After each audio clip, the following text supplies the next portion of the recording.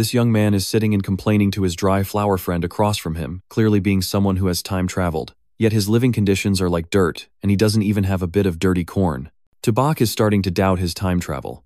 Just then, a system panel suddenly appears in front of him, startling him into a scream. Awakening profession, beginner level beast tamer, age 18, physical aptitude 4, agility 5, spirit 5. The characteristic of a beast tamer is that the owner can sign contracts with living creatures to become pets. Evolutionary talent, infinite evolution for signed pets unlimited level, can surpass divine level limitations. The attribute, value, and innate ability of the pet will respond proportionally to the owner. The higher the level, the higher the response rate. Reminder 1, the invasion of the 10,000 clans is a global crisis. Reminder 2, currently the levels are divided into common, copper, silver, gold, platinum, diamond, lord level, king level, and divine. Each level is divided into primary, intermediate, and advanced. Is this my system? While Tubok reads the notification board, Lam Yen sees him suddenly lost in thought, waves her hand in front of him and asks worriedly, "Are you okay? Are you sweating this much? Are you all right?" Sure enough, the others can't see it. Thinking to himself, Tubok gently brushes Lam Yen's hand aside and replies, "I'm fine." The other boys witnessing Tubok holding the goddess's hand strongly object with a buzz-cut boy clearly showing his attitude. Sitting at the same table with the goddess and still not knowing enough. "Let me show you how to be taught." Just as he was about to solve the problem with his fist, a female teacher walked into the classroom to intervene. "No more noise. Quiet down a bit. I have good news for everyone." The official website of the Wu University has sent out a notification that starting from our course, those with special abilities can be exempt from cultural exams and directly enter Wu University. Students with martial artist physique will have the cultural subject score requirements reduced to half of before. Before leaving, Miss Lai also reminded those who have awakened special abilities or have martial artist backgrounds to come to my office for registration. Interesting, I have a special ability so I can skip the martial arts exam. Tubok couldn't help but feel pleased. Having been in this world for 17 years, Tubok had an inkling. From the reform of Wu University, it can be seen that the situation in Jiangzhou has become quite dangerous. Alright, since I've activated the system, I also need to keep my family safe during this chaotic time. If I want to increase my strength, the fastest way is through martial universities, supported by the military everywhere. Fortunately, I now have the ability to tame beasts, so finding a pet means I can skip the exam. The first step is to go to the martial university.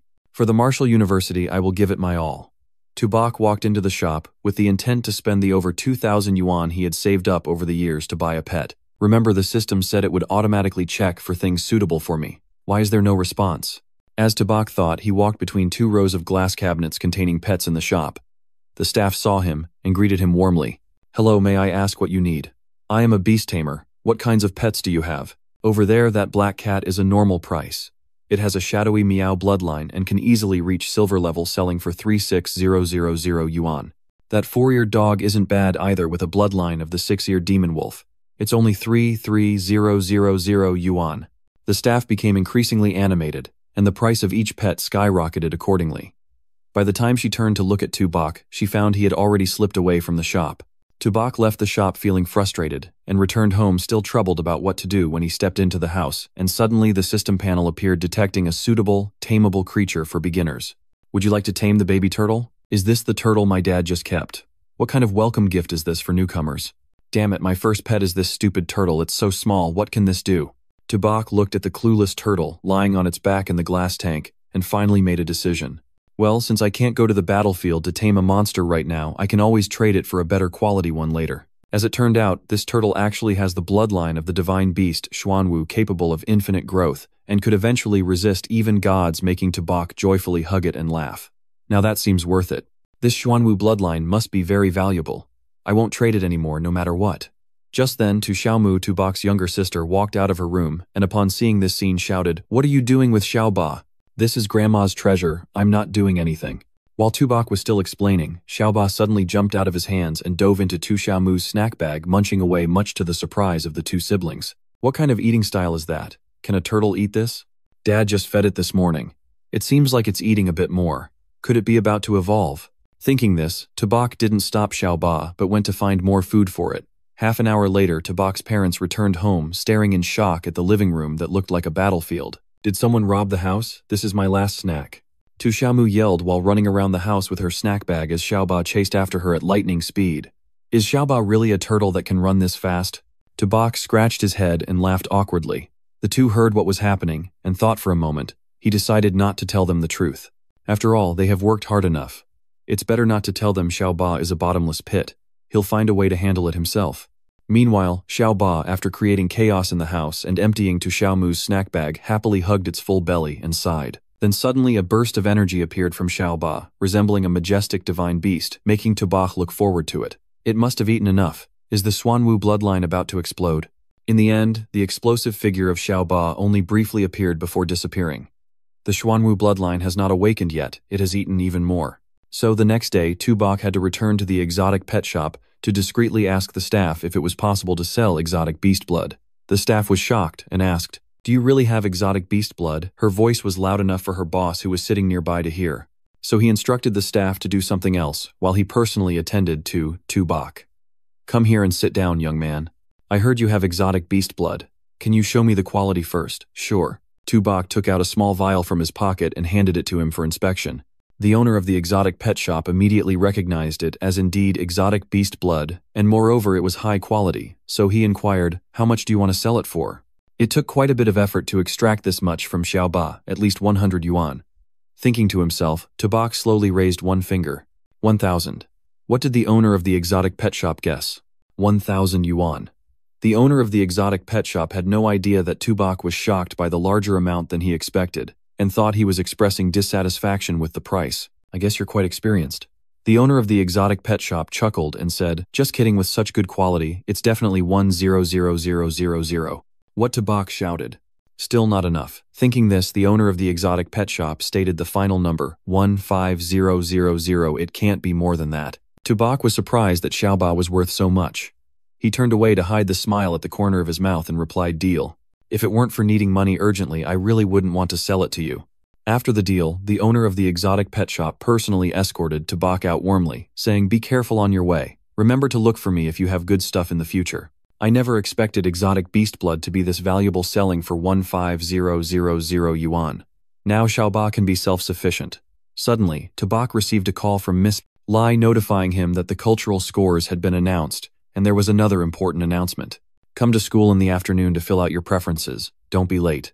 Due to the unstable connection on Lu Shi's phone, Tu Bak only heard a few snippets. Just as Tu Bak turned into a small alley, the notification panel suddenly appeared. "Warning, these 3 individuals have a significant malicious intent towards the owner, currently 10 meters away from the owner. Please be careful. The first is a primary-level martial artist. The second and third are ordinary humans." Just as Tu Bak received the warning, 3 figures appeared, one of which was a burly guy. If you looked closely, you would see he was the one who sat with the owner of the exotic pet shop before Tu Bak arrived. He held a stick, smiling sinisterly, and said, "Looking at the attitude of the pet shop owner, you must have something good on you. Hand it over." Why is it so unlucky? But only this guy is a primary-level martial artist, so I still have a chance. Tu Bak thought and pretended to be scared, saying, "Hey, I came to the pet shop to sell stuff, not to buy." "Look at your expression, so hand over the money." "Okay, let me get the money." Tu Bak pretended to comply, but actually released Xiao Ba and charged straight at the burly guy's face. The burly guy immediately raised his stick to block, successfully making Xiao Ba bounce away, but inadvertently created an opportunity for Tu Bak to kick him in the groin, temporarily incapacitating him. After that, Tu Bak and Xiao Ba ran away, crashing into a slippery stick. "Are you okay?" Tu Bak asked with concern. Xiao Ba let out a sound as if to respond. "It feels like an itch." Indeed, Xiao Ba's shell is no ordinary thing. Tu Bak silently praised. The other 2, seeing this, got angry and charged together. "Xiao Ba, hold on to my hand." Xiao Ba clung to Tu Bak's hand, invisibly turning into an iron glove. Tu Bak then delivered a few loving punches to the 2. At this moment, the burly guy had crawled up, looking at Tu Bak with hatred, but before he could do anything, Tu Bak threw Xiao Ba straight into his face, knocking him out cold.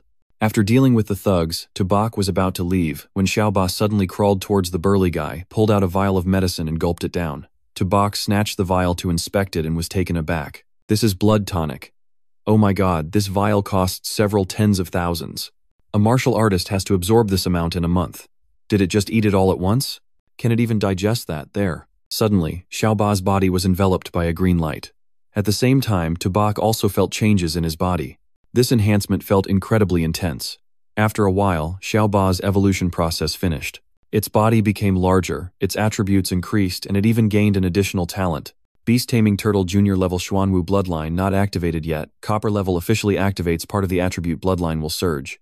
Physical 32 Defense, 38 agility, 10 spirit, 10 talent. 1 turtle shell defense retracts its entire body into its shell to form a defensive posture, can increase defense by 300%. In turtle shell defense state, it cannot move or attack. Talent 2 turtle skin consumes a certain amount of stamina, enhancing defense from 50% to 100% physical. 32 defense 38 shape also becomes larger. Remember, it was taught in class that beast mutants of strength type, the highest normal level is only about 30. Not activated yet, so strong. I wonder what will happen when activated. Hearing this, Xiao Ba looked quite smug. Tubok saw this and bent down to stroke it. All right, you've eaten enough. Let's leave here quickly. With that, he headed straight to school. The cultural scores have been announced, and today they will be collecting registration preferences. Another important announcement. Tomorrow, special teachers from Wu University will come to the school to conduct mutant ability tests for the candidates. Like previous years, there will still be 2 exemptions this year.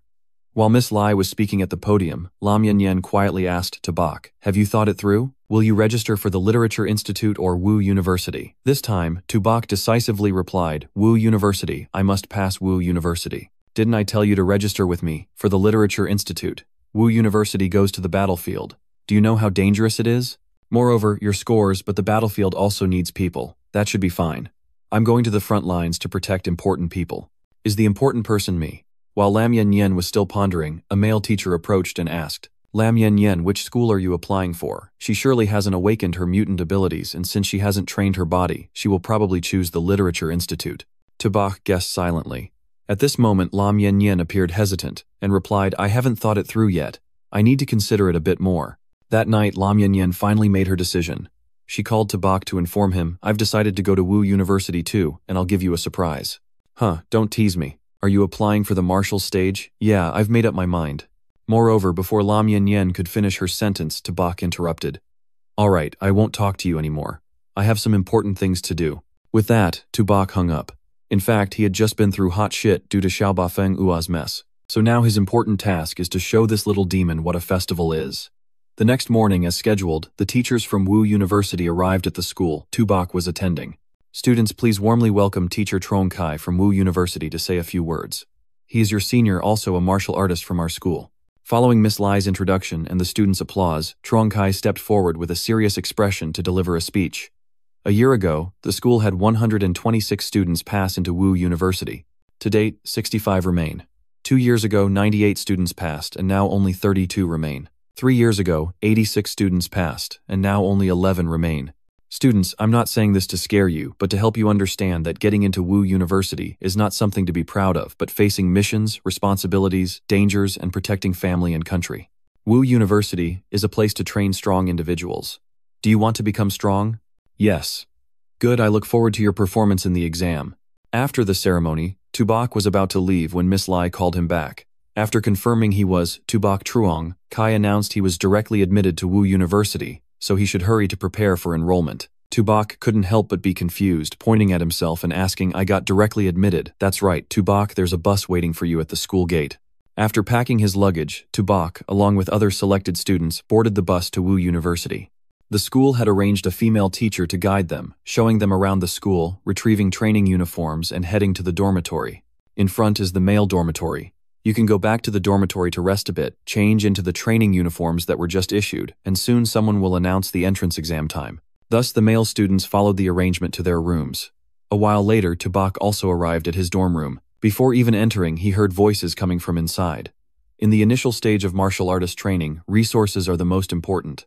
Recently, my dad and Ngok's son has procured 3 drops of very rare exotic beast blood. After that, he asked a master of medicine to create 3 vials of top-quality blood tonic. This stuff is indeed rare. The 2 boys looked at the vial in the hands of the boy and exclaimed in awe, "Wow, this is the color of exotic beast blood. I've never seen it before. My family has bought blood tonic before, but this is the first time I've seen such rare exotic beast blood." At this moment, Tubok opened the door, walked in with a cheerful smile and greeted, "I'm Tubok. I'm also in dorm 303. The boy with the precious vial in hand also greeted him happily. "You're Tubok. Now our dorm is full. My name is Hanjia Kang. This is Daojia Tuan and Pham Huang An. Hello everyone." Daojia Tuan smiled and said, "Don't be polite, we're all brothers in the same dorm. Tubok, come and see the rare exotic beast, blood my dad bought." Han Jiakang raised the vial in his hand proudly and said, "My dad asked many people to search nationwide and finally found it in Ngok Sun, but unfortunately there are only 3 drops. Ngok Sun, 3 drops. This is what I'm selling." Tubok thought and asked, "Such rare exotic beast blood must be quite valuable, right?" "Not expensive. Each drop of rare exotic beast blood is only about over 30,000. 3 drops total are less than 1,000,000, just a small matter." After hearing this, Tubok's face turned dark, secretly cursing that crafty old man. "I only sold for 30,000, and he sold for nearly 1,000,000. That annoying middleman." Just then, sounds of howling and shouting echoed from the adjacent rooms. "Look, there's a stunning girl under our dorm. This year I must vote for her in the beauty contest of Wu University. That figure, those legs, she is my goddess." The people in room 303 heard this, and curiously looked down at the schoolyard. So beautiful, Wu University is really different. This must be the beauty queen, already no need for adjustments. I wonder who this beautiful girl is here to see. Below the male dormitory, the female supervisor, with a scrutinizing expression, asked, "This is the male dormitory. Who are you looking for?" Lam Yen Yen smiled and replied, "Excuse me, I'm here to find Tubok." The supervisor immediately turned to the dorm and shouted loudly, "Tubok, who is Tubok? Come down here. A beautiful girl is looking for you." The people in room 303 were shocked, but before they could ask anything, Tubok had already rushed down to the schoolyard.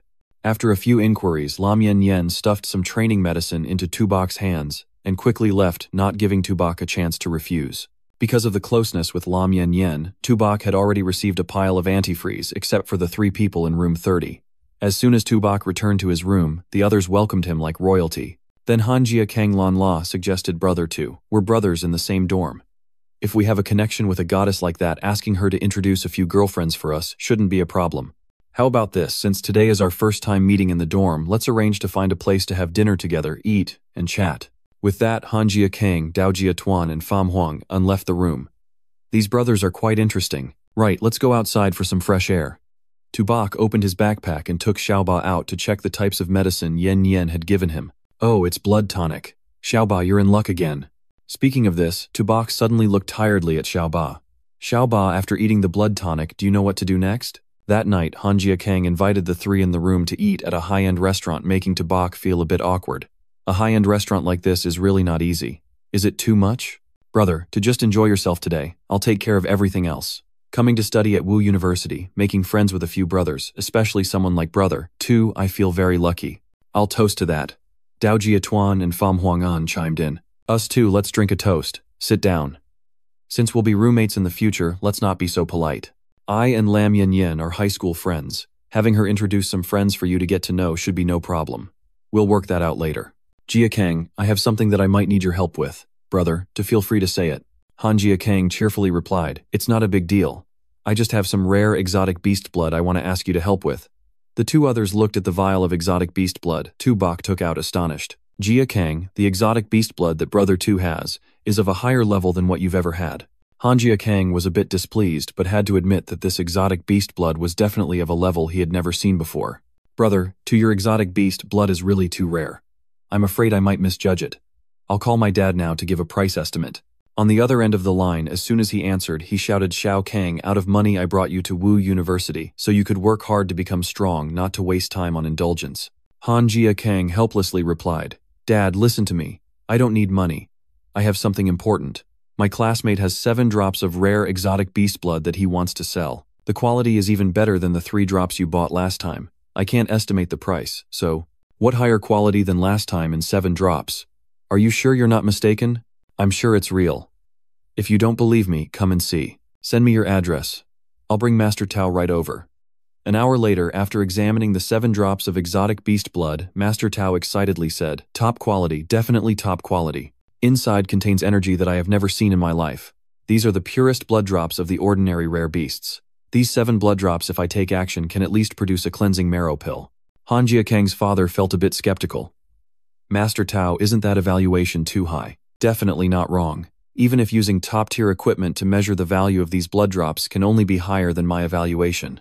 Oh my god, I never expected your exotic beast blood would be that amazing." Han Jiakang looked at Tubok with admiration. Master Tao approached Tubok and said, "Young man, do you not know how valuable this exotic beast blood is?" Tubok smiled and replied, "Uncle Ha, Master Tao, my friend entrusted me. These rare exotic beast blood drops will not be sold for money, just exchanged for equivalent blood tonics. Oh, is that so? Since you and Xiao Kang are classmates as a senior, I naturally can't let you suffer. I'll take all 7 drops of blood and then I'll arrange for someone to bring you 4 vials of blood tonic. What do you think? Sounds good. Then thank you, Uncle Han. Not stopping there, Han Jiakang's father also suggested, by the way, Tabak, do you want to join the Han family? In the future, we can provide you with training resources for free. Tabak politely declined. Thank you for the invitation, but right now I still have no intention of joining a family. Tabak, I advise you to think more about our Han family. Just as Han Jiakang's father was trying to persuade him, a voice suddenly rang out. Tabak said he doesn't want to join the Han family, so no one can force him to join any family. Lam Yen Yen angrily entered the room. Did you all hear what I said? Yen Yen, why are you here? Tabak asked in surprise. Han Jiakang was equally surprised. Isn't this goddess Yen Yen? Why is the goddess here? I just came to do a little work, and didn't expect to run into everyone. Where did this kid come from? Han Jiakang's father was about to scold when Master Tao whispered to him, Patriarch, who is this girl? She's the one. Han Jiakang's father placed his hand on his shoulder, and Tabak smiling. Just a misunderstanding, just a misunderstanding. Tabak and Xiao He are classmates and good friends. Ignoring him, Lam Yen Yen walked up to Tabak smiling and suggesting, Tabak, are you going back to school now? Let's go back together. Sure, I just finished my business. With that, Tabak followed Lam Yen Yen to leave. Before leaving, he didn't forget to say goodbye to the others in the room. Goodbye, Uncle Han Jiakang, see you back at the dorm. Han Jiakang's father spoke. All right, young friend, Tabak, take care. Han Jiakang hurriedly said, Goddess, wait a minute. I'm going back to school too. He was about to follow but was held back by his father. What do you mean going back? You're going back with me. After Tabak and Lam Yen Yen had gone far, he patted his shoulder seriously and instructed Xiao Kang build a good relationship with Tabak. You never know, our Han family might flourish with his help. Also, keep a safe distance from that girl named Lam Yen Yen. It must be a very respectful distance. Did you hear that? Han Jiakang asked suspiciously. Dad is brother too and goddess Yen Yen really that powerful? How come I didn't see it? 2 days later, at the training ground within the campus of Wu University, Trong Kai stood on the high podium seeing that the students had arrived in full, then spoke. In the next period, all of you will participate in special training for new students, and this training location is the battlefield of the 10,000 clans. The students below began to buzz. Are we really going to the battlefield of the 10,000 clans for special training? That's too dangerous. Indeed, not passing the special training is one thing, but don't lose your life. On the high podium, Truong Kai spoke again. Next, every 50 people will be divided into a class, and each class will have a bronze-level teacher as the head instructor. The head instructor will brief you on this special training today. Here I wish all of you a victorious return. After that, Truong Kai left. The students began to find their classmates to chat and get to know each other. Lam Yen Yen happily ran to Tabak and said with a smile, Tabak, we've been assigned to the same class. You arranged this on purpose, right? Just then, Lu Vu Hin walked over to the class where Tabak was standing. Students of Class 8, gather here. I am Lu Vu Hin, your special training instructor. The mission of this special training will be explained by me. The students around seeing her, their eyes lit up. So beautiful and so hot. Lu Vu Hin was too used to this and had no reaction. She spoke again. Next is your first task. Write a will. You have 1 day to finish the will. At 8:00 a.m. tomorrow, gather at the teleport square, depart to the battlefield of the 10,000 clans, and don't be late. After finishing, she left, leaving, the students bewildered, looking at each other. Is it really life-threatening? I still want to continue the family line. I need to go back and write a will. I really have many things I want to say to my parents. Lam Yen Yen asked Tabak. Tabak, have you made any arrangements yet? Tabak replied, I haven't prepared anything. I'll head back to the dorm first. Lam Yen Yen smiled and said, all right, see you tomorrow. Behind Tabak, Han Jiakang smiled at Dao Jiatuan and Pham Huang. And tomorrow we have to go to the battlefield, so what do we need to prepare? Well, a moment later in the dorm room, Han Jiakang suggested, Brother 2, since we have to go to the battlefield tomorrow, let's go out and have some fun today. Tabak smiled and replied, I still have things to do, I can't go. You guys go have fun. The Han family kept talking. All right, Brother 2, if you need anything I can bring it back. You can call us anytime. Tabak nodded and said, yeah, okay. Just then, Han Jiakang suddenly noticed Little Bat diligently devouring food in its bowl. He sat down full of interest, tapping its turtle shell, and said, Brother, to Wang Bat you raise is also quite interesting. Its shell is very tough. Tabak smiled and said, ah, my pet's name is Little Bat, it's a glutton. Han Jiakang laughed, finding it somewhat interesting. Then he stood up and said, well, we're off. Brother 2, Dao Jiatuan and Pham Huang, and waved and smiled. See you later, Brother 2. Tabak nodded. All right, you guys have fun. After they left, Tubok took out 4 bottles of blood essence powder and looked at Little Bat smiling. You really are a glutton, all you know is eating. Today I'll feed you well. When we get to the battlefield of the 10,000 tribes, you better perform well for me. Little Bat saw the bottles of blood essence powder, and its eyes lit up using its front paws to lift its bowl. A few minutes later, Tubok held 2 empty bottles of blood essence powder and said, "You just eat, no one will compete with you." System announcement, congratulations. The pet in the egg has leveled up to a normal high-level exotic beast. The master's level also increased and received a new talent from the little turtle. Heavy strike tamed beast, little turtle rank, normal high level. Physical 64 defense, 78 agility, 20, spirit 20. Talent 1 turtle shell defense, retracting the entire body into the turtle shell to form a defensive posture. This skill increases defense by 300%, but when in turtle shell defense mode, the tamer cannot move or attack. Talent 2 turtle shell defense consumes a certain amount of energy to increase defense by 50% to 100%. Talent 3 heavy strike consumes a certain amount of energy, helping to increase attack power by 100% to 200%. The greater the energy consumption, the stronger the attack. Master Tubok, 18 years old, profession tamer, high-level common rank. Physical, foundation, 28. Physical inheritance, 15 tamed beast attribute, 13 agility, 19 attribute foundation, 15 tamed beast attribute inheritance, 4 spirit 34, attribute foundation, 30 tamed beast attribute, inheritance, 4 tamed turtle common rank. 20% attribute inheritance ratio will also increase as the level of the beast rises. The next rank bronze can inherit 30%. The talent of unlimited evolution of the tamed beast is signed in the taming contract.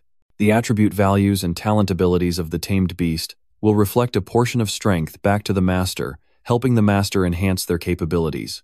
Talent 2 turtle shell defense consumes a certain amount of energy to increase defense by 50% to 100%. Talent 3 heavy strike consumes a certain amount of energy, helping to increase attack power from 100% to 200%. The greater the energy consumed, the stronger the attack. Seeing this, Tubok happily said, "Indeed, blood essence powder helps."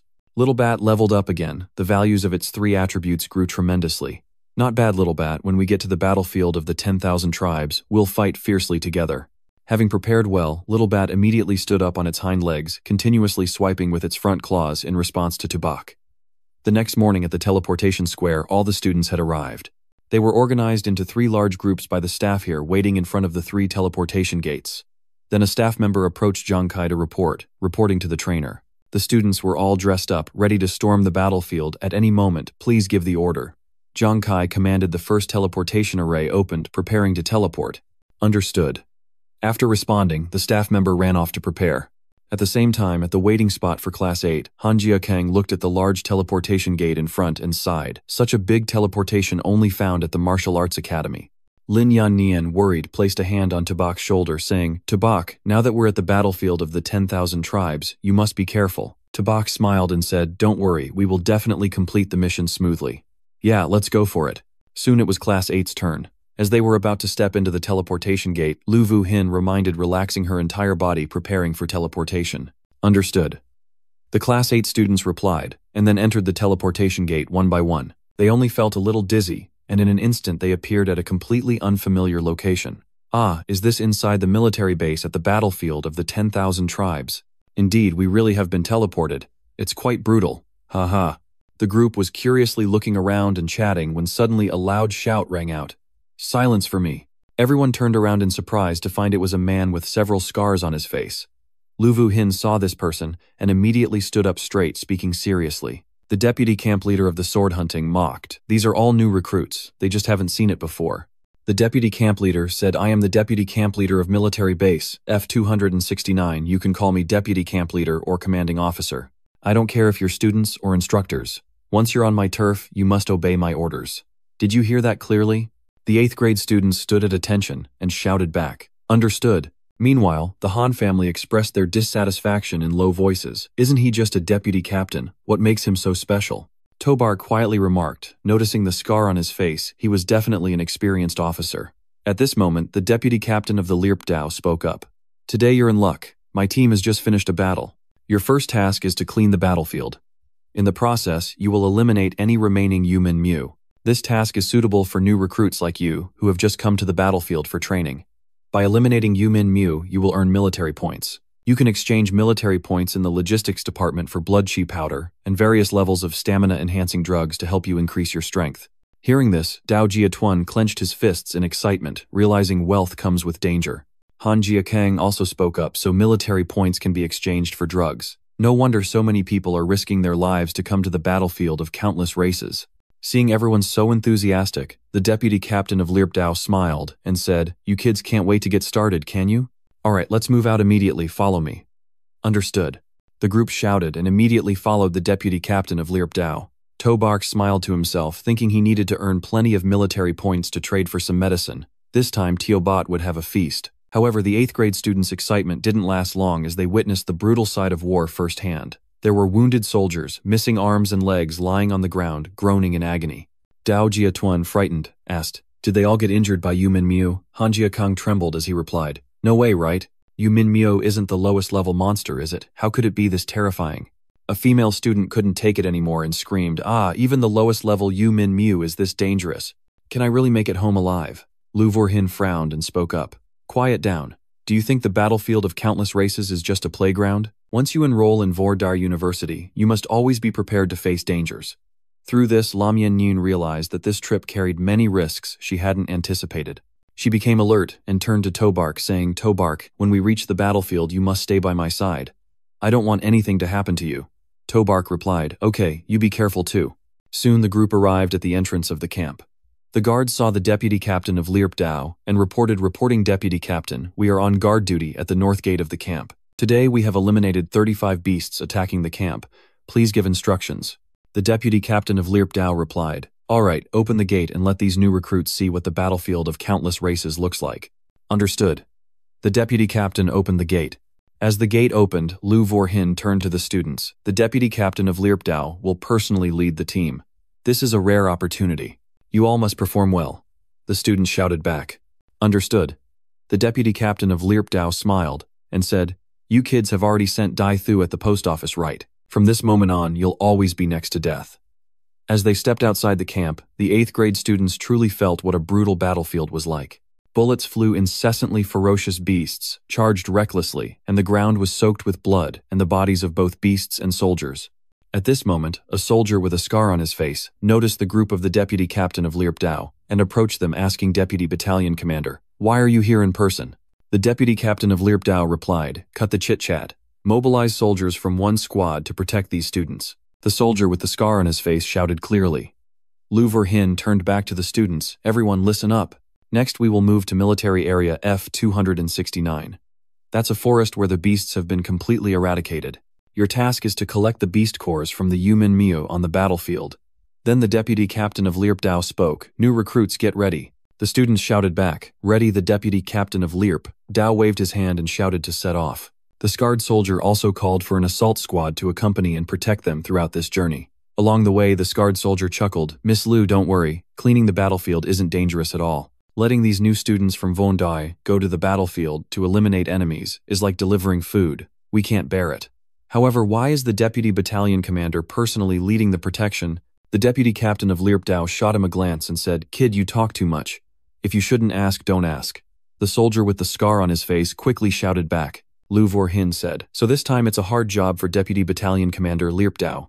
The deputy captain of Liepdao replied, "It's not hard. These new students from Vondai are all future warriors on the battlefield. Protecting them is my duty." Meanwhile, at the Supreme Military Command Center of Long Country in Daido, the Chief of Staff reported an emergency situation. The latest intelligence from the battlefield of countless races indicates that a series of ferocious beasts are invading our defenses. Currently, over 20 elite Yu Minmyo from the Golden Clan have joined the fight, advancing towards military bases along 12 southwestern border routes like D-128 and D-140. After hearing the subordinates' report, the Chief of Staff ordered an immediate investigation of the beasts' direction and instructed military bases to strengthen their defenses. Now is the time for new students to enter the battlefield of countless races for training. They are the future of Long Country, and there must be no mistakes. The subordinate shouted clearly. A moment later in military area F-269, cleaning the battlefield must be done quickly. Lingering even a minute longer would mean increased danger. Under the guidance of the soldiers, the 8th grade students are currently carrying out the assigned task of collecting. Among the group, Lam Yenyun looked at Tobak Bao and said, Tobak, the fur, blood, and teeth of Yu Min Mio are all materials for crafting weapons and medicine. Tobak nodded, saying, yeah, why would so many people want to come to such a dangerous battlefield? Valuable materials are everywhere. Teobot will get a feast this time. Not far from them, Dao Jiatuan suddenly laughed, excitedly pulling out a beast core. This time I'm hitting the jackpot. Tobach opened the system's inventory to check and said softly, collect some more beast cores and I can exchange them for some blood essence pills. Teobot will be able to level up again. Suddenly, a warning system panel appeared before him. Warning, warning. In a moment of silence surrounding the base, signs of a large number of beasts were also detected. Reinforcements cannot be provided temporarily, extremely dangerous. 164 Yu Min Mu of the alien race are quickly launching an attack, showing clear hostility. The threat is 3 kilometers from the main camp, heading southwest. Please be alert.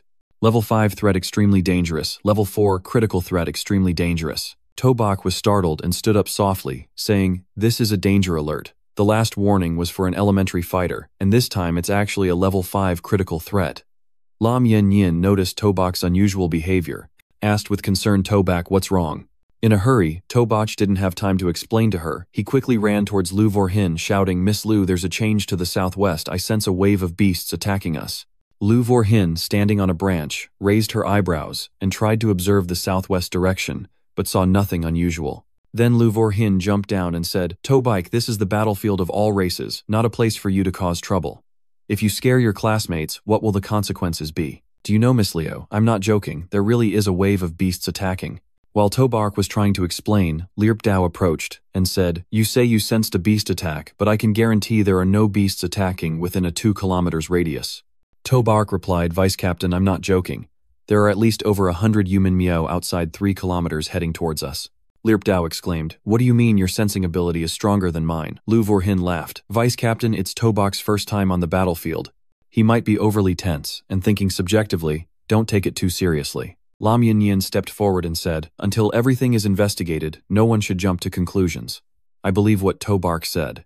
Tobark smiled at her and patted his chest, saying, the beasts are getting closer, please trust me. I am a beastmaster with a special danger sensing ability. Lu Vorhin was shocked and asked, what, you're a beastmaster? Why didn't the school register? Tobach replied, I was directly recruited when I entered the school, so they don't have any information about me being a beastmaster. The other students were astonished to learn that Tobosh was a beastmaster, exclaiming, what, Tobosh is a beastmaster? I didn't expect Tobark to be a beastmaster. Why haven't I seen his beast yet? At this moment, a soldier rushed back and shouted, it's the Yu Min Mio. What Tobark said is true, there really are Yu Min Mio. Lirp Dao immediately ordered, all teammates quickly huddle close to me and form a defensive formation, hurry up. The reporter immediately contacted the base, requesting reinforcements. The reporter quickly reported back, stating that the vice captain had received news from the base that a large number of beasts had been detected surrounding the base, and there was currently no way to provide reinforcements. Lu Vorhin worriedly asked, Lirp Dao, is it really over 100 beasts attacking? In the absence of reinforcements, this group of students has no combat power. Lirp Dao drew his weapon, his expression serious. Tobak is right. I sensed a wave of beasts rapidly approaching us. Then he pointed at Tobark and Lam Yin Yin, telling the soldier with a scar on his face, send 4 warriors to fully protect these 2 students. The officer shouted, understood, I can fight, no need for protection. Just as Tobark finished speaking, the Yu Min Mio appeared and rushed to attack. The junior bronze Yu Min Mio retaliated, defending the students. At Lirp Dao's shout, he and the soldiers took up their weapons to attack the Yu Min Mio, blocking their advance. Soon after, casualties began to appear. A student cried out in fear. This isn't a cat. It really looks like a pack of tigers. Seeing the situation is not good, Lirp Dao ordered again to form a defensive formation. As long as we withstand the first wave of the Yu Min Mio attack, we can win against them. Then he shouted loudly, students of Martial Arts University, do you still remember your oath? Suddenly several Yu Min Mio broke free from the blockade and charged towards the students. I'll use my body to help Long Nation not lose its Great Wall. The students of Dong Thon shouted, weapons in hand, ready to face the charging Yu Min Mio. At this moment, 2 students, 1 male and 1 female, rushed out from the group. The male used a sword and the female used a bow to quickly eliminate several Yu Min Mio. The girl is Trung Mar Ni, a junior bronze level. She smiled and said, just hold on, I'll shoot through them. The male is Lavierne Kung, a junior bronze level. He laughed and said, they're just a bunch of kittens, what's there to worry about? Let me take them down. Lu Vorhin saw these 2 students and happily said, the sharpshooter Trung Mar Ni and the innate power Lavierne Kung, our batch of students, is truly exceptional. Tobach looked at them and thought to himself, their abilities are so strong and they're so cool. My weapon is just Teobat. The other students excitedly shouted, "Isn't that my goddess Mar Ni? Her powers are so strong." "This big guy is also quite strong. To Ta, he seems even stronger than you. They are both so strong." "That's right, they are several levels above us." Suddenly, a deafening scream echoed, and a larger Yumin Miu appeared in everyone's sight. Some people speculated in fear. Is it the Yumin Miu King or a gold-level beast? Yumin Miu King, mid-silver level. Constitution 45, Agility 88, Spirit 43. Lirp Dao exclaimed in shock, "Why is there a silver-level king cat in this area?" He immediately called the base to request reinforcements again. At this moment, Lavirn Kung had jumped to the side of the Yumin. Miu King raised his sword and shouted, "King cat, what? Take a hit from me." Chung Ma Ni also rushed in closer. Zun Kung smiled and said, "Let me help you control its vision." Lu Vorhin was shocked and shouted, "Be careful, hurry back, that's a silver-level beast, it's no joke." But it was too late. The two were instantly knocked down by the Yumin Miu King. Seeing that the Yumin Miu King had no intention of letting go and continued to charge at the two, Lu Vorhin quickly shouted, "It's bad, hurry back." Lirp Dao urgently cried out, "It's too late, cover fire, shoot, shoot." However, the bullet had little effect on the Yumin Miu King. It still roared and charged at the two who dared to provoke it. Trung Mar Ni and Laverne Kung, terrified, sat on the ground trembling, "Help, save me." At this critical moment, something flew in quickly and struck the Yumin Miu King's head, sending it flying. "What is this?" Everyone gasped, all looking at what had knocked the Yumin Miu King away. Lu Vorhin incredulously said, "It looks like a turtle." The Han family recognized Teobot and immediately shouted, "Isn't this Teobot that To raised?" Tobak stepped forward, saying as he approached Teobot, "This appearance is indeed a bit awkward. I am To Barsh, the Beastmaster, and Teobot is my pet. You guys focus on dealing with the smaller ones, I'll handle this gold shadow cat." The other students gasped. "What the hell is that? This turtle is that powerful, what is it?" The gold cat was knocked away by a turtle. Lam Yin Yin smiled secretly. "Tobike, is this the beast you tamed?" At this moment Tobike commanded Teobot. "Teobot, let this wild cat taste your strength." Teobot obeyed the order and dashed toward the Yumin Miu King like a bolt of lightning. This scene left a student gaping. Tobark. How can this turtle run so fast? Is it still a turtle? Nearby Lirp Dao saw Teobot and the Yumin Miu King fighting back and forth, surprised. "I didn't expect Tobak to be this strong." Lu Vorhu also said, "I didn't expect Tobak to be quite different after all." She then turned to the students and shouted, "Students, Tobak has controlled the king cat, let's eliminate these Yumin Miu together." The students heard this, and their morale surged, teaming up with the soldiers to eliminate the attacking Yumin Miu, shouting, "I will tear them apart to deal with them." Meanwhile, Teobot and the Yumin Miu King were fighting. The Yumin Miu King was now using one leg to pin Teobot down while raising the other to strike with sharp claws. Teobot smiled, retreating into its shell and using its talent to defend. As a result, Teobot remained unharmed, while the Yumin Miu King held its paws and cried out in pain.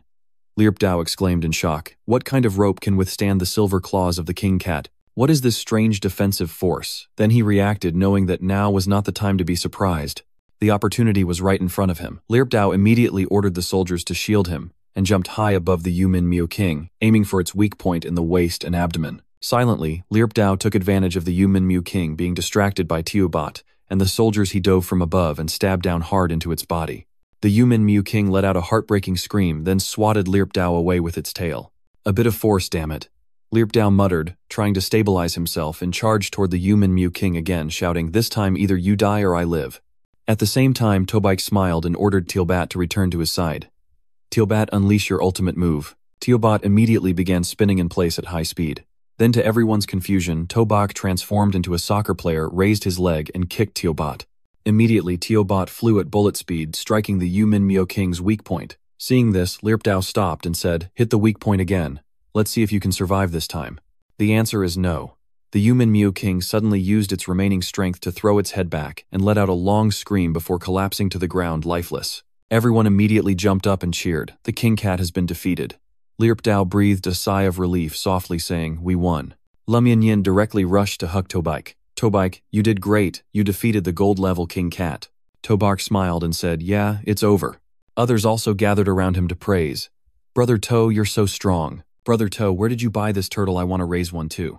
When Tobak heard someone mention Teobot, he remembered it and looked around. When he saw it pulling a large yellow beast core from the corpse of the Yumin Miu, King Tobak angrily shouted, "Teobot, what are you stealing now? Hurry back." At that moment, someone noticed something unusual in the sky and shouted, "What is that in the sky?" Lirp Dao looked up and exclaimed in fear, "This is bad, dangerous." The Yuminimyo King's call just now was summoning its kind. Someone worriedly speculated, could there be a more dangerous beast approaching? Meanwhile, at the center of the command operations at the base, Mr. Van Uyen said, based on the analysis of energy fluctuations from frontline tests, a large number of unidentified level beasts have appeared at base F-269, extremely dangerous. A moment later, the officer shouted, "What? So Lam Lao Ho's daughter is among this group of interns," Mr. Van Uyen said. "Yes, I hope you can assist immediately and at high speed." The officer said, "Okay, I will immediately send a reconnaissance team to escort you to the battlefield." Mr. Van Uyen said, "No need, I can't wait. I will go myself. In 20 minutes. Hopefully the reinforcements will arrive in time for the battlefield." The officer said, 20 minutes, okay, I will order it immediately. Then he took out his phone and sighed, "This is bad. If Lam Lao Ho goes crazy, even Jiang Chao won't be able to handle it." Back at base F-269, a pair of bloodthirsty eyes suddenly appeared in the sky, looking down at everyone below, accompanied by a voice, "You foolish humans, inferior beings." Lu Vorhin shouted in shock, "How is it possible? This beast actually knows how to speak human language." Lirp Dao also exclaimed, "Impossible. Beasts proficient in human language must at least be gold level. They can't appear in this area. Hurry, form a defensive formation, injured soldiers in the middle." At that moment, the eyes in the sky disappeared. Someone noticed a large black shadow suddenly appear beside the Yumin Mu King's corpse and shouted, "Look, what is that?" The shadow spoke, "You inferior creatures dare to slaughter my kind." It opened its mouth and began to devour the corpse of the Yumin Mu King, revealing its true form to everyone. Seeing its shape, Lirp Dao trembled and said, "Impossible, it can't be. How could this area have such a creature?" At the same time, a system panel appeared in front of Tobak. "Warning, warning, very dangerous. A gold-stealing beast has been detected nearby. Please evacuate immediately. Level 5 deadly threat, extremely dangerous. The Dark Cat King mutated gold level constitution 272 agility, 345 spirit, 275. Bloodthirsty talent when severely injured will enter a bloodthirsty state, increasing agility and attack power by 100% but reducing defense by 50%. Combat analysis is very dangerous, requiring utmost caution." Tobark exclaimed, "So it's really a gold level beast." The teammates beside him gasped, "What? The gold-stealing beast, I doubt our teacher has ever encountered it. I want to go home. I don't want to die. Reinforcements still haven't arrived." Lirp Dao knew that this situation couldn't continue, otherwise everyone would be buried here. "Everyone escort the injured to retreat. I will be the shield." With that, he boldly charged toward the Dark Cat King. "I will fight you to the death." The Dark Cat King disdainfully said, "Relying on you." It simply swung a leg, and Lirp Dao was knocked away. Then it lazily swiped a claw at him. Seeing this, Tobite quickly threw Tealbat towards Lirp Dao and shouted, "Tealbat, go protect the vice captain." Tealbat obeyed the order and immediately rushed to shield Lirp Dao with its shell. The attack passed. The Dark Cat King thought, "This turtle's shell is too hard." It felt a bit of pain in its claws, but that was all. As for Tealbat, it had spat out a mouthful of blood, and 3 deep cracks appeared on its shell, with fresh blood flowing out. Lirp Dao anxiously shouted, "Tealbat, how are you?" Before he could finish his sentence, Tobark suddenly spat out a mouthful of blood and fell backward. The beast taming alert system fell into a serious injury state, activating the talent of the Beastmaster, sharing energy between the host and spirit beast while withstanding damage. Lam Yin saw this and quickly supported him anxiously, saying, "Tobike, you're injured." Hearing the shout, Lu Vorhin and Lirp Dao looked over in astonishment. How could Tobak get injured? Did you see the King Cat attack him? Could this be the Beastmaster's talent? Together with the essence, I'll go take a look.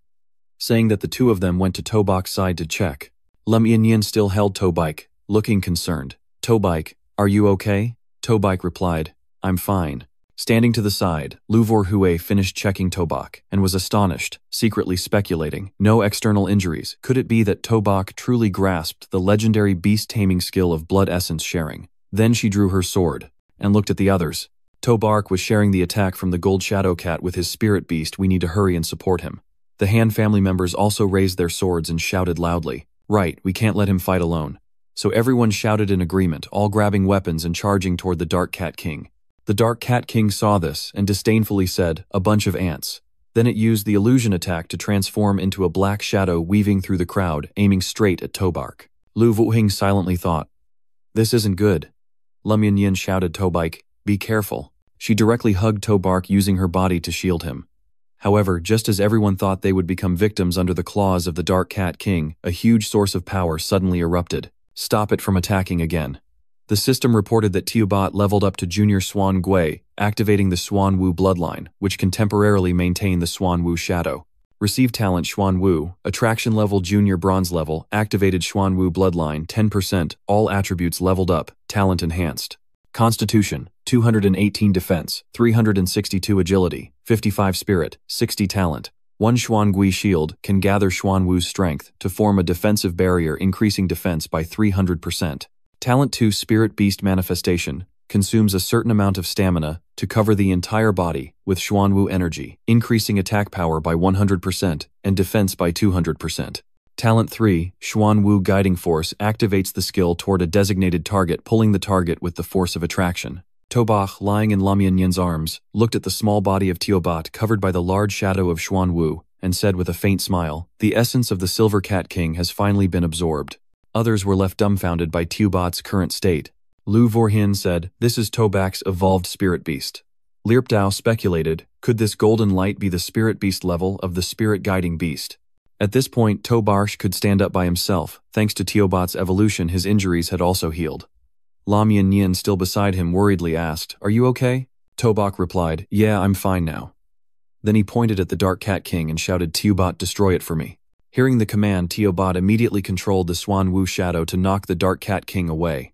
Everyone was astonished, saying Tobach's tame spirit beast is only a junior Xuan Gui, but has such terrifying power, it must have a high bloodline. Tobach's beast was able to knock the gold cat away in one hit. As for the gold shadow cat, after being knocked away, it quickly stabilized, raised its head and roared in fury. "Damn it, I will make you all die." Everyone shouted. "Everyone be careful, the king cat is enraged. We should retreat, scatter and run." The Dark Cat King exclaimed, "Not one of you can escape."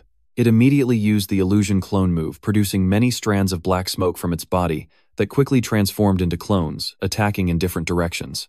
At the moment of crisis, Teobat used the Xuan Wu Guiding Force move. The Xuan Wu shadow threw its head back and let out a long scream, suddenly producing a vortex of attraction from its mouth, sucking all of the Dark Cat King's clones into its mouth. Teobat doesn't need to hold back. At Tobach's shout, the energy streams that the Xuan Wu shadow just absorbed quickly transformed into golden energy shooting straight at the Yu Min Miu King, creating a wave of energy that annihilated everything in its path, including the Yu Min Miu King. After a while, as everyone was clearing the battlefield, Wan Uyen had arrived. He jumped onto a nearby branch and surveyed the scene below. "Is this the end? Such a brutal battlefield. What exactly have they gone through?" he quietly asked himself. Wan Uyen jumped down beside Lam Yin, saying, "Miss, I'm so glad you're okay." Lam Yin smiled back, "Sir, I'm fine." Lu Vohing asked Wan Uyen, "Why are you here?" Lirpdao also approached, standing at attention and placing his fist on his chest to report, "Sir Wan Uyen, I am Vice Captain Lirpdao of Military Base F-269. In this battle, our unit cooperated with the instructors and students of Martial Arts University to face a large-scale attack from the Yu Min Miu. He killed over 800 Yu Min Miu, including 1 bronze level, 1 silver level, and 1 gold level, and they are currently counting casualties, initially rescuing severely injured staff." Wan Uyen exclaimed. A gold level appeared. He walked over to the long, wide trench left on the ground by Teobat's attack, and continued, "This gold-level beast was defeated by you, truly unimaginable." Lirpdao pointed at Tobark and said, "Report to Sir Wan Uyen that Tobark and his beast have eliminated it." Wan Uyen was surprised, and turned to Tobark asking, "Are you Tobark? Did you defeat this king cat?" Tobark replied, "Yes, it's me and the vice captain, along with the masters, working together to eliminate them, not just my effort." Wan Uyen was very pleased with Tobark's humility. He walked over and patted Tobash on the shoulder, smiling. "Great job, Tobash, after graduating from Martial Arts University. Are you interested in coming to the Zhangchao Fortress to continue your studies? Although the beast-taming profession has declined, I will personally guide you." Tobark scratched his head and laughed. "This thanks for your kindness, but I haven't thought it through yet."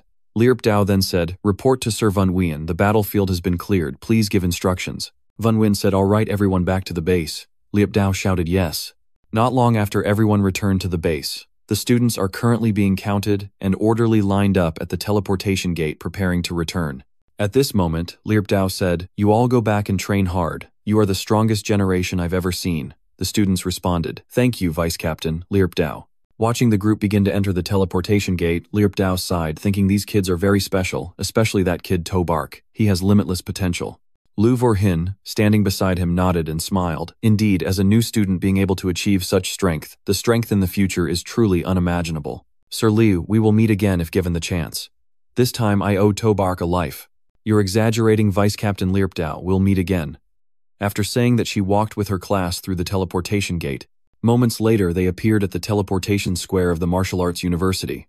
Tobak exhaled and smiled, saying, "Finally back." Lam Yanyan walked beside him tiredly, murmuring, "Yeah." Just then, a group of people holding banners and flowers approached. All the instructors and students of the Jiangchao Martial Arts University welcomed the hero back. After saying that they handed out bouquets of flowers to each student as they exited the teleportation gate.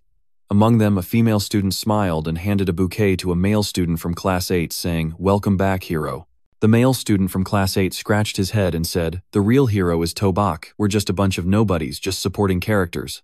The two injured students behind sighed, "That's right, we're just supporting characters, but I'm just glad to survive. If it weren't for losing so many friends, I would almost doubt that what happened today was just a dream." On the other side, Trung Kai patted Tobak's shoulder, saying, "I already know the situation of you guys on the battlefield.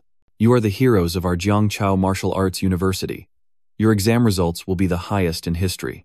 Tobar smiled. "Regarding the exam results, I just want to go back to the dorm, take a shower, and sleep well." A student walking behind heard this and laughed loudly in agreement. "Me too. That night in Tobak's dorm, did anyone feel like the bed was particularly soft tonight? I've been sealed by this bed. Does this count as a great achievement for us this time? This achievement should count for us too. How many resources can your achievement exchange for?" Speaking of achievements, our brother To wiped out a golden level. I bet he could exchange it for a ton of training resources. By the way, what kind of turtle is your little bat? I want to buy one to keep at home too, not for any other reason, just seeing little bot makes me feel at ease. This one? Early the next morning, the dorm room of Tobak and the others was knocked on. "Come in already, stop knocking." "Who is it knocking so early?" While yawning, Hanjia Kang rubbed his eyes and opened the door, shocked to see 4 beautiful girls standing there. Moreover, each girl was holding a portion of food. "Hello, junior brothers, we are from the Jiangwo Student Association. You are all heroes just returned from the battlefield. We brought breakfast for you all. It's all homemade by the seniors, so don't share it. By the way, where's Tobark?" the girls asked while handing some food boxes to Hanjia Kang. Hanjia Kang received the food boxes and smiled. "You seniors are too polite. We definitely won't let down your kindness." He also opened the door wider for the girls to enter the room. As soon as they entered the room, the girls looked around and asked Tobosh, "Who is Tobosh? Where is Tobosh? Can we take a picture with him?" Pham Hung pointed to Tobak's empty bed and said, "Brother To went out for a run. Do you know him?" The girls sighed in disappointment when they saw the empty bed. "Tobak isn't here. Why didn't you say so earlier? Indeed, everyone in the school knows Tobak now, right? It's a pity he doesn't know me." Seeing the girls about to leave Daojia, Tuan quickly asked with a smile, "Brother Tu is famous now, huh? Of course, turn on the TV and check it out. If Tobak isn't here, I'll take this breakfast with me." As soon as he finished speaking, the 4 girls grabbed the food boxes from Hanjia Kang's hands and left. At the same time, Tobak, while jogging, suddenly noticed a news report about himself on the large screen in the schoolyard. Here is an important news report from the Long Country Military Channel. Yesterday, several provinces were attacked by a large-scale assault from various ferocious beasts on the human military rear bases. In all the ferocious beasts attacking the military rear bases, there were fighting forces looting gold. Students from major military schools in the provinces were slaughtered by the ferocious beasts, leaving only a few survivors. In this battle, under the strong counterattack from instructors and students of Jiangzhou Military School, a gold-level ferocious beast, a silver-level beast, a bronze-level beast, and many common ferocious beasts were eliminated. Among them, first-year student Tabak single-handedly held back the gold-looting beast. Under the siege of instructors and a bronze-level expert from the military, he achieved the feat of defeating a beast of a higher level. The entire front line failed. Only Jiangzhou Military School emerged victorious. The Long Country Army decided to award the Fighting Hero title to the participating students and instructors of Jiangzhou Military School, along with the Silver Medal of the Great Wall. Student Tabak, with 9 outstanding achievements, received a first-class personal medal and the Gold Medal of the Great Wall. As the news report ended, the students in the yard immediately started buzzing. "Is Tubak the #1 male student? Amazing. The Great Wall Silver Medal that I couldn't get in my next life yet, a freshman received it. Martial might, human victory. I really want to get to know Tubak. Does anyone know Tubak? I want to get to know him." Seeing their enthusiasm, Tubak felt a bit scared, quickly covering his face and hiding in a corner. Just then, his phone suddenly rang. Tubak checked and saw it was his family's number, so he immediately answered. As soon as he put the phone to his ear, he heard the excited voice of Tutio Moy. "Brother, you're on TV." Tubak helplessly said, "I see." Tutio Moy continued to shout, "Mom and Dad want you to come home for a bit. They probably have something for you to do." Tubak asked, "Huh, isn't it unnecessary?" At that moment, his parents' laughter came through the phone. Son, you've achieved such great honor now, all the relatives and neighbors want to meet you. My uncle's younger sister called earlier saying she wanted to introduce a girlfriend to you. Tutu Moy chimed in, brother, you should go back. If you don't, our door might get kicked down. Tubok sighed and said, alright, the exam just ended. I'll take a 2-day break, then I'll arrange to visit home. Tutu Moy happily said, yeah, now you're famous. Dad will definitely smile in his dreams. Tubok said, okay, I'll hang up now. Later that afternoon at the apartment where Tubok's family lived, his parents were sitting at home when they suddenly heard a neighbor call out, old, too unbelievable, your hero has returned. Hurry out to greet him. At the same time, in the lobby on the first floor, Tubok twitched his mouth and asked, are they waiting for me? In front of him was a legion of neighbors eagerly looking at him. Tubok is back, the hero has returned. Do you still remember me? When you were little, I used to carry you. Tubok awkwardly said. Yeah, everyone is so enthusiastic. At that moment, Tubok's parents and younger sister had also come down. Tutu Moy happily rushed to Tubok. Brother, you're finally back. A while later, when Tubok's parents led him upstairs, everyone was still eagerly following behind. An aunt spoke up, oh Tubok, come over to my house for dinner, I've made seafood buns. Tubok smiled and replied, thank you Aunt Trung, but I'm allergic to seafood. Another uncle chimed in, come on, old two. Bring Tubok to my house. I have some turtle soup ready, let's drink a bit together. Once they reached the door of Tubok's house, his father smiled and thanked everyone. I've prepared a meal at home, wait for him to rest, and then I'll have him come visit you all. Tubok also smiled and said, yes, I will definitely come visit everyone later. Aunt Trung laughed and said, oh old, to make sure to bring Tubok over later. My niece is also studying at university in the city, let the two kids get to know each other a bit. An uncle spoke up, my niece isn't worthy of Tubok. My niece just graduated this year. Old, to please introduce her to Tubok a bit. After a while, when everyone had left, Tubok's family could finally go inside. As soon as he closed the door, Tubok opened his mouth to complain. If I had known it would be like this, I would have snuck back before dark. Tutu Moy tiredly shook her finger saying it was useless. Aunt Truong has installed a camera at our door. She's waiting for you to come back to introduce her niece to you. Tubok's father spoke, today I'll cook myself. His mother said, son, take a break for a bit, your dad and I will cook first. Daughter, you come help too. Tubok didn't refuse, he threw his backpack aside and sat down stretching slightly. Finally, I can rest a bit. Suddenly, a system panel appeared in front of him, revealing a creature that could tame a kitten. Do you want to tame this kitten? Just then, Tutu Moy came out seeing Tubok sitting there in a daze. She asked with concern, brother, what's wrong? Tubok asked sister, do we have a cat at home? Tutu Moy walked over to the little white cat eating in the corner of the room, laughing. Are you talking about Tubok? Isn't it eating over there? Tubok spoke. Who? Why not raise higher-end pets? Tutu Moy sat down, patted Tubok's head, laughing. Tubok isn't that bad either. So cute, isn't it? Tubok was taken away by you, and I just happened to find Tubok on the road, so I brought it back. Tubok laughed and said, alright, if you say it's cute, it must be cute. Seeing Tutu Moy liked Tubok so much, Tubok was about to give up when another system panel appeared. Tame Beast Kitten, Common Level Beginner. With the bloodline of the Holy Beast White Tiger capable of infinite development, it will eventually become a deity. Talent Claw increases attack speed by 100% and attack power by 100%. Method of evolution eating. Does the system want to tame this kitten? Tubok looked at Tubok in disbelief, silently shouting. What? Could this stray cat really have the blood of the white tiger? Tubok just happened to look at Tubok. Tutu Moy saw this and said, it seems it likes you. Tubok changed his original intention and decided to tame Tubok.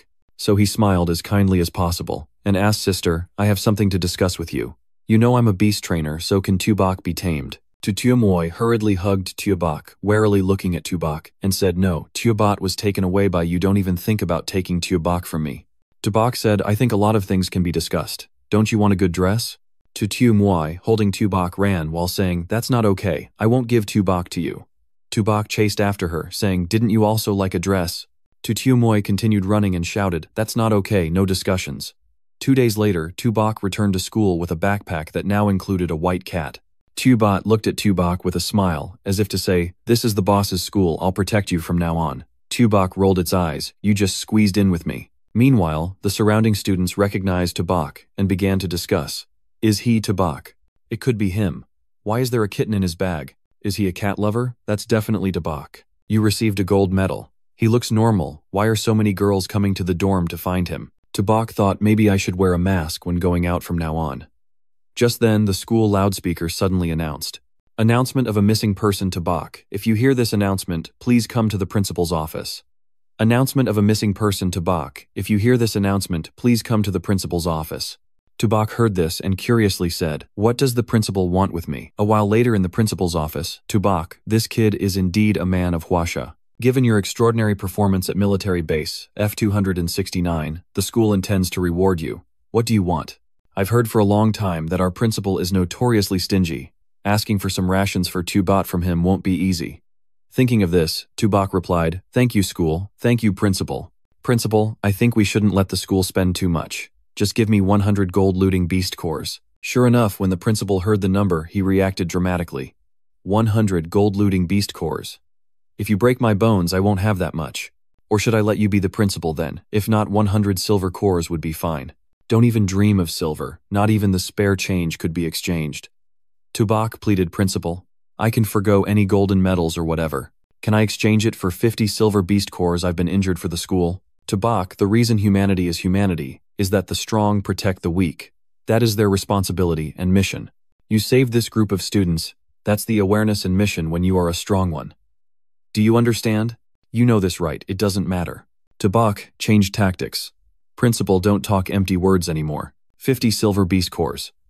Of course, the military and the school won't let a talent like you go unnoticed. How about this? I'll personally give you 10 bronze beast cores." Finally, after a back-and-forth negotiation, both sides agreed on the number of 15 bronze beast cores. "By the way, besides rewarding you, there's one more thing I need to inform you about. The school has chosen you as a representative of the first year to participate in this year's interscholastic tournament." Tubok couldn't help but feel dissatisfied after hearing this. "What? Is the tournament just an excuse to have me here? The principal is being unfair like this. What kind of talk is that? As part of the Jiangzhou Martial Academy, honoring the school is the responsibility of students like you. Moreover, didn't you want resources? It's simple. The rewards for the interscholastic tournament are very rich." Tubok pouted. The interscholastic tournament with hundreds of schools, where experts gather wanting to win a high position, surely isn't easy, right? The principal waved his hand, saying, "Why should the young fear like this? All right, go prepare tomorrow morning. Gather at the training room. Don't be late." The next morning at the training room, this year's interscholastic tournament was hosted by the military. Although the resources that the Ministry of Education allocated to our school aren't as much as those prestigious universities like the Imperial Martial University and Mono Martial University, I hope everyone can still achieve good results. Now, let's begin the roll call. Then the principal called out each name. First up was Ho Thanthu, a mid-level bronze-level ability user with wood powers. Next was Hung Thien Tuong Bak, Nungbang Puang Kuka. While waiting for his name, Lavin Tuong expressed his dissatisfaction to Truong Man Ni. "This is so unfair. Our Jiangzhou Martial Academy was established late, so the training resources for students are much less than those prestigious schools." Truong Man Ni agreed. "Yeah, I heard our school's ranking was very low a few years ago." After a while, the roll call ended, and this year our school has 10 representatives participating in the tournament, all of whom are the best students from each year. Now I have an announcement to make. This year, the captain of our school's team participating in the tournament will be Tubok. As soon as the announcement was made, Bak Nungung Bang and Hung Thien Tuong looked at Tubok with eyes full of hostility. Tubok felt a little awkward at this moment and said, "Principal, me, as captain. Isn't there some mistake? The decision to make Tubok captain is made by the school council after thorough discussion." The principal said. Bak Ngung Bang protested, "Sir Senior Than, Thu is the strongest among us in terms of strength and experience. Why let a first-year student take the captain role?" Hung Thien Tuong echoed. "Exactly. Tubok is just a low-level, bronze-level ability user compared to Than Thu. Tubok is clearly a level lower. On what basis does he become the captain?" the principal angrily shouted. "You all saw the news in the past few days. Tubok has the strength to defeat a gold-looting beast. Anyone among you who wants to be captain, if you have the ability, go defeat a gold-looting beast and bring it back here. I will immediately change the captain." Bak Ngung Bang laughed, saying who knows how he defeated the gold-looting beast. Maybe it was just luck. Hung Thien Tuong joined in. "Right, I don't believe it either. Right now, I want to challenge you." "Tubok. I want to challenge you too." "Tubok." Bak Ngung Bang said. Even Truong Man Ni turned to look at Tubok with a meaningful smile. "Seniors, I really have no interest in being captain." Tubok silently cursed in his heart. This old guy is truly too cunning. Isn't he forcing me to become everyone's target? Nothing else. Everyone go back and prepare. There are less than 20 days left until the tournament. I look forward to everyone's performance in this tournament. Saying this, the principal quickly left, leaving Tubok to fend for himself. Tubok also followed the principal's example, saying he had something to do, and slipped away, causing the dislike of Bak, Ngungbang, and others to increase even more. "Coward, I don't believe he can defeat the gold-looting beast. Don't rush, just wait and see when the tournament starts. I will show him." Returning to the dorm, Tubok immediately fed the bronze cores to Tubot, hoping it could level up.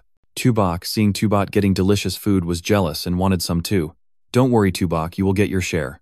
Your evolution level is too low, first use some recovery medicine. At this moment, Tubok obediently stopped competing with Tubot. In no time, Tubot had eaten all the beast cores. Tubot, you've eaten too much, each core is worth tens of thousands, even up to millions. Do you want to eat more? How much do you need to evolve? There are only a few cores left. If you don't evolve from now on, all resources will be for Tubok to eat. Saying this, Tubok dumped all the bronze beast cores he received for Tubot to eat.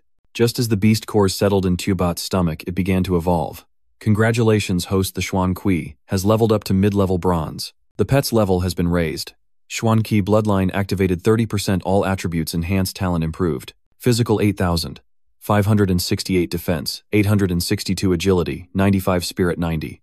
First talent, a Xuan Kui shield can gather Xuan Kui power to form a protective barrier, increasing defense by 500%. Second talent, Spirit Beast Avatar consumes a portion of stamina to envelop the body with Xuan Kui energy, increasing attack power by 200% and defense by 300%. Third talent, Xuan Vu Led Power activates skills on designated targets. The target is pulled towards Xuan Kui, and if it does not approach, its speed will be significantly reduced. Finally, leveled up. Although Tubot's number of skills did not increase, the attribute, stats and level of talent have significantly improved. Before Tubok could finish his joy, Tubok also began to level up. Congratulations, host. The kitten has leveled up to high-level Common Awakening. The talent, Yumin Kwai Bo, possessing a portion of the Holy Beast White Tiger bloodline, can grow infinitely, eventually becoming a deity. Physical 39 defense, 38 agility, 79 spirit, 25 first talent, Claw Strike, consumes a portion of stamina to activate, increasing attack speed by 100% and attack power by 100%. Second talent, Blood Sucking, consumes a portion of stamina to activate, increases attack power by 100 to 500%, with a higher increase when the injury of the user is more severe. Third talent, Yumin Kwai Bo, consumes part of stamina to activate, increasing movement speed by 100% to 200%, with speed increasing according to blood loss. Thanks to the two pets leveling up, Tubok's stats also increase significantly. Good Tubok's agility is very high, almost exploding in growth. Tubot and Tubok have completed their level-ups, now just waiting to shine on the interscholastic tournament stage. The next day at the library of Jiangzhou Martial University, Tubok was surprised at how large the library of Jiangzhou Martial University was. The librarian smiled and replied, "That's only natural. Our school's library existed before the school was founded, serving as a solid foundation for Jiangzhou Martial University. I can't believe a first-year student has already accumulated 180 credits. The book about beast training you want is right over there. If you want to look up any materials, just go ahead." Tubok walked to the shelf the librarian pointed to. There were many books about beast training, but one book caught Tubok's attention. Lac Fam, it seems I've heard this name somewhere. Tubok tried reading a few pages: Heaven and Earth, Return Immortal, Soul Divine Weapons, Gathering Sacred Beast, Armament, Herbology, Original Coalescence. This skill I have mastered already. Indestructible Body. What does Sacred Beast Armament mean? At the same time, Hothan Thu and his friend entered the library to find reference materials, suddenly noticing Tubok's presence. It's him, the first-year student. His friend disdainfully said, "A beast controller. No matter how many materials he looks up, he has no future. Let's go over there." The other friend urged. So Hothan Thu and his friend pretended not to see Tubok and walked past. Tubok himself was unaware of their presence, as he was focused on reading the book titled Lac Fam. Unbelievably, Senior Lac Fam created 3 great original skills: Sacred Beast, Armament, and Immortal Soul, and single-handedly faced the invasion of the numerous tribes. It's just a pity that in the end, due to weak strength, he fell on the battlefield. Maybe I need to read this book carefully. Just then, the book suddenly glowed and floated up, and Tubok felt a surge of power merging into his body. A moment later, Tubok returned to meet the librarian to register to borrow this book. The librarian looked at the book and said in astonishment, "That's strange. This book has no classification label. It definitely isn't a library book. It seems it doesn't belong to any classification system." Tubok said in confusion, "No way, I took it from the shelf." The librarian took the book to examine it, but strangely, no matter what she did, she couldn't open the book. "No way, I was reading it normally just now. Can I see it?" Tubok took the book back, and then very gently was able to open it. "Look, why can't you turn the pages? Yeah, I guess something is off. You can take it home and read it. Whenever you finish, just return it." "How long can I borrow it for?" Tubok asked. "Right, that's fine." Tubok happily put the book away and said goodbye to the librarian. Just as he left, the librarian called to inform the principal that the book he had placed on the shelf had been taken by him. The principal upon hearing this was astonished. He could actually open that book. Yes, I saw it with my own eyes. It was first-year student Tabak. Good. The principal hung up his gaze, looking far away. Lac fam, the one you've been waiting for after 100 years has finally appeared. If you were to know from the other side, you would surely be very happy, right? 2 weeks later, the interscholastic tournament officially began. This event not only attracted the attention of the students, but also received special attention from the media and press. This tournament is divided into 5 war zones: East, South, West, North, and Central. Each war zone will select 2 outstanding teams. 8 martial arts schools from Jiangzhou Province will gather at Jiangzhou Martial University to compete. The contestants from Longung Martial University and Fuxuan Martial University met and exchanged bitter words. Longung Martial University dares to come here. They're here to offer their lives. Who offers their life is still uncertain. Just wait and see. Those from Fuxuan are pathetic. Inside the waiting room, besides Tabak, all contestants representing Jiangzhou Martial University were present. He's our captain. Don't tell me he will back out at the crucial moment. Just as a male student said this, Tabak showed up. How could I back out at the crucial moment? After only a few days of absence, why does he seem to have improved considerably?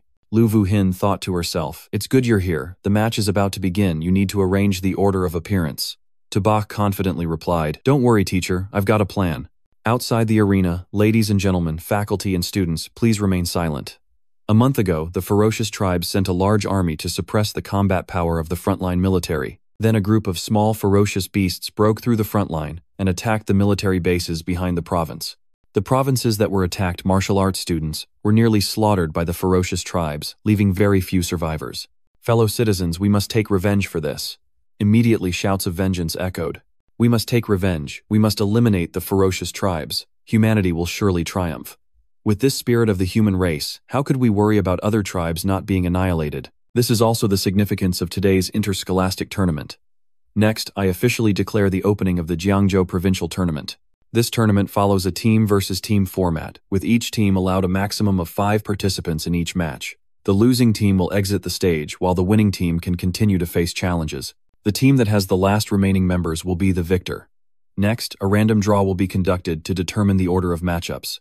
After a while, the match order was established.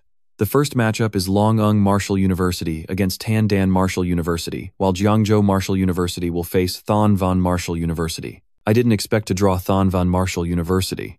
Longung Martial University has already competed against Tandan Martial University, but our lineup has yet to be decided.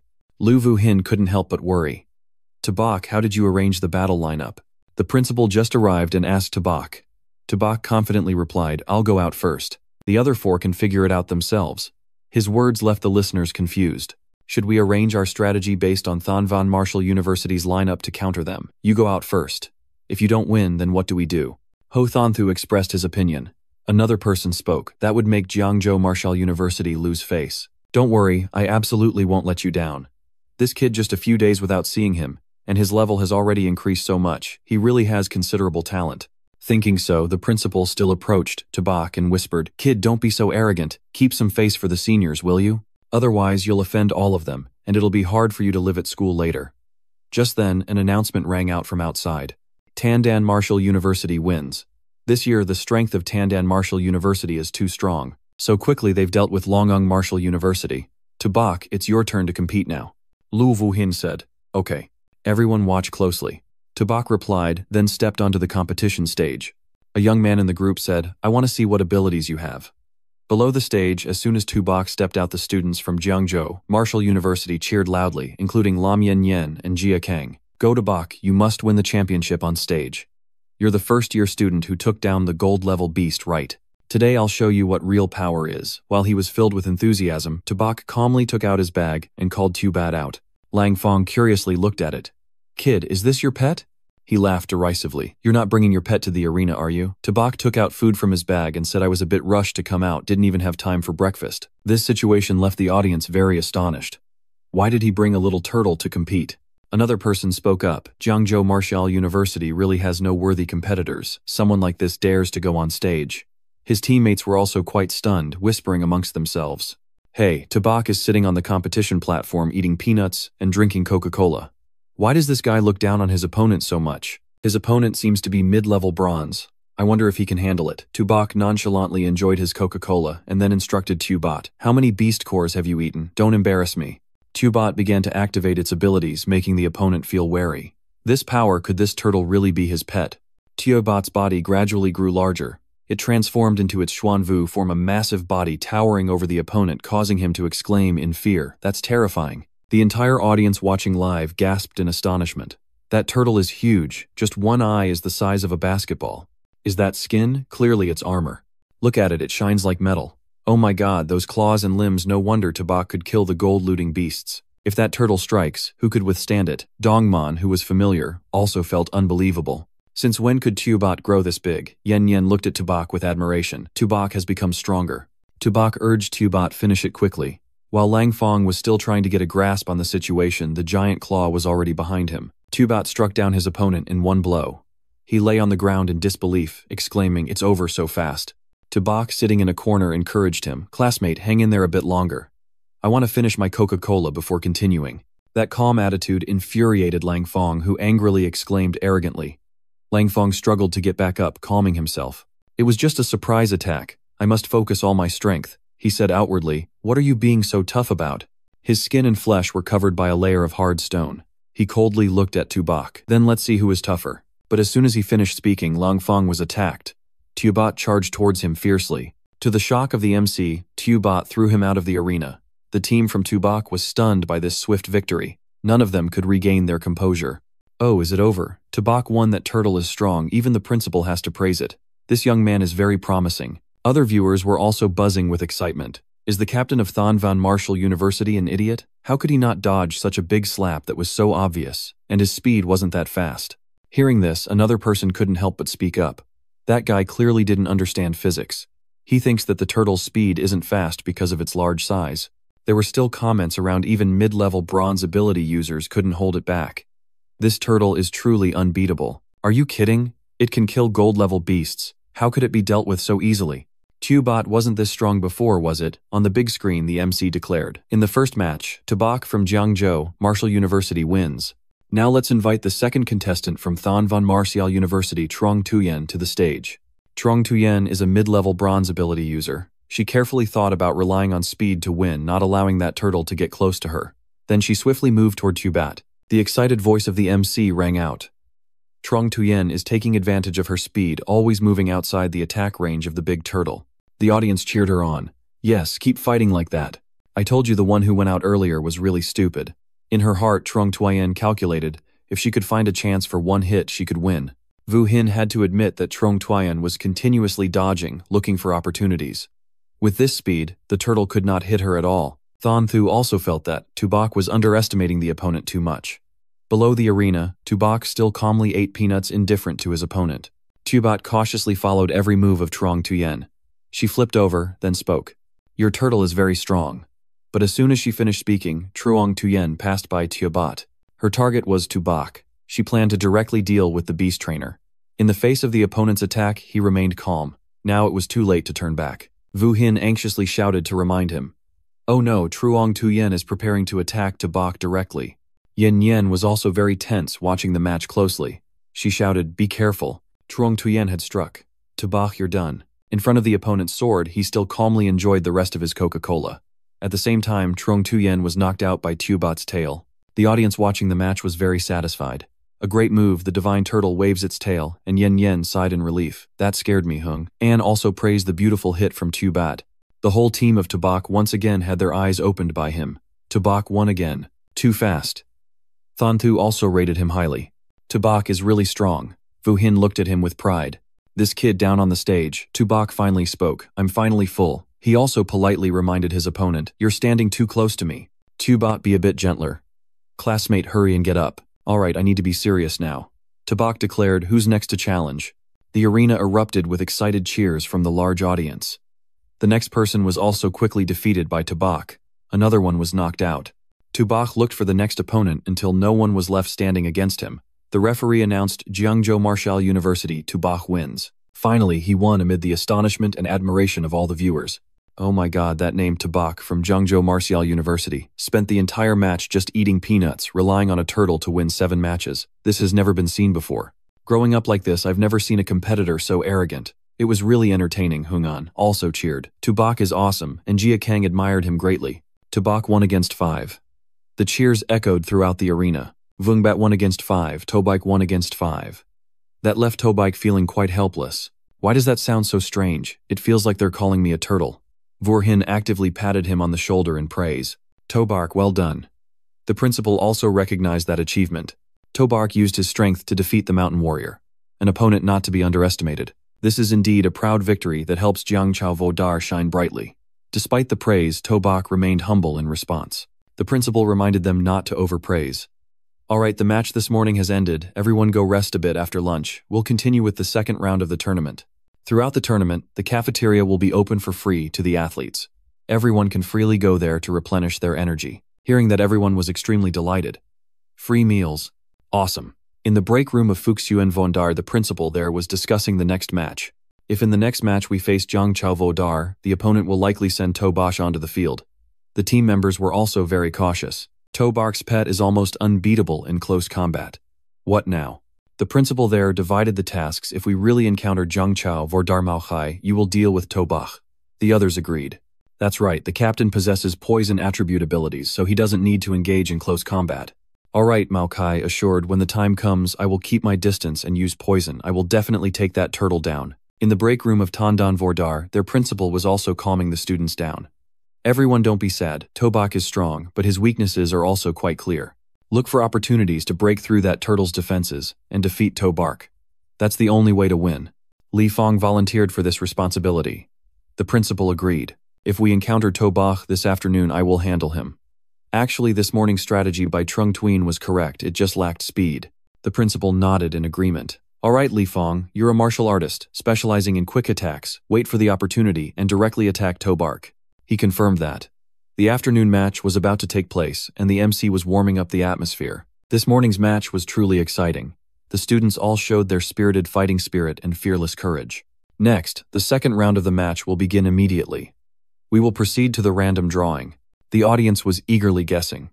I think this time Jiangchao Vordari doesn't need any other members to go on the field, just Tobach alone can defeat the other schools. Having teammates like that is really wonderful. Others disagreed. Don't be too happy, this is just within the province. When facing schools from outside the province, Jiangchao Vordar could still be beaten down to the point of not being able to hold their heads up. Atu also exclaimed, in the past we always couldn't hold our heads up. Now with Tobark, there's nothing left for us. The MC announced, now I will announce the results of the second round draw of the provincial tournament. The first match is Jiangchou Vodai versus Tunzhen Vodai. The second match, Fuxuan Vodai versus Anya Vodai. The third match is Longung Vodai versus Tangvan Vodai. The fourth match is Taisung Vodai versus Chungtu Vodai. In the first match, Tobike from Jiangchou Vardai will face Li Fong from Tunzhen Vardai. Li Fong immediately realized they indeed sent Tobike to fight first. Luckily, we prepared a strategy to deal with Tobak beforehand. Tobak still actively cared about his opponent. Don't be too tense, relax a bit, just endure for a while, and it'll pass. The MC shouted, the match begins. Li Fong was covered with a layer of abilities, he coldly said, Tobarch, don't be too arrogant. Li Fong used the Thon Fong technique to move at extreme speed. He circled around Teobat and then dodged to the side. A kick from Li Fong aimed directly at Mai Rua, but he helplessly realized he couldn't break through the defense at all. Teobat's tail whipped down, but Li Fong dodged it. The audience guessed it seems that Turtle can't hit Li Fong. Look at that, the turtle seems to be getting angry, making a fuss. If Li Fong suddenly attacks Tobark, do you think he has a chance to win? Some agreed, I think he really has a chance to win. Is that turtle seriously lacking in intelligence? Isn't this bullying Tobark? The girls were also enthusiastically cheering for him. That's too much, but I like it. Li Fong, go for it. On the sidelines, Li Fong was still busy provoking Teobat. Come here and chase me away. Than Thu guessed his plan. It seemed he wanted to lure Teobat away from Tobak. Vorhin was also getting anxious. What is Tobark doing? Why hasn't he thought of anything yet? Thien Tung observed and noticed he seemed to be looking for something. It turned out what he was looking for was a can of Coke. Finally found it. Sorry, I ate too much salty food at noon. Tobark casually drank the can of soda amidst the audience's enthusiastic cheers for his opponent. Li Fong, go for it. Li Fong, go for it. Li Fong stopped at a point, estimating that this distance would be useless even if he turned his tail. Just then Li Fong rushed towards him. Tobark, you're underestimating others too much. Li Fong will make you pay for that. Tobark calmly called Teobat, unleash a wave of abilities and attack. Li Fong was frozen in midair, but he could still speak. What's happening? Why can't I move? At this moment he realized Teobat had unleashed an illusion to control him. Tobark coldly ordered, alright, enough playing, quickly, end this battle. Teobot opened its wide mouth towards Li Fong. He was even more terrified. Wait, what are you going to do? Teobot had already given him an answer. Li Fong was blown high into the air, his body slammed hard, causing a big hole in the wall of the stands. At that moment, the audience realized, I get it now. It's not that Li Fong isn't strong, but Tobike is too bizarre. If I face Tobike, I'd rather surrender than fight back. In the face of Li Fong's defeat, his team members asked their captain principal, what should we do? Li Fong is injured like this. He couldn't bear to watch Li Fong's plight. There's no choice but to give up then. The MC announced, unfortunately facing the strong opponent Tobike from Jiangzhou, the Tunzan Vardai, has decided to forfeit. Next to face Jiangzhou, Vardai will be Fuxuan Vardai. This announcement surprised the audience. Why not fight and just forfeit? Someone replied, Tobak is indeed too strong. Forfeiting is better than being humiliated for nothing. Vorhin sighed in relief. Alright, Tan Dan has voluntarily forfeited. Tobak can save his strength to deal with Fuxuan now. Thian Trung responded, does he still need to conserve energy? Than Thu was still very cautious, but the captain of Fuxuan is someone with poison attribute abilities. It won't be easy to deal with. The MC announced the match begins. Mao Kai proactively spoke up. Wait, don't rush to attack. Tobark, I admit you are very strong. I know I'm not your opponent. How about we make a deal? Tobark simply asked, what kind of deal? He brought up another issue. Junior Tobar, you are indeed very strong in this match. I might not be your opponent, but I would really like to discuss the issue of beast tamers with you. Tobark was quite surprised to hear this. What is this guy doing? He wants to discuss the issue of beast tamers with me, he realized right away. I get it, you're trying to buy time. Someone with poison attribute abilities takes a long time to mobilize the elements. Tobark immediately ordered Teobot to attack. Poison leaked from his hands, he coldly said. You just realize that now. Poison gas began to spread. Too late, even if you're a divine-level beast tamer, you can't escape my poison mist. The poison enveloped near Tobark, he confidently said. You can't escape. Than Thu was also very worried. Oh no, Tobark is underestimating his opponent too much. I heard Mao Kai has also taken down quite a few high-tier beasts with poison in previous trials. Vorhin heard that and became even more flustered. What should we do? Only the principal remained calm. Don't panic, victory or defeat has yet to be determined. Teobot flailed wildly in the thick poison mist, while Mao Kai took that opportunity to move towards Tobach. In this poison mist, you can't see anything, but I am unaffected. He smugly thought about how long can you endure in my poison mist. Tobark, you're too complacent. Let me release my poison creatures. This match will end right away. Seeing his figure sitting cross-legged ahead, he was still very confident. Are you meditating to resist the invasion of my poison mist? But you're facing not just the poison mist. His hand swung down. Die Tobai. But a palm strike was blocked by the barrier he set up. He calmly asked, you still intend to attack from behind in the poison mist? Too bad you ran into me. Mao Kai was astonished and shouted, how is this possible? You are a beast tamer. How can you withstand a full-force attack from my poison claws in the poison mist? At the same time on the stands, the principal clarified his question to the students with the same origin. Vorhin and Thang Thu shouted, the same origin with the original. He replied, that's right, this is the high-tier talent of a beast tamer. Tobark has been able to transfer the defense capabilities of the beast to himself. Below, Tobark waved his hand in annoyance. Hurry up and finish this, your poison mist is really annoying. Teobot also appeared. Mao Kai sighed, it's over, we're blown up. He was also knocked out of the match by Teobot. Hung An joyfully exclaimed, Brother To is so strong, knocking even the one with poison abilities out of the poison mist. Yan Nian also admired Tobark, I won't let you get too far ahead of me. With that spectacular victory, the stands erupted in cheers. Tobark Vungbat 1-5. The MC announced that since Mao Kai from Fuxuan Vordai no longer had the strength to continue fighting Fuxuan, Vordai decided to forfeit, thus the championship of this provincial tournament belongs to Jiangchao Vordai. Tobark gently patted Teobat's head. It's over, the match has ended. The principal was very happy and praised him. Tobark, this time you've brought glory to Jiangchou, Vardai, well done. Tobark opened his mouth. Then, principal, will you grant me some additional medicinal resources? Hearing that, he immediately knew this kid was trying to take advantage of the opportunity to scam me. I'm not that easy to fool. The principal cleverly replied. Jiangchao Vordar has won the provincial tournament championship. The military will conduct a military merit assessment for you. You can go to the logistics department to exchange for resources later. Thian Tung asked dejectedly. Just Tobark alone participating, how does that relate to us? The principal awkwardly replied. You're changing the subject here. Anyway, 3 days later we will have to go to Loch Thane to participate in the interzone tournament. Are you all confident? Only Tobark shouted confidently, hearing that he ordered everyone to disperse. Good, everyone is tired now. Go rest well, prepare for the interzone tournament in 3 days. Keep it up, Tobark still pressed on. Principal, what about the resource transmission? The principal quickly left, and he didn't forget to remind, especially you. Tobark, I'm looking forward to your outstanding performance. See you in 3 days. Tobark secretly cursed him. That old fox, as soon as he mentioned resources, he ran off quickly like this. On the street, the host was announcing about the recent tournament. Currently, the provincial tournament of the Bakhak Alliance has concluded. The top 3 teams are Daedo Vodai Ma, Do Vodai, and Chungtang Tu Vaikun Vodai. Many talented individuals have shown outstanding performances in this tournament, among which the most prominent is Tobark from Jiangchao Vordar. In 3 matches, he won 1 against 5, claiming the overall championship of Jiangchao province this time. A strong youth means a strong country, hoping that martial arts students across the country can learn from Tobark, be brave and compete for the number 1 position, bringing glory back to the school. The girls on the street listened to this news and were very admiring. Tobark is on the news again. I want to get to know him so much. After the match ended, Tobark went to the training room, feeling dizzy, finally finding a quiet place. He let Tealbach out. Tealbach, I know you're anxious. There will definitely be opportunities for you to go on the field later. Using military points can only exchange for 4 high-tier beast cores. You have to save a bit. Tobark gave Tealbach a beast core and urged it to eat. As soon as it ate, Tealbach burst forth with immense power. The system displayed a notification. High-tier ordinary has upgraded to low-tier bronze. The little cat evolved into a white tiger, activating the divine bloodline of the white tiger.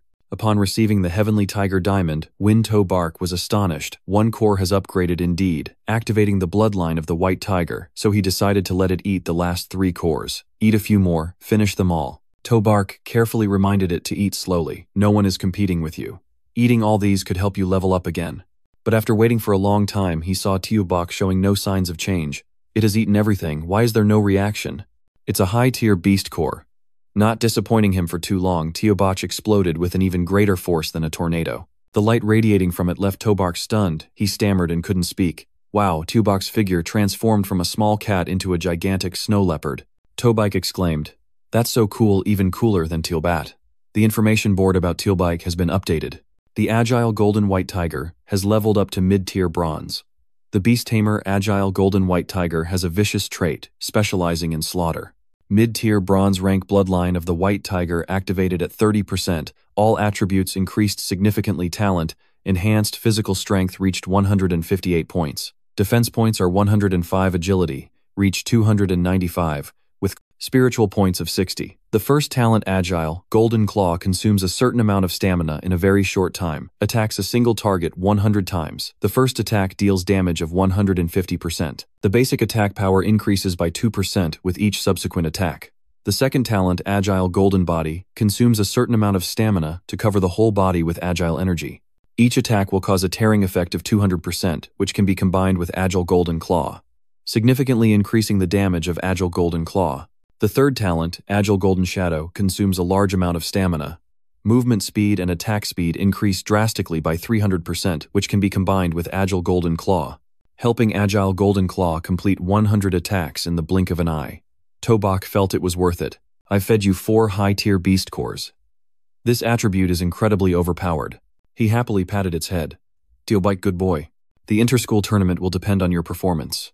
Meanwhile, in a villa in Daedo, a mysterious person was watching his match. He found Tobark quite interesting. It seems he has many secrets. Go check the name Tobark. Maybe this turtle of his is even more ferocious than Lac Fam's from. Back then, the subordinate immediately complied. Yes, 3 days later at the Lakha Vordar Stadium, the grandeur of this place amazed everyone. Indeed, Lakha Vordar, even the fighting arena, is many times larger than ours.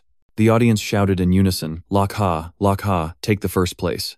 The principal spoke to his students. This Lakha Vordar seems to want to create a threat against us. Tobark was also very curious, looking to one side. Principal, why is there an empty area? The principal explained, I heard this time only 9 martial arts schools participated. 1 school proactively forfeited their participation. Tobark continued to question, if only 9 martial arts schools participate, then during the random draw, won't 1 school not have to compete? He replied, that's right now, it only depends on who gets lucky. The school that is left out will go directly to the next round. Hearing that, Tobark silently prayed, if I draw the no-match round, I'm doomed. I still hope to fight a few more matches to exchange military points for that greedy mouth. Thanthu also expressed her wish, Principal, this time, no matter what, please allow me to go on the field. Thanthan also spoke up, that's right, Principal, we also ask to be allowed to go on the field. Seeing their spirit, he agreed immediately. All right, students, rest assured, this time everyone will have a chance to go on the field. Wait for Tobak to draw first. The host announced the drawing results. Alright, the drawing is done. Now I will announce the matches. In the first match, Lakha Vodai faces Fuxuyan Vodai. In the second match, the school with no match, this round is Jiangzhou Vodai. This announcement left Tobak very disappointed. But the principal was very happy. Tobak, you are indeed the lucky one. In the first round, we don't need to compete and go directly to the next round. Vorhin also had to admit. Your luck is really good. Go buy a lottery ticket. Only he sighed. Why am I so unlucky? I really got drawn into the no-match round. I want to go on the field.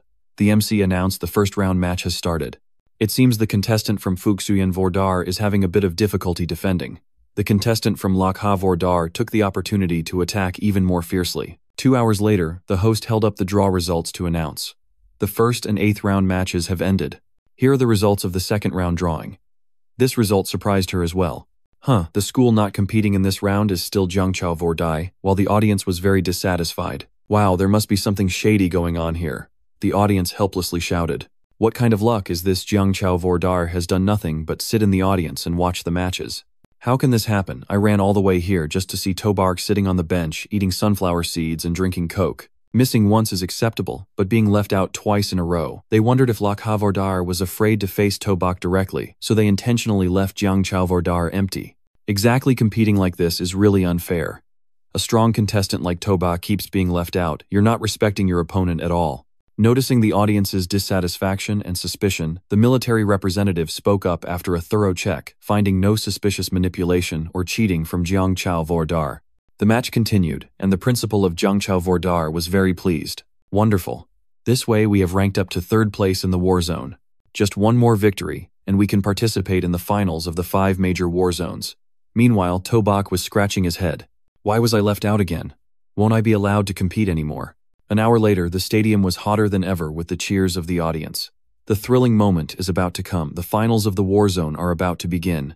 Lakha Lakha Lakha. The MC announced the next match is Jiangzhou Vodai facing Lamchek Vodai. The students of Jiangzhou Vodai were also very excited. Finally, it's our turn. Vern Kung proactively requested, Principal, let me go on the field first this time. The principal reminded them, students, please stay calm. Although we are very lucky, we still cannot underestimate our opponents. He assigned each person one by one. Vern Kung and Ingbang, you all go on the field first.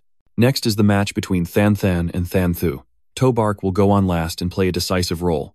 Everyone shouted in unison, yes, Principal, we will definitely bring glory to the school against them. Tobach felt dejected. That's it, seems like there's no more chance for me. The MC shouted the match begins. First is Vern Kung with the power of low-tier bronze facing the high-tier bronze opponent.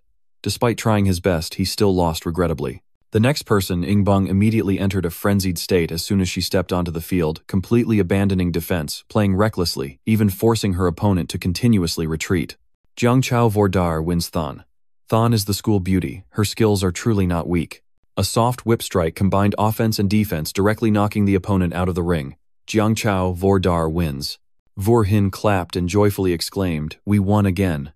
The principal was also quite surprised, suddenly feeling the strength of the other students has also improved remarkably. Could it be due to that kid Tobak's influence?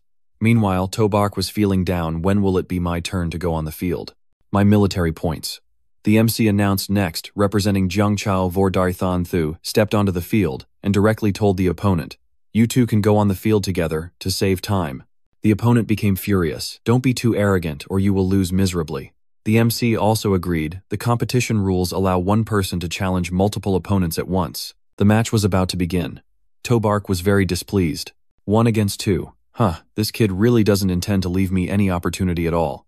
Than Thu focused on controlling his mental power. He politely said, sorry about this. Behind Than Thu appeared a gigantic ancient tree, causing everyone to be astonished. This is a wood attribute ability. The tree emitted power and violently wrapped around the opponent. They reminded each other to be careful. The leaves of that tree have issues. Keep going. He can't maintain his mental focus for long. Tobark observed from above, and also had to admire someone with wood attribute abilities can create such a 1,000-year-old tree. Than Thu's mental power is truly terrifying. While the principal also thought Than Thu's strength has indeed increased, he truly deserves to be from that family. The audience watching also admired this year. Jiangzhou Vondar is truly hiding dragons and crouching tigers. Dark horses are appearing one after another, some compared. Wow, Senior Thon Thu is that strong. I still feel Tobak is a bit stronger after all. He's a beast tamer who once cut down gold-level beasts. Thon Thu's opponent felt no signs of weakening against the storm of power sweeping through. Thon Thu remained calm, controlling the leaves to attack the opponent. He coldly waved his hand, a whirlwind of leaves shot towards the target. Ah, both of them were defeated. The announcement rang out. The result of this round of matches, Jiang Chao Vordar wins. Finally, congratulations to Jiang Chao Vordar and Lakha Vordar. The two schools will advance to the national finals. The principal did not spare any praise for him. Thon Thu, this time you've performed beyond everyone's expectations. That's wonderful. Thang Thu replied, Thank you, principal. He added, however, in this round, the most significant contributor is still student Tobark. Upon hearing that, he was astonished, thinking, what? I'm the hero. Are you mocking me for not going on the field? He explained, if it weren't for Tobark being exempted from competing in 2 rounds, we wouldn't have won so easily. Alright, everyone is tired now. Go rest early in a week. We will participate in the national finals. This time, besides the main award for the students who achieved in the competition, the school will also give additional abundant resources as rewards for development. Hearing that everyone cheered, long live the principal, that's great. Meanwhile, Tobark was secretly calculating, this time not getting results. I need to think of a way to earn some resources for those 2 greedy ones. In the courtyard of the Lam family, Yen Yen was still diligently training. Uncle Van Wien came to remind her, Yen Yen, come eat. She told him, Uncle Van Wien, I'm not hungry, I want to train for another hour. Van Wien looked at her helplessly. This girl, since Tobark participated in the inter-school tournament, has only watched Tobark's matches and practiced tirelessly, ignoring everything else, not understanding the principle of balancing work and relaxation. Yen Yen just remembered, right. Uncle Van Uyen, the medicine you gave me is running out. Please help me ask my father for a bit more. I want to improve my strength as quickly as possible. He had to agree. All right, Van Uyen left helplessly. He didn't forget to sigh. Many top families in Dado have asked to form a marriage alliance with your father, but in the end all were rejected by you. I really don't know what kind of drug Tobak has given you. 7 days later at Mado, the students of Jiang Chao Vordar arrived here. They marveled at the architecture of this school. This school gate surely isn't made of pure gold, right? It's too shiny, too extravagant. Tobosh also felt the school gate was so grand, just the construction cost must be several hundred million, right? Too luxurious, too wasteful. The principal continued, not just a few hundred million, just the material costs have reached 1.8 billion. Moreover, this gate was built by 20 golden-tier powerhouses and 5 platinum-tier powerhouses in one day. Look at the slogan of Mado Vordar. Along with this gate, all aimed at promoting the spirit. Only the strong can protect the country. The representative from Mado welcomed them. Hello students from Jiangzhou Vardai. Greetings Principal Chu. I am Trungming, Vice President of the Student Association of Mado Vardai. Welcome you all alongside the students to Mado Vardai. Please follow me. The principal replied. Alright, then I'll trouble you. Ving Kung disliked their attitude. Mado Vardai really knows how to show off. Our principal from Jiangzhou Vardai personally led the team from afar. Yet they only sent a vice president of the student association to welcome us. Marni also agreed if someone from Dado Vordar came, their principal would definitely personally come to welcome, not just a vice president of the student association like this. Meanwhile, Tobak was very curious about the architecture of a certain building. What is that? The principal explained. This is the gravity adjustment training area.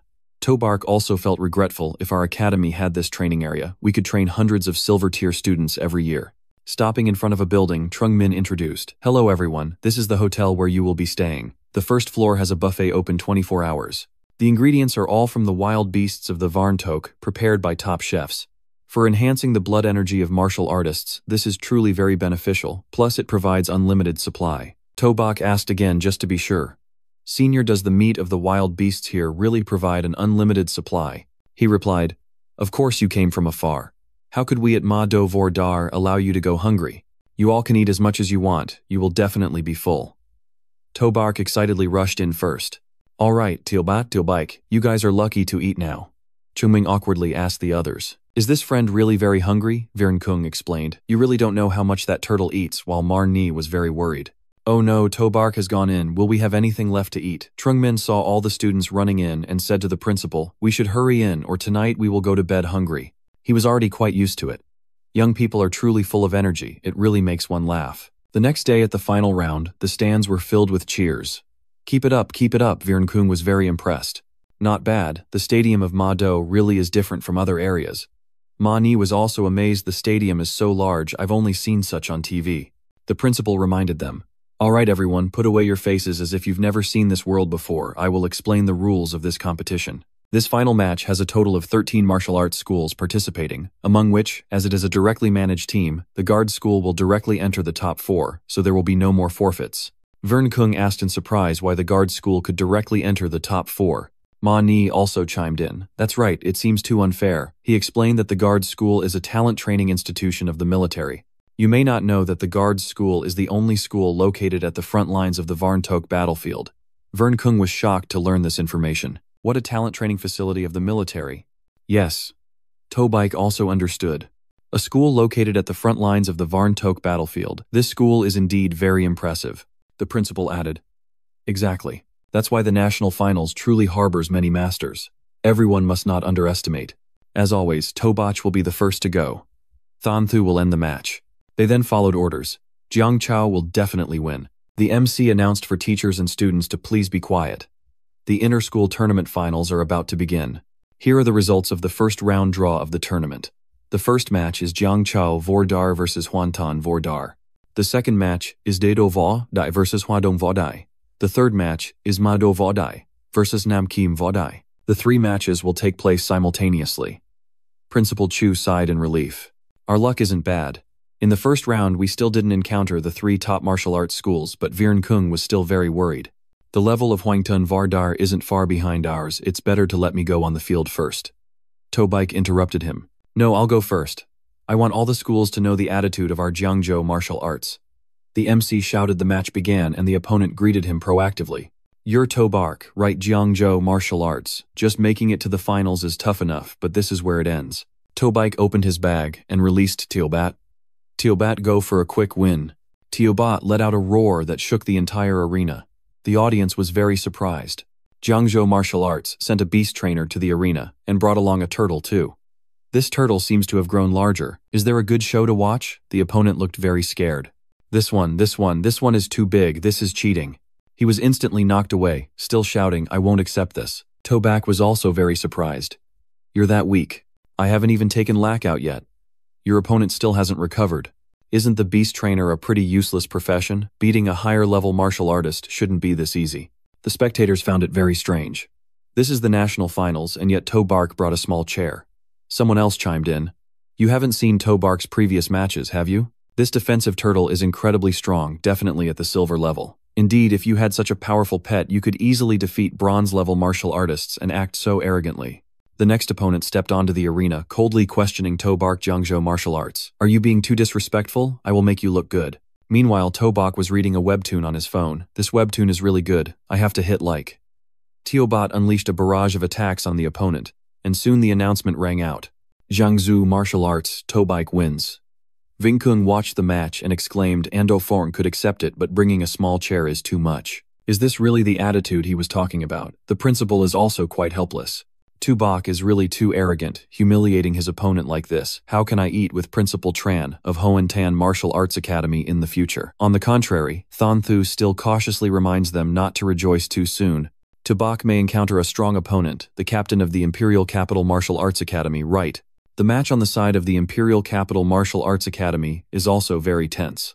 From a distance, the arena erupts, firepower surges, accompanied by the notification of the Imperial Capital Martial Arts Academy's victory. The captain of the Imperial Capital looks coldly at his opponent, apologizing for being a bit too rough. The principal recognizes him as a fire attribute martial artist from the Imperial Capital Martial Arts Academy, and moreover, he is at the peak silver level. Vin Quang gasps in fear. A silver-level fire attribute martial artist. This is the strength of the Imperial Capital Martial Arts Academy. This is truly terrifying. Thanthu also adds, if it weren't for the defense of the Academy, I'm afraid only the Demon Capital Martial Arts Academy could compete with the Imperial Capital Martial Arts Academy. Yanyan informs the viewers, send messages, comment, share, follow, hoping everyone will support more. The MC's voice rings out, Jiangzhou Martial Arts Academy wins. At this moment, Min Khan, a student from Lakha Martial Arts Academy, has voluntarily stepped up to challenge. Principal, let me deal with Tubak. I want Jiangzhou Martial Arts Academy to taste the flavor of 1 against 5. The principal agrees. Alright, Min Khan, rely on your speed to win. Don't confront that turtle directly. He will definitely put the principal at ease. The MC announces Jiangzhou Martial Arts Academy and Lakha Martial Arts Academies, Tubak versus Min Khan. The match begins. Min-Kon enters the arena with a calm demeanor. Tabak, in the previous round you took advantage of my oversight. This time, Jiangzhou Martial Arts Academy won't be so lucky. Tabak doesn't even take his opponent seriously. Oh, another person with silver wind attribute abilities appears. Xiaoba Go Min-Kon starts to unleash a chilling power. He confidently tells him, feel the power of the wind. Let me show you the strength of a silver thief. Steel and wind swirl like a tornado, but he realizes the Earth's gravitational pull cannot be locked, and before he can react, he has been eliminated. He uses a secret technique to launch a powerful attack. Goodbye, little bronze brat. Tabak, feeling a bit annoyed, finishes the soda can in his hand. How can this wind make it enjoyable to eat sunflower seeds anymore? Min-Kon is still confident in his ultimate skill, making you lose even more miserably. When the ground is only left with thick dust, he thinks Tabak is done for, and exclaims, unable to control himself with a slightly heavier hand, go home, take care of your wounds. However, Tabak appears like a god amidst the thick smoke. The Xuan Wu shield has safely protected him without a scratch. He feigns not hearing and asks again, what did you say? Min-Kon is stunned to see his opponent unscathed. How is this possible? Yet someone has comprehended the technique of Lok Fam. Tabak coldly looks at him. Is it the one with the wind ability? Are you very confident in your speed? He orders Xiaoba to return and then releases Tabak onto the field. If you want to play speed, I'll play along with you. Tabak, it's your turn to shine. Min-Kon laughs mockingly upon seeing him release Tabak. Tabak, have you lost your mind? Did you bring your pet cat out? The entire audience is buzzing. Which school is this guy from? It seems like a student from Jiangzhou Martial Arts Academy. He's a bit interesting. Bringing his pet cat out. That little cat is so cute. I want to raise one like that too. Zhang Kai is also very surprised. What is Tabak doing? He probably wants to mock his opponent from that small Coca-Cola chair, and now brings out his pet to annoy the other party. Man Ni is also very worried. But will this work? The opponent has wind abilities after all. The principal reassures her. Don't rush, just wait and see, that cat is not an ordinary cat. Min-Kon, still unaware that his end is near, arrogantly says, why don't you let that turtle out? Tabak only reminds Tabak, don't hit too hard. This is just a match, not a battlefield. Tabak roars and transforms into a giant beast. Min-Kon thinks he must have misheard. That roar, the shadow I saw earlier, can't be my imagination, right? Tabak has pounced on the opponent. He realizes its body is changing, growing larger. In the stands, the audience is in awe. This isn't the cat from his house, is it? Clearly, this is a big tiger. This must be a white tiger. I've seen it in the wild, but it wasn't this big. Vin Quang also suspiciously asks Thanthu, did Tabak's cat turn into a white tiger? Thanthu is also unclear. Could this tiger be the second beast that Tabak tamed? Thien Trong disagrees. How can that be? Even as a silver beast tamer, taming a second beast is extremely difficult. The principal is much calmer than the kids, it seems. Tabak's secret may be more than we think. The wind ability shoots like a silk ribbon wrapping around Tabak's neck with sharp coldness, but Tabak has vanished, leaving Min-Kon astonished. An illusion? How can this white tiger be so fast? How is that possible? I don't believe it. No matter how fast it is, it can't outrun the speed of the wind. I don't believe it. When he can't hit Tabak, he shifts his target towards Tabak. Forget it defeating you, I will win anyway.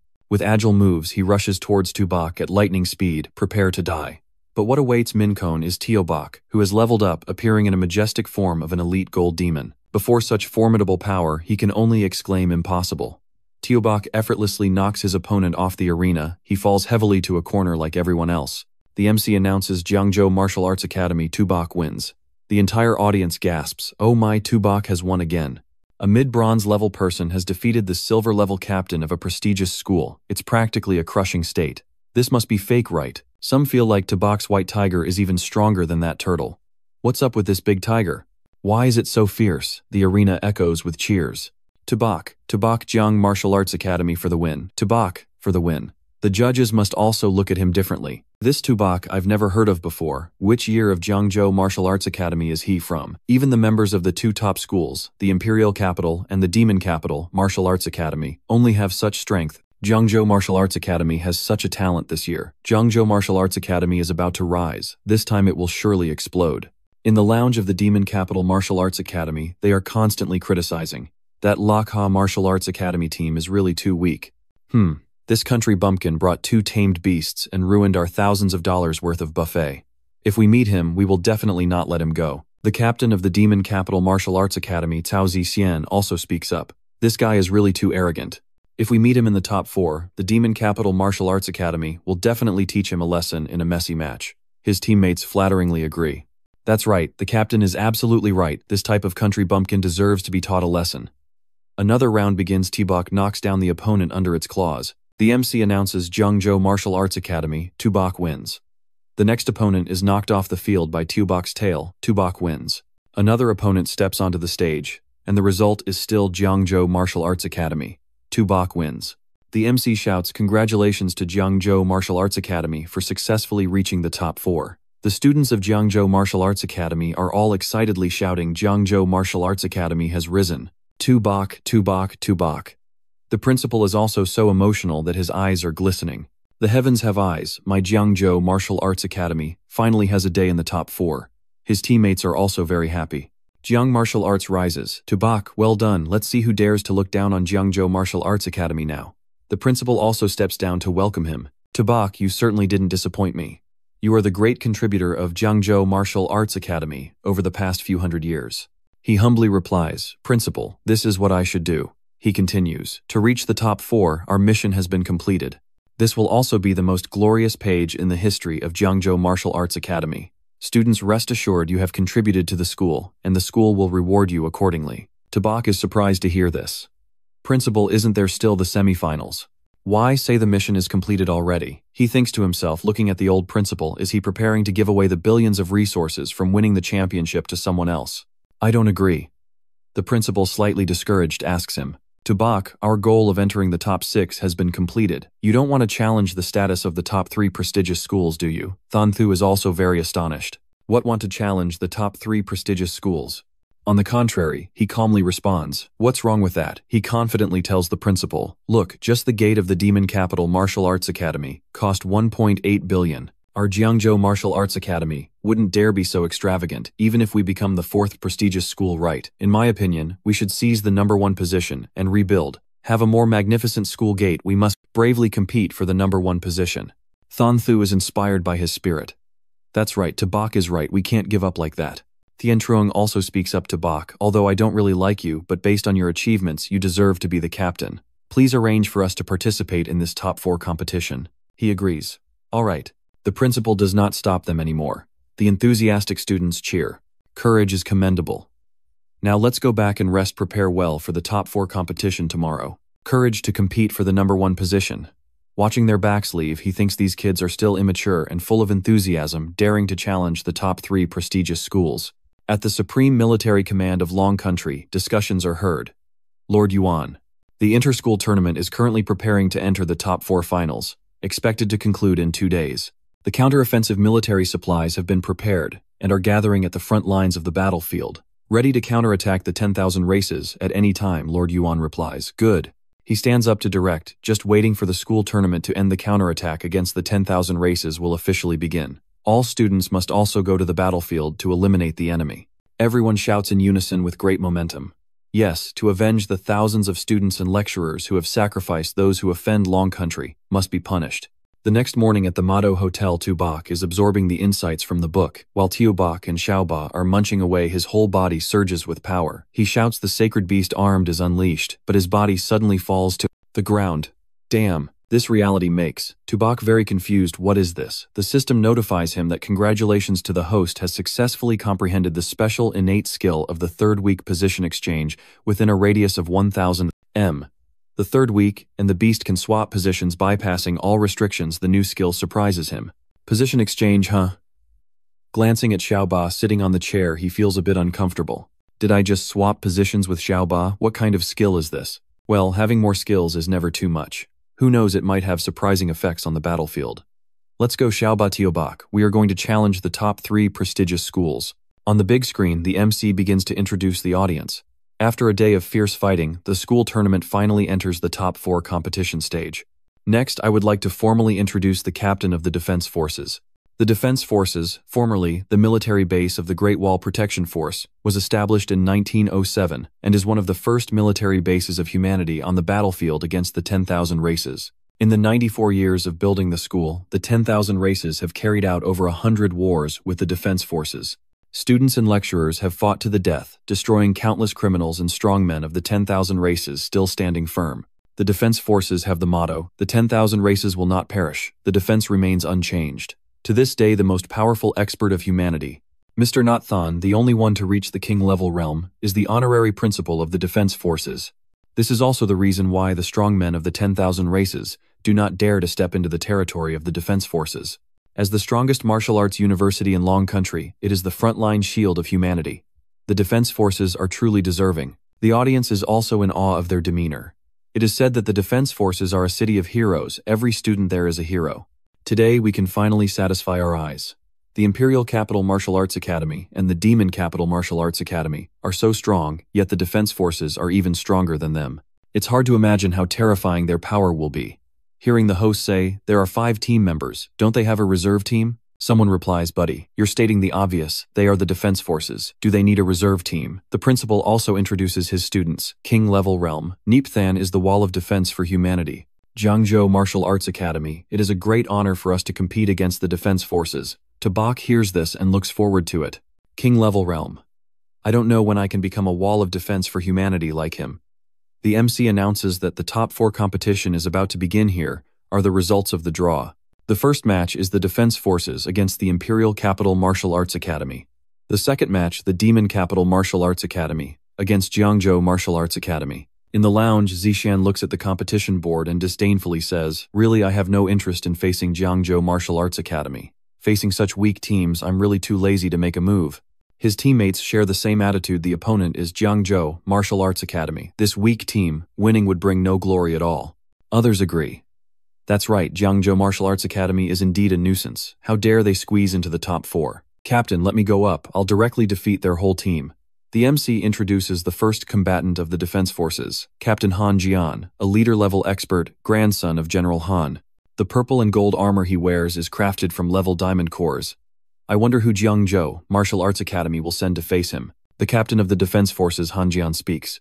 Wang Duong, let's not waste time. Let's have a decisive match right now. Captain of the Imperial Capital Martial Arts Academy, Wang Duong, dares to have a duel. The audience is very excited. Han Jian directly challenges Wang Duong, so the Imperial Capital Martial Arts Academy and the defense forces are already at King Fight King from the beginning. So exciting, they all shout, "King Fight King, King Fight King." His opponent also charges forward. Captain of the Imperial Capital Martial Arts Academy, Wang Duong, speaks. "Old Han, just fight, why make a fuss?" He laughs loudly. "I'm just afraid you'll lose." The female audience all shout, "He's my idol, Yuang Duong. Yuang Duong is mine." Wang Duong is so handsome. The principal also praises them. Han Jian faces Wang Duong. The match starts off tense. Indeed, youth is an advantage. Tubak sees the audience cheering enthusiastically and exclaims, "Is Wang Duong that handsome? Why don't I see it?" He concedes to Vin Quang. "Old La, you go up first to let them taste a bit of something special." He hears this and is not very confident. "Can I go up first?" Han Jian is now pumped up. "Let's start. I'll let you go first." Wang Duong unleashes the windstorm, responding, "Then I won't be polite anymore." Steel and wind strike directly at Han Jian's defense. The audience is also very surprised. The diamond-level armor has been advanced to this extent by Han Jian. With his agile body, he continues to strike at the opponent's armor with his spear. What if the blood chi is high? What if the armor is sharp? The principal below exclaims in admiration. Wang Duong is a martial artist with an extremely fast attack style, plus the wind howling, making it completely impossible to see his figure. This is truly terrifying. Tubak also thinks to himself, "Is this the strength of the white-silver middle level? But I'm only at the bronze middle level." On the arena, Han Jian coldly points out the opponent's weakness, an opening. He swings his sword, his momentum surging. The earth-level combat skill is executed. A heavenly slash has made the ground beneath shatter, and Yuang Duong has to struggle to defend. The judges are also astonished. Is this Han General's heavenly slash? I remember 3 years ago, General Han used this slash to directly kill a diamond-level enemy. This power is terrifying, yet it can force Wang Duong to stop. Han Jian actually used an attack-type battle flag like a control flag. It's hard to believe. Others also praise him. Amazing, Han Jian actually came up with this strategy. He is indeed the #1 battle general of the army. Immediately, Wang Duong counterattacks with an earth-level combat skill, the void-breaking spear, bringing immense power toward his opponent. Han Jian coldly retorts, "Stiff against stiff, huh? Wang Duong, you've lost." A huge explosion erupts on the arena, and Wang Duong cannot avoid the hit. The audience stares in shock at the scene. This strike is too brutal. This is a killing slash, otherwise Wang Duong's team from the Imperial Capital Martial Arts Academy might have already turned into a corpse. It's just a match. Does he need to be so ruthless? It's just a duel on the stage. Can't he know when to stop? Yuang Duong struggles to hold himself up, declaring defeat. "Old Han, you are great, I concede." The MC announces the semifinals for the top 4, the defense forces win. Tubok must also acknowledge that it seems the strength of the defense forces is indeed very strong. The principal asks his student with concern. The first round of matches has ended now. It's our turn to take the stage. Vin Kwang, are you ready? He replies, ready. The principal instructs him, Vin Kwang, know your limits. We value participation. Try to give everyone a chance to take the stage. If you can't hold on, concede. You must not overdo it. He assures, rest assured, principal, I will definitely not disgrace Jiangzhou Martial Arts Academy. The MC announces the second round begins. His opponent is Loi Q, who arrogantly exclaims, this is going to be interesting, kid. How do you want me to play with you? Vin Kwang brandishes his great knife and shouts, charge. Loi Q casually dodges back coldly, asking, is that all? Now it's his turn to activate his power. Each line of ability causes Vin Kwang's clothes to rip. Loi Q mocks, let me write a few characters on you. He swings a knife again. I will play seriously with you. Man Ni, watching from below, is very angry. This is too much. This is clearly an insult. Thien Trong can't stand it anymore. Principal, let La Vin Kwang down. Only Tubok shouts, wait, look, Vin Kwang is protecting his dignity, protecting the dignity of Jiangzhou Martial Arts Academy. When the blade of Loi Q is at Vin Kwang's neck, he threatens, kid, if you still don't concede, it will be worse. Aren't you afraid? Vin Kwang trembles. I, Jiangzhou Martial Arts Academy, absolutely do not concede. He then receives a punch from Loi Q, still not conceding. Vin Kwang remained determined. Absolutely not. This stubbornness makes Loi Q mad. How amusing, how amusing. Let's see how long you can hold out, quickly concede. Vin Kwang repeats the phrase like, a machine, absolutely not. Before losing consciousness, he still manages to declare absolutely not. Before he finishes the sentence, he collapses.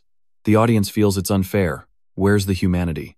Isn't this a bit too cruel? There's no need to torture the opponent like this, right? The MC announces the first round. Loi Kyo from the Demon Capital Martial Arts Academy wins. Tubok is also very angry. Vin Kwang from the Demon Capital Martial Arts Academy, you guys are too much.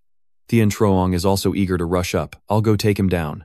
Ngung Bang is the next one to step up, very angry, vowing that next it's my turn on stage. I absolutely will not let this guy continue to be arrogant. The principal advises him to be careful, do not confront head-on. Loi Q sees him step onto the stage and arrogantly says, oh, another one, but seems not very interesting, huh? Nungbang draws his sword coldly, replying, you talk too much. After the announcement, the second round begins. Nungbang also swings a white void sword, shouting, I will take your life.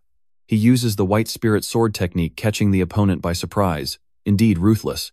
You really want to take my life? Too bad I won't give you the chance. The audience watching the fierce battle is very astonished. Are they really just kids? Is this a battle between martial artists? Is it this brutal? Or should we consider this a draw? Continuing this way, they could lose their lives. Even from hundreds of meters away, I can still smell the strong scent of blood. It's just too horrific. Loi Q is now scared and asks his opponent, don't you need your life? Ngungbang firmly insists, I said I will take your life. Loi Kyo hears this and moves extremely quickly, really stubborn. In an instant, his knife is at Ngungbang's neck, but ultimately he is just a beginner, bronze-level martial artist from a mediocre school. You've lost. Ngungbang struggles to resist, suddenly asking, did you forget Jiangzhou Martial Arts Academy never concedes? He uses the opponent's knife to pierce through himself and the opponent behind. Loi Q cannot believe he would risk himself like that. He shouts, are you crazy? This is no different from suicide. Ngungbang firmly responds, as long as I kill you, that's enough. His hand adds more force secretly. This is the battle of Jiang martial arts, unlike you who only know to bully the weak. Go die. Loi Q screams in pain. No, don't kill me, I don't want to die. Principal, save me. A hand has stopped the blade, preventing Ngungbang from continuing. He sees the person behind him and pleads with the principal, while he declares that in this round the Demon Capital Martial Arts Academy concedes. The MC is also very astonished. In this round, the Demon Capital Martial Arts Academy concedes. He coldly uses his ability to push the knife away from the two of them. Principal Chu also rushes to Ngungbang. He catches his injured body and questions him. Is this really a student of your demon martial arts?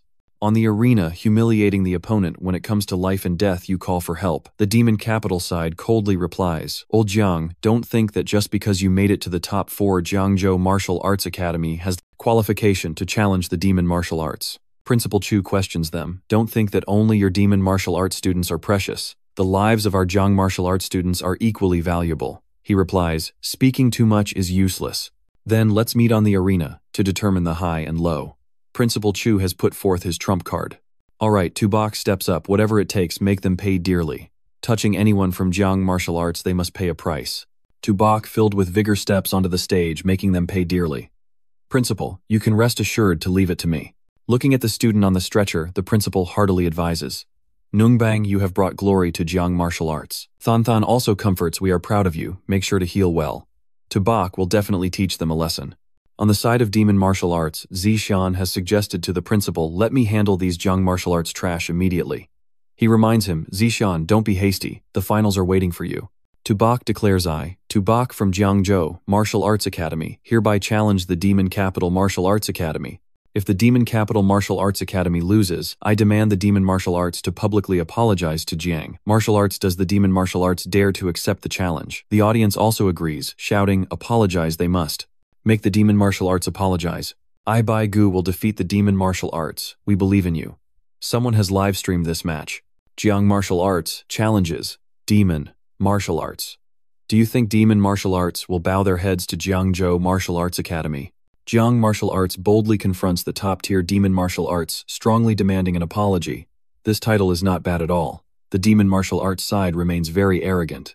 Apologize. Do you think you Jiang Martial Arts are worthy? Huang Thin takes the initiative to accept the challenge. Let me teach him a lesson. Let Jiang Martial Arts know how great the distance between us is. The principal agrees. Alright Huang Thin, you take this match. Seeing Huang Thin swagger up to Bach, coldly asks, are you here to apologize? He confidently replies, the so-called apology is just meaningless complaining from the weak. Why should the strong apologize to the weak? Strength means being right. Power is the truth. Tubok responds cleverly, MC, let the Demon Martial Arts send another person up. Fighting one by one is too time consuming. I have other matters to attend to. The audience gasps at his words. The captain of the Demon Capital Martial Arts Academy, Zishan, hasn't even stepped up yet. Tubok is this arrogant. Zishan is on par with Wang Duong, the strongest student of Demon Martial Arts. Demon Martial Arts is indeed a bit too much, but how can Tubok possibly fight against two people? On the arena, he continues to provoke his opponent. Come on. The principal of Demon Martial Arts feels humiliated. Since when did Jiangzhou Martial Arts Academy dare to provoke Demon Martial Arts like this? Using strength to let Jiangzhou Martial Arts Academy know that the dignity of Demon Martial Arts cannot be trampled upon, Zishan accepts the challenge and rushes forward. Yes, he declares war. If Jiangzhou Martial Arts Academy is so arrogant, I will meet their demands. Kid, I will let you know. Yelling without power is just asking for humiliation. His appearance leaves the judges stunned. Wait, looking at the sword in Zishan's hand, the 1,000 years cold iron lava Sai iron. These two swords were forged from such rare materials. The two cores on the sword's hilt are the inner cores of platinum-level experts from the 10,000 races. The Cao family and Demon Martial Arts indeed invested all resources for Cao Zishan. Each of these swords is priceless. The Ice and Fire War God once graduated from Demon Capital Martial Arts Academy, later leaving the strongest technique for Demon Martial Arts. Could Zishan be cultivating that technique? Below, Zishan looks at him arrogantly. Kid, don't say that Demon Martial Arts takes advantage of the strong bullying the weak. I'll give you time to release your beast, or you might not get the chance anymore. Tubok calmly replies, thanks for your kindness, but to defeat you I can handle it alone, no need for beasts. Huang Thin laughs at this. A beast tamer who doesn't rely on beasts dares to fight us in close combat. Thian Truong below is also very surprised. What if Tubok doesn't use beasts, then how will he fight? Principal Chu realizes he activated the innate flow of the element. This kid. Zishan swings his sword and shouts arrogantly, you're really looking for death. The weak should have the awareness of the weak. Tubok coldly states, really hasty. He unleashes the Elite Gold Demon. The Elite Gold Demon activates. Earth Spirit Manifest allows me to increase speed and defensive power. Tubok's gaze is filled with determination as he shouts, now I will settle the score with you, Demon Martial Arts. Huang Thin is the first one he settles the score with. Seeing him kicked away, Zishan is startled. How can this be? Than Thu also realizes this kid's speed has reached the gold level. The body of a beast tamer can be this strong, Than explains to him. Have you all forgotten? Years ago, when Lac Pham comprehended the innate flow, how strong was his combat power? Than Thu still doesn't believe Tubok can compare with Lac Pham. Are you exaggerating a bit by comparing him to Lac Pham? Tubok simply asks his opponent one question. Have you ever felt helpless? Zishan confidently replies, I admit you have the qualification for me to take seriously, but that's all it is. The heavenly sword of the original fire rushes forward with powerful flame. He shouts, die. Tubok disdainfully asks, is this all you've got? He quickly moves behind, still too slow, while Huang Thin alerts him. Captain, let's attack from both the front and the back. Zishan warns him to be careful, but it's too late. Each count of Tubok is a punch, carrying immense strength. 1, 2, 3, 4, 5. By the 6th and 7th strikes, he has knocked the opponent's teeth out on the ground. Hoang Thin falls in a state of near unconsciousness. Tubok delivers a finishing kick. These 7 strikes are 7 blades of blood debt on Vin Quang. Zixian rushes over from behind to stop him. If you're brave, aim at me. Tubok looks at him with half an eye. You, just when I'm not done having fun. He angrily shouts. Unreasonable. 2 streams of ice and fire swords rush towards Tubok. But he just says, what a disappointment. Tubok has teleported behind his opponent. Is the genius of demon martial arts only this strong? Zixian cannot dodge this strike, he disdainfully asks. The genius of demon martial arts is truly too weak. The genius of demon martial arts, hurry up and counterattack. Another downward strike, Tubok roars. If you keep taking hits like this, I find it very boring. Tubok's superior abilities have suppressed the opponent, he stamps him underfoot.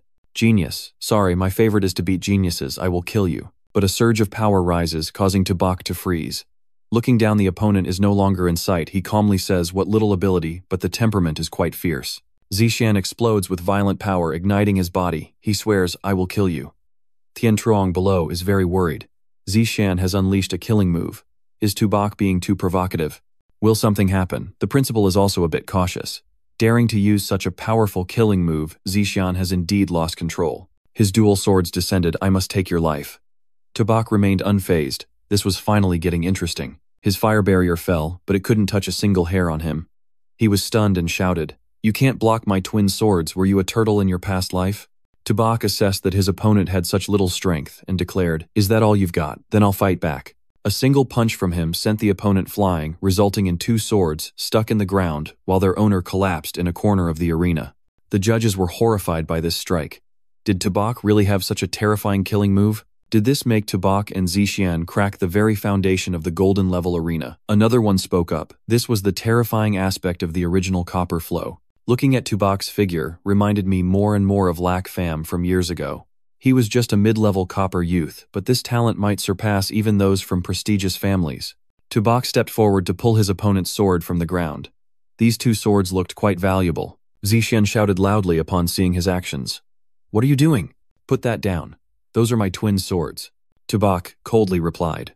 With your martial arts attitude, I doubt you intend to apologize or compensate. These 2 swords will be your compensation for your martial arts misdeeds. Zihao, angered by him, charged forward with all his remaining strength. This is too much, you bastard, I will kill you. Tubok simply sidestepped coldly. You think you have the power for that?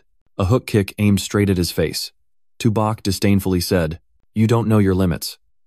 Zixian was beaten down, unable to retaliate. Tubok didn't give him time to recover. He charged forward, daring to bully the people of Jiangvo. He had to endure a rain of punches and kicks from Tubok. This was punishment for your martial arts group. The entire audience shouted Zixian had utterly no power to resist against Tubok. Tubok was truly a monster with speed, strength, and techniques that had no weaknesses. In the martial world, who could be his opponent? I believe only Han Jian could match a monster like Tubok. Tubok fought excellently. Let's see if their martial arts group dares to be arrogant again. This is the price for touching Jiangvo.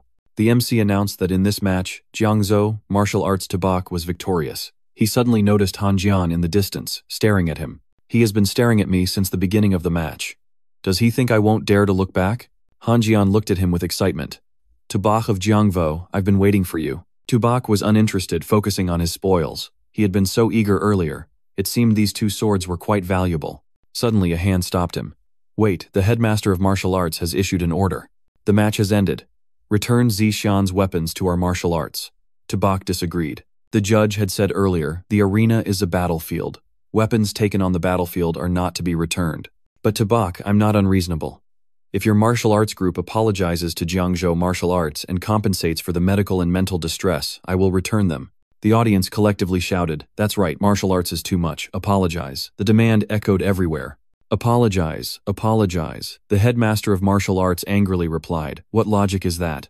Tubok responded, Isn't this the ideal of the strong you martial artists uphold? Tubok, I'm just using your own methods against you. Headmaster Chu shouted from below. Tubok, well said. Let's see where martial arts can hide this time. Tian Chong joined in. That's right, let's see if martial arts dares to be arrogant again. He's never faced such humiliation before. Today I will teach this little brat a lesson. Headmaster Chu shouted, This isn't good, Tubok, get out of the way. Headmaster Kun Marshall was also incredulous. He wanted to strike a student. His overwhelming aura made Tubok exclaim that this was the explosive blood energy of the complete stone realm, so strong that aura forced them to step back. The headmaster Kun Martial couldn't accept this pressure and prepared to fight back. As the headmaster of martial arts, a powerhouse of the complete stone realm, to unleash blood energy against a student, doesn't he feel embarrassed? He calmly stated, "This is the autonomy we martial artists have. You Kun Martial should not interfere. Headmaster Chu cannot accept it. If you harm a Jiangvo student, I will risk everything against you." Their combined strength surged continuously, pressuring the opponent. Just then, Zhao Yi, a 6th-ranked leader-level powerhouse, appeared, forcing them to stop. The headmaster of martial arts also withdrew his strength, hesitantly, saying, "It's Mr. Zhao." Zhao Yi reproached him. "I left martial arts for a few years, and you've turned it into this dark and chaotic state. To strike a junior, how can you still face being the headmaster of martial arts?" He could only bow his head, not daring to meet Mr. Zhao's gaze. The headmaster of martial arts had knelt down to apologize to them. Zhao Yi also spoke. "Young one from Jiangvo, I've seen your match. You did well. I, on behalf of martial arts, apologize to all martial artists." What headmaster Chu dares to accept this apology? "Senior, you flatter me." He explained the motto of the martial arts school, that the strong will grow stronger, and the omnipotent protect the peace of the country. The strongest should be like the great Lac Fam, possessing supreme power while protecting the safety of the nation. Martial arts has been negligent in training experts over the years, which is a big mistake. In this match, martial arts has lost to Jiangvo without a doubt. These two swords are a gift to Tubach. Headmaster Kun Martial greatly admired this demeanor. "Mr. Zhao, your heart is truly commendable." Tubach also shouted, "Junior has learned well," while he felt very disappointed with his own people. "Your impulsiveness means you can no longer be the headmaster of martial arts. You should go back to being an instructor." He was left speechless by this. Mr. Zhao the First. The MC announced next that the school would repair the arena, and the finals would begin in an hour. The audience continued to cheer. "Good job, Jiangvo is amazing. Jiangzhou Martial this year has made people see with different eyes. This Tubach is likely the most formidable opponent in this tournament." Thon Thu praised him. "Well done, you have fought to restore dignity for Jiangvo. We are all very proud of you." The compliments made Tubach feel quite shy. "Please stop praising me. Honestly, I was scared out of my wits back there." The headmaster also joined in. Even Mr. Zhao showed up. Today, Jiangvo has made a name for itself. Thon Thu felt a bit troubled. Next is the duel with the Kun Martial from the Great Wall. Han Jian's strength is profound and elusive. The headmaster also advised Tubach take a little rest. Getting to the finals is already a great surprise. "Let's assess our strength." Tubach smiled brightly and asked him, "Headmaster, I don't need to rest. Today I brought glory to Jiangvo. Shouldn't you reward me a little?" He was left speechless. "This little brat, I have 2 high-level silver core essence crystals here. Let me support you specially." He was very happy to hear that. "Thank you, headmaster. I will definitely perform well." He didn't forget to scold him. This brat is really good at taking advantage of situations. An hour later, the MC announced, "Dear audience, the finals of the round-robin competition between 100 schools that everyone has been looking forward to officially begins." The audience erupted with cheers. Han Jian, Jiangvo will surely win." After announcing the final match between the Great Wall's head guard and Jiangzhou, Marshal Han Jian took the initiative to speak. "Tubach, I've been waiting for you for a long time. A decisive match to determine the winner. What do you say?" Tubach readily responded, "I was just thinking that. Could you have the attributes of your system help me probe?" The system displayed Han Jian's name, indicating he was human at the primary silver level, 20 years old, physique 316, actual physique unknown. Agility 216, actual agility unknown. Analysis extremely dangerous, please be cautious. Tubach knew right away, his abilities were indeed extraordinary. Seeing his opponent distracted, Han Jian lunged. "What are you standing there for? Fight me like a warrior." He activated the spirit of the Golden Earth Barrier, Spirit Talisman, Golden Demon Shadow, Original Copper Flow, then replied, "Hurry up."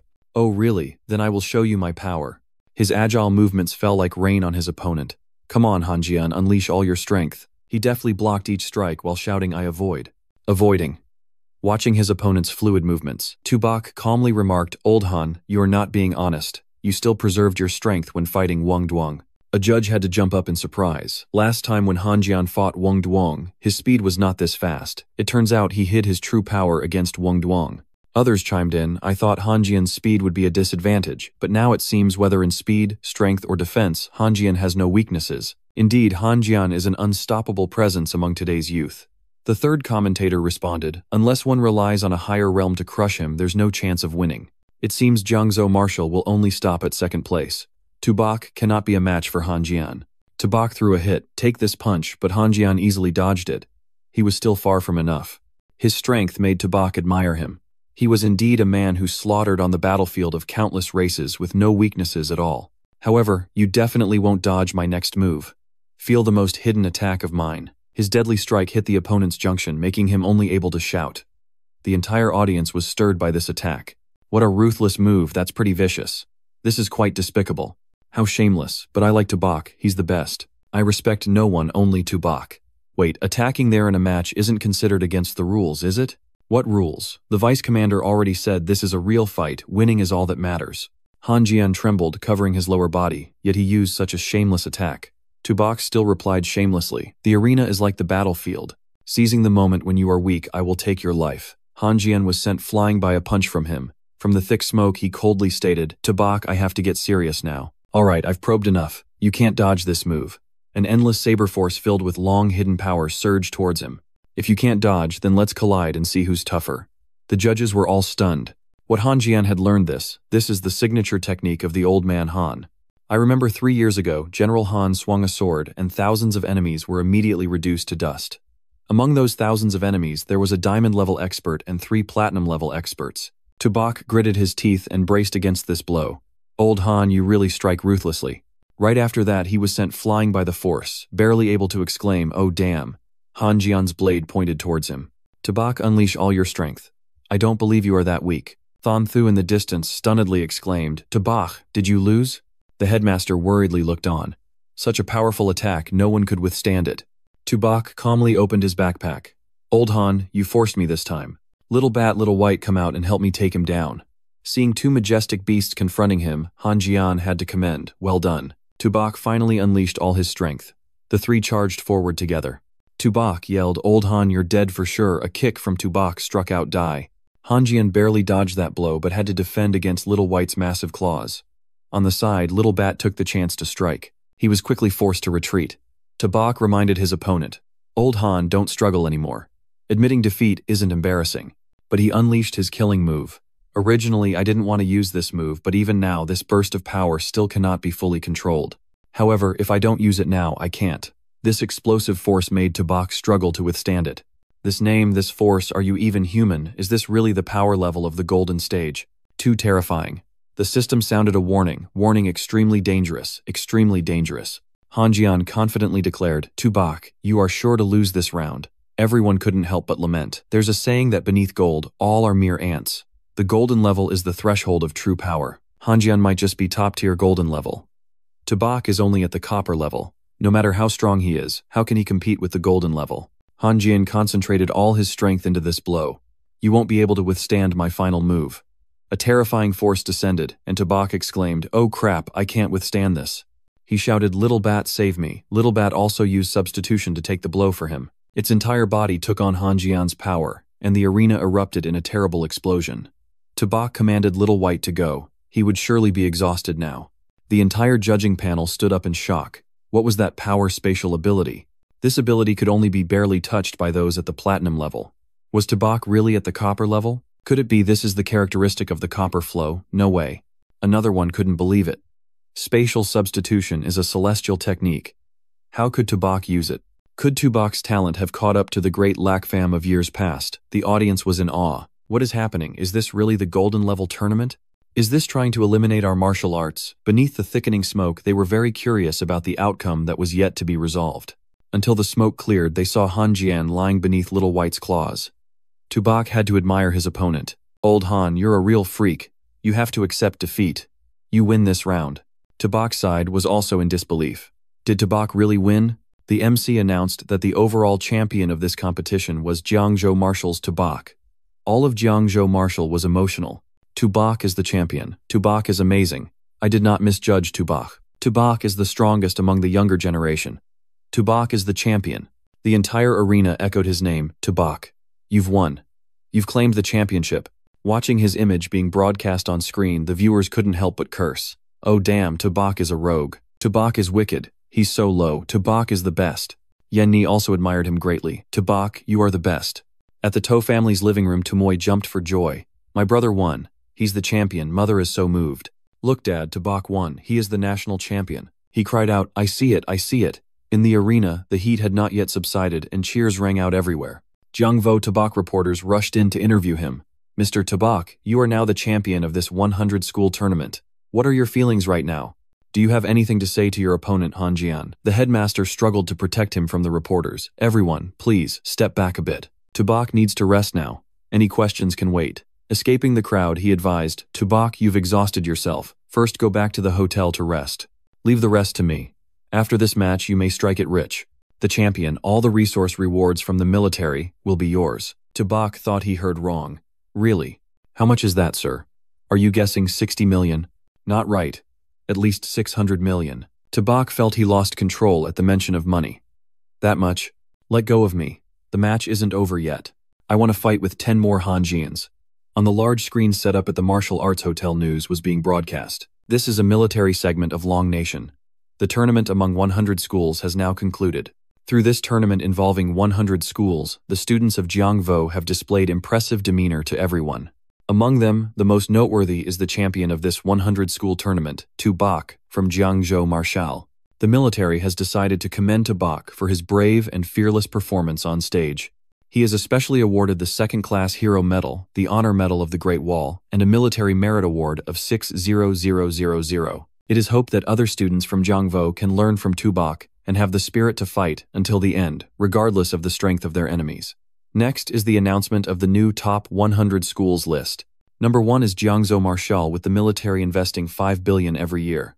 Number 2, Great Walls Guard, with the military investing 5 billion every year. Number 3, Imperial Martial University, with the military investing 5 billion every year. Number 4, Demon Martial University, with the military investing 1 billion every year. Heaven's chosen, both wise and brave, the heir of Lac Pham is extremely famous. The official news from the Longha government states that animal tamers nationwide are flocking to enroll in martial universities. It is expected that in the near future, Jiangzhou Marshal will become a training base for animal tamers nationwide. Even commoners have written songs for Tabak, and it has spread all over the internet. The 100-school tournament has concluded, and Jiangvo's Tabak has claimed the championship. The public is also very admiring of him. Tabak is truly impressive, taking on so many other martial universities by himself. That's right. I heard he was injured quite badly, nearly dying. Is that true? So where is he now? The main character of their discussion had just woken up from a sound sleep. He stretched and curiously asked himself how long he had slept. Man N had brought food in. "Tabak, you're awake," the headmaster said. "We shouldn't wake you." Seeing her, he was very surprised. "Oh, Man Ni, why are you here?" The headmaster said, "When you wake up, we will go back to Jiangvo together. The special car is waiting for us downstairs." He replied, "Wait for me to pack my things, and then we can return to school. But before going back, I have to take Little Bat and Little White to the martial arts canteen for a good meal." Man N laughed at this. This time martial arts is really devastated. At Jiangzhou, martial students hung banners welcoming the victorious hero home, and everyone happily greeted him. "Little White, you don't like the gates of martial arts, do you? It's not 1.8 billion. This year, our budget allocation for Jiangvo is 5 billion. This gate has more presence than martial arts. Welcome the hero Tabak. A top-tier school must have the aura of a top-tier school." The headmaster also spoke. "I believe you all have heard that in this 100-school tournament, our Jiangzhou Marshal has won the championship. This is considered a groundbreaking achievement. Now, let's welcome the victorious heroes home." The students shouted in unison, welcoming the victorious heroes back. Jiangvo is invincible. The headmaster invited Tabak up to speak. "Next, please welcome the team captain with the best performance in this tournament." Tabak went up to speak. Tabak, full of vigor, expressed his thoughts. "What I want to say most through this tournament is that no legend is unbreakable. No matter how strong the opponent is, as long as we never give up, we can definitely defeat them." The students shouted in unison. "Well," the headmaster continued to announce, "in this tournament, we have been champions, and the government has increased financial support for the school. May I ask you, Tabak, do you have any proposals for the development of our school?" Tabak seriously replied, "I think the most important gap between us and the top schools is the resources for cultivation. I propose we invite a pharmacist to concoct medicine for us. In this way, the gap in cultivation resources for students will be filled." The headmaster was very pleased with this answer. "Well done, that's all I want to say. I hope we can work hard together in the future. Revitalize Jiangvo. Tabak, you deserve to be the champion of the 100-school tournament, the model for Jiangvo." We returned to the meeting room. The headmaster handed him the honorary badge and confidently said, "Tabak, when you first received the first gold medal, I knew it. You will make a name for yourself in the future. Tubok humbly replied, "Headmaster, this is what I should do. However, saying that doesn't mean I've forgotten the 50 million you owe me." The headmaster was stunned. Wasn't it 50,500,000? Where did 500 million come from? Tubok was surprised. "I earned 50 billion for the school. Compared to 50,500,000,000 is nothing, headmaster." The headmaster firmly refused. "You really dare to play the lion's gamble, including the outstanding part. The maximum I can give you is 100 million. I will give you 10,000 military merits. The head of logistics hasn't gone anywhere yet. You can go directly there and trade for resources." Tubok resolutely refused this price. "Only 100 million. Are you trying to chase a beggar away? I bled for the school." "Headmaster, what are you doing?" "No way." He was pushed out and became even angrier. "You are really ungrateful." Crossing the bridge and pulling the plank. "You are really a headmaster pretending to care," he said. "I, Tubok, am also tired. Better go back and rest." Looking at the door slamming in front of him, Tubok was furious. This old man is truly wicked. A gentleman's revenge is never too late.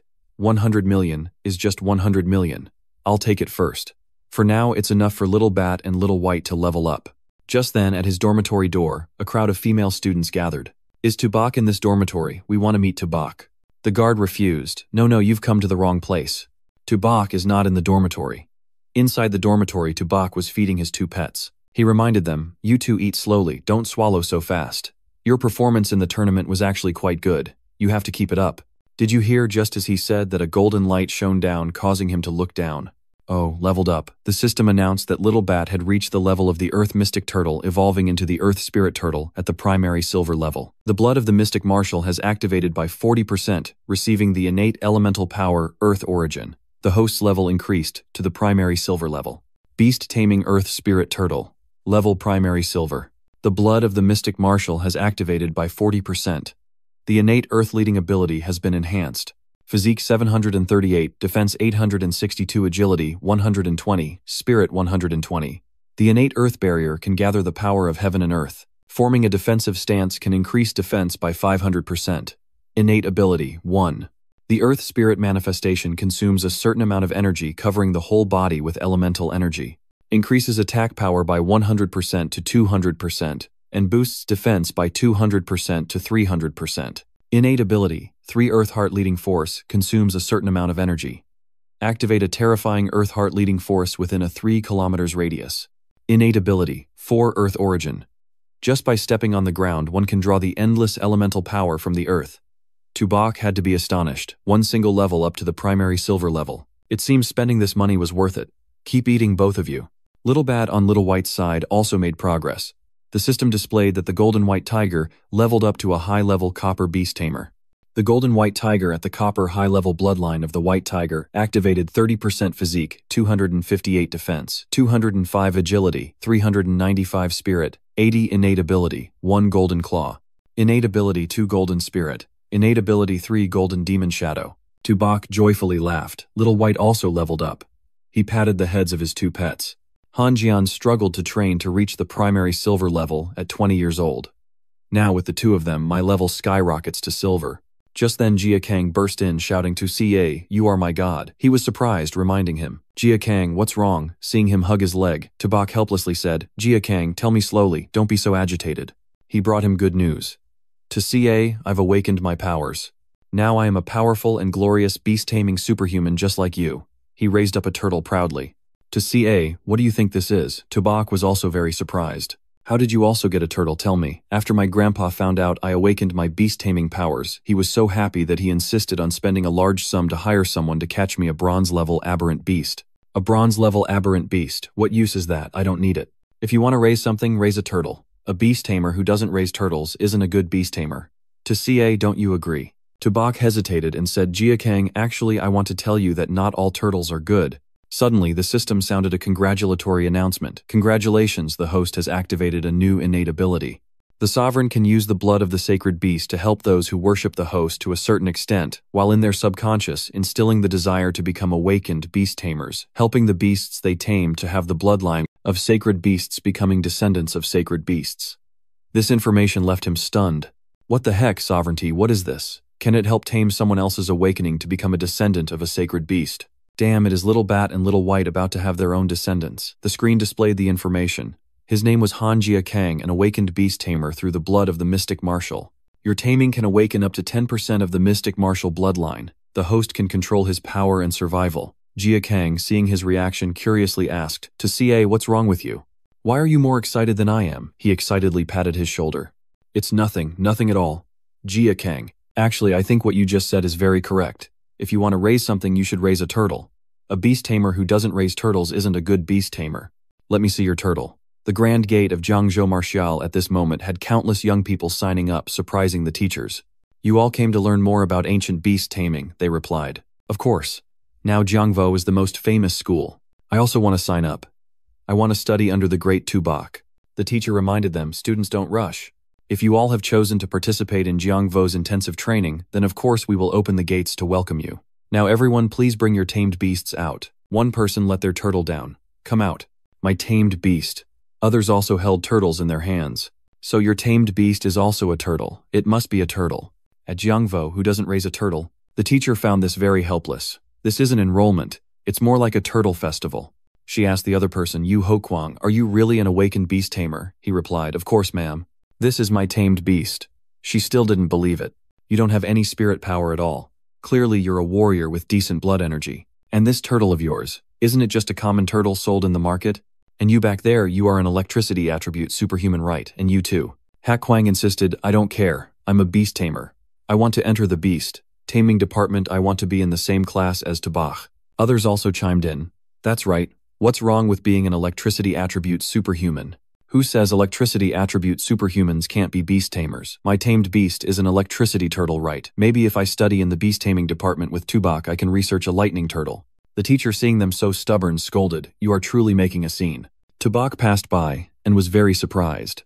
"Why are there so many turtles everywhere in the school?" Amidst the cheers, "I want to become a beast tamer.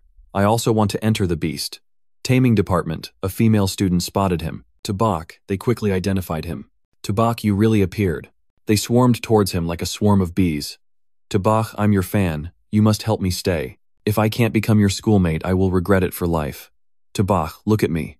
I have the potential to be a beast tamer since I was little. I've raised turtles. I'm quite good at this, I really am. Don't pull my clothes." "Tubok, watching your match made me feel like I've found my life goal. Even if I'm not a beast tamer now, I believe I will definitely awaken in the future." Tubok ran away in confusion.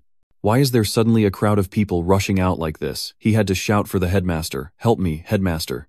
In the Kwanvorn classroom on the front line, someone reported, "According to the cavalry report, the Varn tribes have detected our movements and sent 13 tribes, Yu Min Meo, Luke Nir, Yu Lang, Tuan Hung, to gather at our military base. The specific situation is still unclear." Nut Thon ordered, "The actions of the Varn tribes are becoming increasingly brazen. No matter what their purpose is, we must strike first. Before that, I have issued orders to select 3 warriors from this 100-school tournament to go to Bichthui Swamp to complete a reconnaissance mission." A member was very surprised to hear this. "What? Bichthui, that's a forbidden area. Moreover, to choose students from the tournament. They haven't graduated yet, isn't that too dangerous?" Others couldn't help but ask. "Master Neepthon, shouldn't we reconsider?" He replied that as warriors of humanity, we must ultimately go to the front lines of the myriad races. I believe they can complete the mission. Moreover, with me stationed here, that king-level expert from the myriad races won't dare to act recklessly. Therefore, this reconnaissance mission is extremely important. Go carry it out," a commander shouted. "Understood." At the Jiangzhou Martial Academy, Tobak rushed into the principal's office to report urgently. "It's bad, our school is about to become a turtle farm." The principal exclaimed upon seeing him, "Tobark, you came at the right time. Tobark, this is the master of the Tao family. Taomon came this time specifically to discuss reclaiming the Tao family's divine weapons with you. The others are guests of the Tao family." Tobark replied calmly, "You want to take back the twin swords of the Zi Shan. The principal of the Martial Academy gave them to me." They lost their composure and shouted, "How is that reasonable? These 2 divine weapons belong to the Tao family. If it weren't for the respect for Elder Trio, would we even need to talk to you like this? Today we came with sincerity to retrieve the divine weapons, and this is your attitude." Tobark thought to himself, "All right," daring to slam the table at Jiang Wu.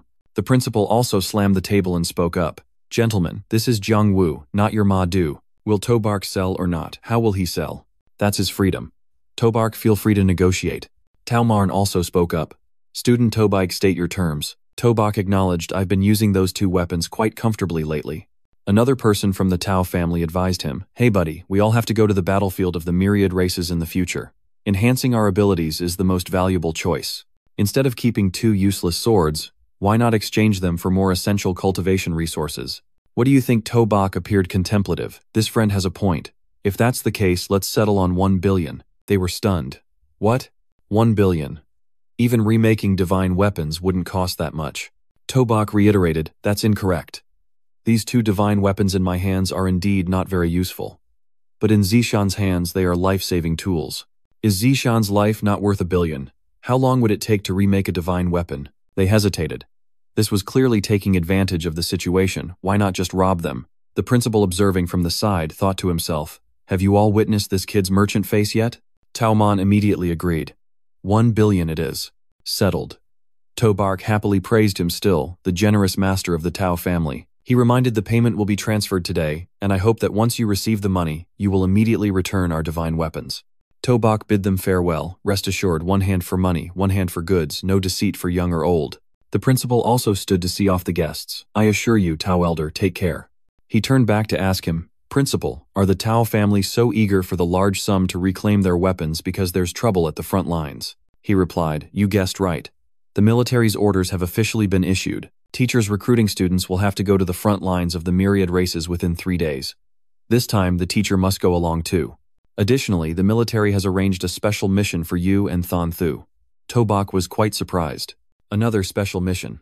He reminded Tobak. This operation is the first time humanity has launched a counterattack against the myriad races in over 100 years on the battlefield. We are no longer just principal teachers and students. We are all warriors, and we must bravely complete the mission without fear of death. Do you understand? At the Martial Emperor City, the principal of the school held the orders of Trial Trung Than and declared, "Our Martial Emperor City is the gathering place of the talents of the Long Kingdom. Humanity will fight, and the imperial martial arts will guard the front." The students below all shouted in unison, "Fight for the Long Kingdom, for humanity, we will fight endlessly." On the side of the Madhu Martial Academy, the new principal also proclaimed, "Whenever there is a great battle, our martial arts will always be soldiers on the front line, willing to dedicate our lives to the country, hoping to return alive to the Jade Gate Pass." The students below chanted loudly, pledging to etch their names on the memorial forever. "For humanity, we are unbeatable." 3 days later, at the military fortress of the city, defense soldiers reminded Tobak and the others, "Hurry up, the day of the Great War has begun. The demon artillery must be checked several more times for me. Pay attention to supplementing energy, absolutely no mistakes can occur. Watch for the enemy at all times, do not let their scouts approach the city wall within a 50-mile radius. Once discovered, eliminate them on the spot." Tobak curiously asked, "Principal, don't you see that other famous commanders are all wearing armor? But why is our Jiangwu in student uniforms? That way, survival on the battlefield will not be guaranteed." Vernkung also agreed. "That's right, we should also have a set of armor, right? Isn't Jiangwu quite wealthy? A few hundred sets of armor could still be bought." He replied gloomily, "If it were normal times, our Jiangwu would indeed have the right to exchange money for military resources, but during wartime, resources can only be exchanged for military merit. If we want armor, we must kill enemies to earn merit. Jiangwu, we don't have that much military merit accumulated." The fortress sounded the alarm. "The enemy is attacking units. Take their positions, gather the soldiers defending the city, prepare to go out to meet the enemy." The soldier hurried into battle, leaving only one sentence, "I haven't even had time to introduce myself yet. Dear teachers and students of the Martial Academy, this time the enemy has launched a surprise attack. Everyone is responsible for cooperating with the military to defend the city. Without military orders, no one is allowed to leave the city to engage the enemy." They all shouted in unison, "Understood." Principal Chu also issued the order, "There is an enemy ambush. All warriors of Madu, we go to the city wall to defend. Everyone from the Martial Emperor City, follow me to the city wall. Everyone follow me to the city wall." Virnkung, following him, felt a bit scared. "Principal, I'm a little worried." He reassured him, "There's nothing to worry about. Our mission is to defend the city." When they reached the place, both Virnkun and Tobach couldn't help but be shocked. Here, looking at the vast army in the distance, they recognized it was a beast tide. "Damn it, this is too terrifying. How many ferocious beasts are there? Can we kill them all? The number of ferocious beasts is in the tens of thousands. This clearly wants to turn us into meat grinders." The principal reminded the students, "This time the main force fighting against the myriad races is the military. We only need to cooperate in combat, and you can gradually get accustomed to the battle." Tobark awkwardly asked, "Principal, the order just issued states that no one is allowed to take the initiative to attack. Can the beast tamers attack?" Thom Lom thought, with so many ferocious beasts, I don't want to miss such a good opportunity for leveling up. The principal had to remind him, Tobark, this is the battlefield, don't cause trouble. The artillery of the military has already fired. This is the demon artillery. The power of the artillery left them in awe. The power of this demon artillery is truly terrifying. In the command room, the artillery commander ordered, hurry up, load energy, prepare for the next volley. Tobach pointed to one side and reported the ferocious beasts are charging the principal, ordered everyone prepare for battle. In the command room, the order was issued, B-level experts prepare to face the enemy. Countless abilities directed downwards at the 7 ferocious beasts, the commander ordered the next squad. The golden-level experts also prepared everyone pay attention to defend the city wall.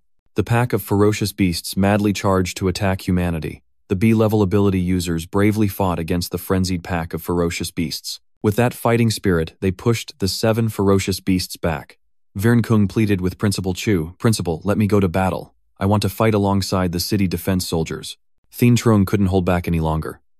That's right, Principal standing here watching is very uncomfortable. Let us go, please. He stopped them from making noise. This is the battlefield. This is not a place for you to act impulsively. Your mission is to assist in defending the city. The military has issued this order just to protect you. Letting you onto the battlefield now would be a useless sacrifice. Wait until you are qualified to become a warrior. Then you will have the opportunity to kill the enemy. Just then, a force pierced through the defenses, and an ability user was also surprised. What is this? Didn't the demon artillery stop firing? The command room was also astonished. Why is there a demon artillery firing like that? But isn't the power a bit off? Didn't the information soldier request them to stop firing? Who is firing the artillery? A soldier reported that it's over there. Teobot was still opening its mouth, shooting out a force comparable to the demon artillery. Tobach cheered it on. Teobot continued to erupt. The principal above saw this and panikedly shouted, "Oh my God!" He helplessly looked at his student. Tobark, this kid Thong Thu was amazed. Is it really possible to do this? Can a beast master play like this? He replied while directing. That's right, Teobot, aim precisely at that bronze-level beast and shoot it down for me. Teobot heard the command and fired a wave of abilities that the pack of ferocious beasts couldn't dodge. He angrily scolded it. Teobot, are you daft? Don't you see that's a B-level beast? One shot didn't kill it, and later they won't get military merit for killing it. That's right, aim to blow that bronze-level beast to pieces for me. Come on, focus a bit, don't hit our own people. He ordered Teobot to join the fight. Teobot, help me out, don't slack off, or I'll let Teobot eat all my beast cores. The ability users looked at Tobach's 2 beasts and the pack of ferocious beasts in surprise. Where did these 2 beasts come from? Their strength is impressive. I heard that they are the beasts of a student from Jiang University. Others exclaimed, what, no way a student who hasn't graduated can raise such a terrifying beast. Until the dust settled, all they saw on the ground were the corpses of ferocious beasts. The commander issued the order, all B-level experts are responsible for chasing down the ferocious beasts, while the golden-level experts will take care of the remaining enemy troops on the battlefield. The principal looked at him with a different eye again. Tobark, you kid really can come up with all sorts of tricks. Thien Trung curiously asked. By the way, Tobro, how did your 2 beasts increase their strength so much in such a short time? Tobark casually came up with an excuse. This is possible thanks to the resources and support from our principal. Principal, do you think this counts as earning military merit? Or can I get a little extra military merit support? The principal, reminded by him, thought to himself, this kid, why don't you just say you extorted me for hundreds of millions? He replied, kid, how many ferocious beasts did you kill this time? You're sure to earn quite a bit of military merit. We all stayed on the city wall, not participating in the battle at all. The higher-ups have reported, General, the battle statistics have been completed. Our army suffered a total loss of 568 soldiers, 200 demon artillery, all in the cooling and energy loading phase can be reused after 540. In this battle, our side has eliminated more than 125,000 ferocious beasts of the enemy. General Huarn Son was quite surprised. It only took half an hour. This is a great victory. Send the order down, the main force can rest. There will be another big battle tomorrow. The soldier continued to speak. Oh right, General, I also want to report one more thing. The commander of the 35th Division reports that the student from Jiangwu Tobak, although did not leave the city to fight, he used his beasts, like demon artillery, to kill quite a few enemies in this battle. The commander wanted to request a reward for Tobak's military merit. Huarn Son ordered using self-raised beasts, turning them into demon artillery, based on the number of enemies killed, reward military merit.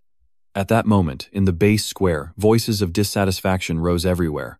This is unfair. We basically weren't allowed to engage, so how can we receive military merit? If you had the ability like Tobark, you could too. They reminded each other, look over there. On the information display board, the martial ranking showed the first place, Jiangchao Martial Academy, Tobark, military merit, 43500 points, the achievements of others. No, he read this and cursed. Damn it, To. Bark is also a student like us, isn't he not allowed to leave the city? Why does he have so much military merit? This must be shady. Tuheen snorted coldly upon seeing his name. Again Tobak, why is it always him? The two people beside him continued. Damn it, over 40000. Military merit is over 400 million. Even a golden level expert might only have that much. What did Tobak za Tuheen angrily swore Tobak. I will definitely surpass you. Tobark met Tuheen in the base square, and innocently patted him on the shoulder, greeting him as if nothing had happened. Isn't this the old Tao? Long time no see, right? Oh, by the way, have you gotten used to the twin swords? Speaking of which, I could achieve so much military merit this time, all thanks to Master Tao's strong support.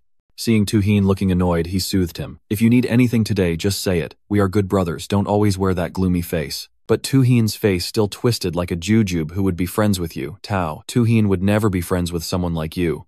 Tobar continued to lean closer to ask, don't be like that old Tao. Are you having trouble using the weapons? Tobar kept chatting. I've been reading a lot of books about forging lately, so I have some experience in maintaining divine weapons.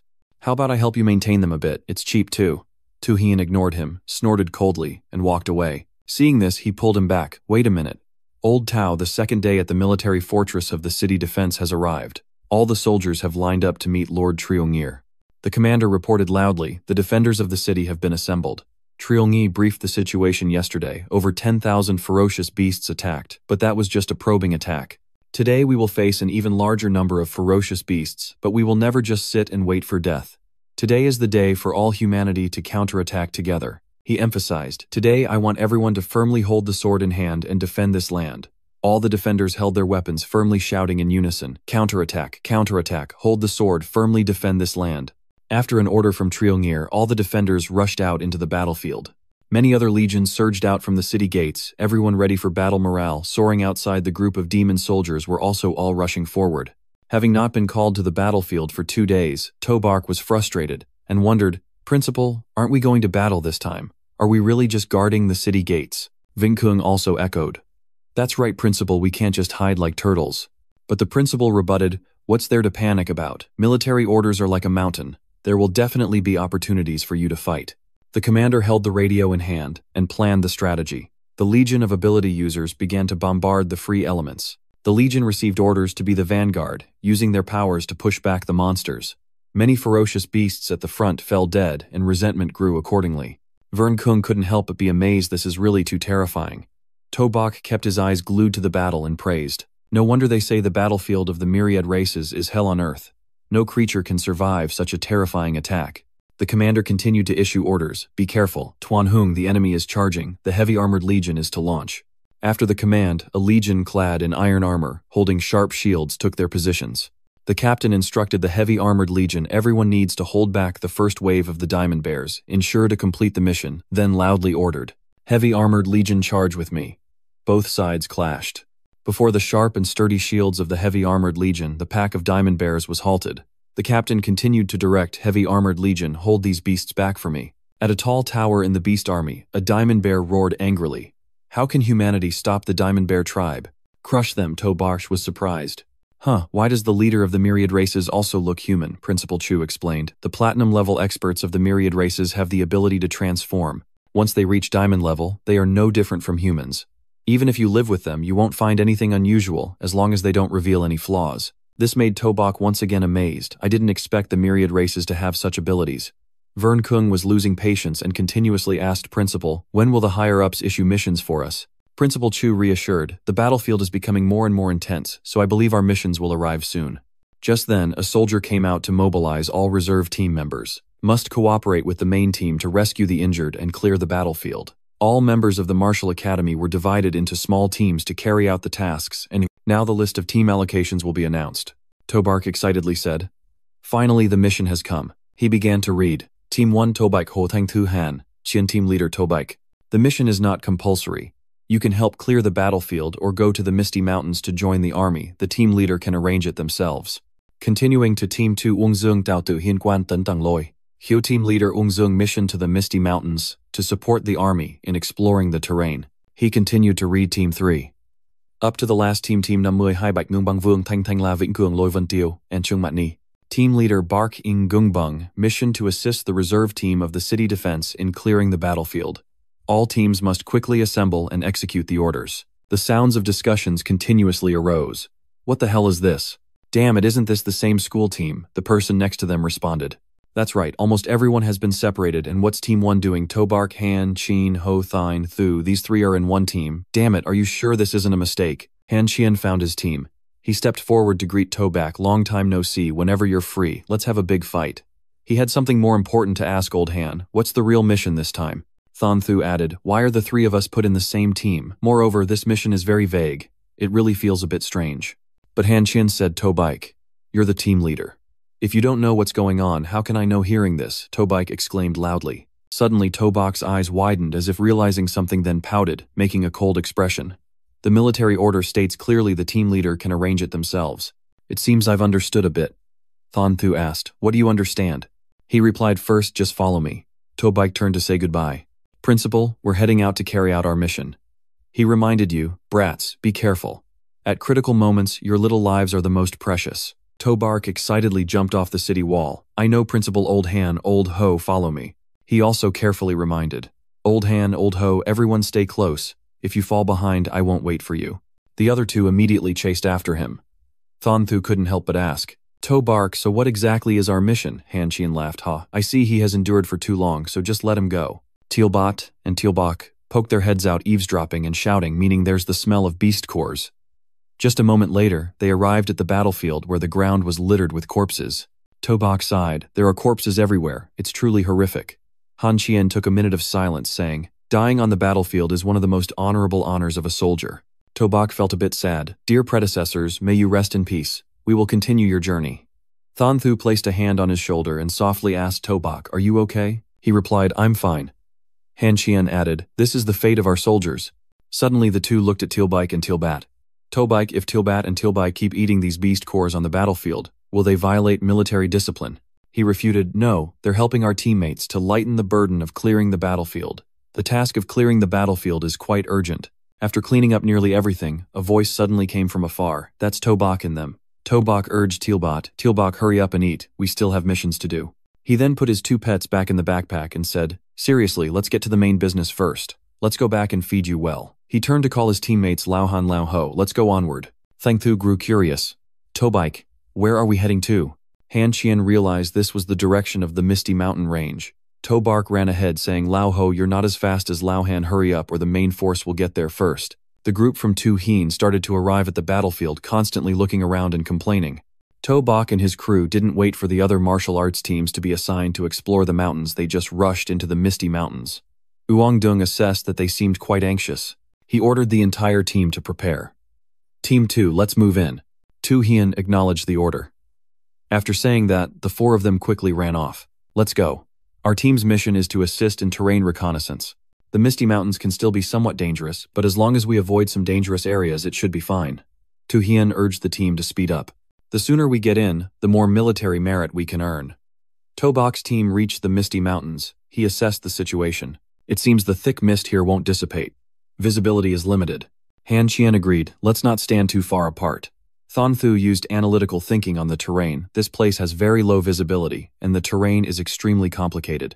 If the human army comes here, they will be easily ambushed. Tobak agreed. That's right, this environment is more suitable for small team operations. Suddenly, Han Qian was attracted by something in a decayed tree, signaling the other two. You guys look at what this is. He raised the mushroom to examine it. This is called blood mushroom, a type of spiritual herb. This is an important material for producing blood energy powder.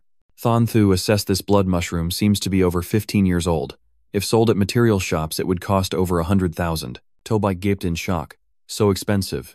Then what are we waiting for? If we don't pick it, it would be a waste. Thon Thu reminded.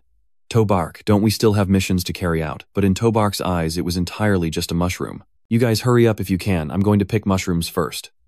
Saying that, he opened his backpack and called Tebok, let's go outside. Han Qian saw Tobak showing no team leader demeanor at all, immediately helplessly covering his face, holding the mushroom like it was money, while Tobak's eyes sparkled. Excitedly, he said, Sure enough, there are treasures here. There are many heavenly materials and earth treasures here. How can I go back to the west without getting them? Just a moment ago, he was smiling, but then turned to scold his two pets. Teobach, what are you two eating? Aren't you afraid of getting poisoned? Han Qin sensed danger around and immediately went on alert. Carefully, there are energy fluctuations. The beast tide is charging towards us. As soon as he finished speaking, a golden-level monster and 3 B-level wolf monsters appeared. Tobark patted Han Qian's shoulder confidently saying, "It's just a low-level golden beast. I'm enough by myself. You guys continue with your reconnaissance." But he and Thanthu fiercely drew their weapons and charged toward the demon beasts. "Tobark, this time you can't hog all the military merit for yourself." "That's right. Even though you're the team leader, don't just take all the good stuff for yourself. Let's go together." Seeing how they suddenly understood each other so well, he blankly asked, "Are you two sharing the same brain or something?" The two of them charged in grappling with the monsters. The situation on our side seems not very favorable, as the enemy has the numerical advantage. Just at that moment, Tobach also rushed into the fight. He kicked a golden beast and said, "Old Han, you rest for a bit. Give me 5 minutes to deal with this one." He looked at Tobach in shock. "Hey Tobark, haven't you only been a few days and you're about to break through to mid-level B?" Thanthu emphasized. While attacking the demon beasts, Tobach stopped talking. "If you want to kill the ferocious beasts, everyone must rely on their own abilities." Han Qin nodded. "That's right," saying that the two of them seemed to understand each other and furiously charged to attack the ferocious beasts. Tobark saw this and shouted, "You guys don't kill them all, leave a few for me." They laughed loudly. "Ha ha, Tobark, your speed is a bit slow now." Uongdung's team also arrived at the Misty Mountains. Tu Hien confirmed there was a battle ahead. The fluctuations of this battle were due to martial artists and ability users, and there was even a golden-level beast. Uongdung grew worried. "It seems our people are in trouble. Hurry and go support them." They all responded in agreement. When they rushed over, all they saw were corpses of demon beasts, with not a single human in sight. Quanten lamented, "This place is too terrifying." Tobach's group had defeated all the monsters. Tobach proudly sat on the corpse of the golden beast, receiving praise. "You're really cunning. Only attacking the weak points of the ferocious beasts. Tobark, you can say you're quite ruthless." He laughed heartily. "Haha, I've yielded." Then he said to Teobat and Teobach, "You two are in for a treat, eat up quickly. Once you're full, help me out later." Wangdung's group was still struggling through the mist, and Quanten couldn't believe it. Just 5 minutes ago he could sense the energy fluctuations of many ferocious beasts. And yet just a moment later they were all killed. Uongdung replied, "It's normal. Those 3 are simply not human." Due to limited visibility in the mist, Uongdung didn't realize he had gotten close to Han Qin. His mouth was still running. Old Han truly deserves to be the strongest genius of the city defense. His strength is extraordinary. Han Qian replied helplessly, "Are you mocking me?" Then he pointed at Tobach. Most of these ferocious beasts were killed by Tobach and his beasts. I and Hothan Thu didn't even get to drink a sip of soup. Tu Hien exclaimed in shock. All of them were killed by him in 5 minutes. Tobach ran over to tease. "Hey, isn't this old Tao? Are you looking for me to maintain the divine weapons? You really won't say anything at all. I haven't seen those 2 divine weapons for a long time, so it's no wonder I keep thinking about them." Tu Hien was so infuriated that he pointed at him warningly. "Tobach, shut your mouth." Ungzung stepped in to mediate. "All right, stop arguing. The task we must do is urgent. Tobark, you're the team leader of Team 1. What should we do next?" Tobark replied, "Yeah, this place is also a good location, so I want to delve deep into the Misty Mountains and eliminate more ferocious beasts. The more ferocious beasts we kill, the stronger the rear support for our human army." Only Han Qin and Thang Thu understood. Saying a lot like that is just because you want to find more treasures, right? The more ferocious beasts you kill, the more military merit you'll earn, but on the outside you still have to agree. We think the same as well. Yuongdung suggested that it would be better for us to act together from now on. What do you think? Tobach replied without hesitation. "It's not impossible, but I must remind you first, if resources are found, whoever gets them first will belong to that person. We don't have anything called fair distribution. What do you think?" Uongdung hesitated. "Obviously," Tobach quickly responded. "Then I will go ahead. Everyone follow me." Han Qian and Than Thu followed closely behind. Tobach, slow down. "Old To, don't mess up." Quanten, hearing this, was confused. "What are they talking about? Why can't I understand anything?" Yuongdung replied, "You'll understand soon. Don't just stand there. We should hurry and follow." The group was running behind when suddenly they halted. Seeing that Tobach's group had stopped moving, they asked each other, "Why are they stopped? Did they see something ahead?" Uongdung stared wide-eyed. How did so many golden-level beasts appear in the blink of an eye? Tu Hien was sweating profusely. 2 low-level golden beasts and 1 mid-level golden beast, and even a high-level golden beast. In the forest, there was a group of monkey cubs, each reaching golden level, especially the white-furred gorilla, a high-level golden beast. A strange figure with sharp fangs appeared cursing. "You bunch of trash. How could you let these B-level humans into this place?" The gorilla bowed obediently to show its apologies. Tobox's group was in an uproar. Humanoid ferocious beasts. A platinum-level expert Don Thu was astonished. "What?" Platinum-level Han Qian refuted. "No, looking at that appearance, it's from the Ditarng Huen Za tribe, one of the 3 great royal tribes, the strongest vassal race of the 9 underworlds Tianmong. Within the myriad races, they have noble bloodlines and can transform at a low level. Their combat power surpasses the Dong family. The most troublesome thing here is it. The beast transformed into Tianmong, commanded kill them all. Don't let a single one escape." As soon as the words ended, countless ferocious beasts appeared everywhere, throwing fierce glances at them. The whole group didn't understand why there were so many ferocious beasts here. Han Qian urgently ordered Uong Dung, "You are the fastest. Hurry and call for reinforcements." He agreed, then activated his Earth-level battle skill. Fengling reminded them, "Tobai Han, Qin, you guys hang in there." As Wang Zung dashed away, 3 low-level golden monkeys chased after him. In a blink, they blocked Wang Dung's path, and he exclaimed, "What, its speed is faster than mine? Then it can only be a desperate fight." Tobak and his crew were also fighting against many different beasts. Han Qian worriedly asked Tobaik, "Can you handle the Huinsha alone?" Tu Hian drew his sword, vowing to kill all you beasts. Tianmong saw Tobark standing still and curiously asked, "Why aren't you making a move?" He mocked, "Seems like this is a tough opponent, huh?" Then he took out his 2 pets. Teobak, go work now." As soon as they came out, they immediately grew larger, a form that made the beasts somewhat intimidated. They moved. Huinva, Big Lui Huinva, Zunluk Kang Kim Bak Chow and Kang Kim Chi Nyan stepped up to fight. Tianmong grinned wickedly, "You want to fight me? Fine, let's stretch our muscles a bit." He then unleashed several hidden snakes as combatants. So it's all divided. Tobak's opponent is Tianmong and his sinister snakes. Han Qian and Thanthu are up against a white-furred gorilla. Thanthu is impressed. The strength of this golden low level is indeed not ordinary. Han Qian is worried. With Uong Dung luring 3 beasts alone, he might be in danger. He shouted loudly, "Lao To, speed up. Lao Uong might be in danger." Tobaik turned around to respond. It quickly fell into the sights of Barg Za. Tobarg tore the snake in half with his bare hands like tearing paper and commanded, Tealbaik, wrap it up quickly for me." Waiting for Tealbat to gather strength, Tealbaik decided to charge ahead for support. Tianmong coldly said, "Shameless humans, you dare to speak so arrogantly." But facing the overwhelming power of Tealbat, he had to concede that this power was indeed mighty. One strike from Tealbat shot straight into the mass of monsters, and when the dust settled, the bodies of several snakes lay scattered. Tobark was also shocked. If it was just a regular golden level, it would basically die after taking this hit. However, he noticed Tianmong had transformed into a black snake. He angrily said, "You're quite strong to force out my true form." Tobak innocently remarked, "This head is really big, even bigger than Tealbat's head." In an instant, Tianmong shifted towards Tobark, making him activate his skills to teach him a lesson. "Seems you have a bit of smarts, even know how to attack me. But with your speed, you can't catch up to me." He leaped onto Tealbat and commanded, "Tealbat, let's go." Tealbat used its Huinvor skill to charge, looking like a mobile tank ready to flatten the target. The speed was so fast that Tianmong hadn't even lifted a foot to run. Then Tealbat delivered a blow that made him spit blood. Seeing that Tianmong still had the strength to resist, Tobar urged Tealbark, "Why aren't you making a move, waiting for the new year? Go for a quick win."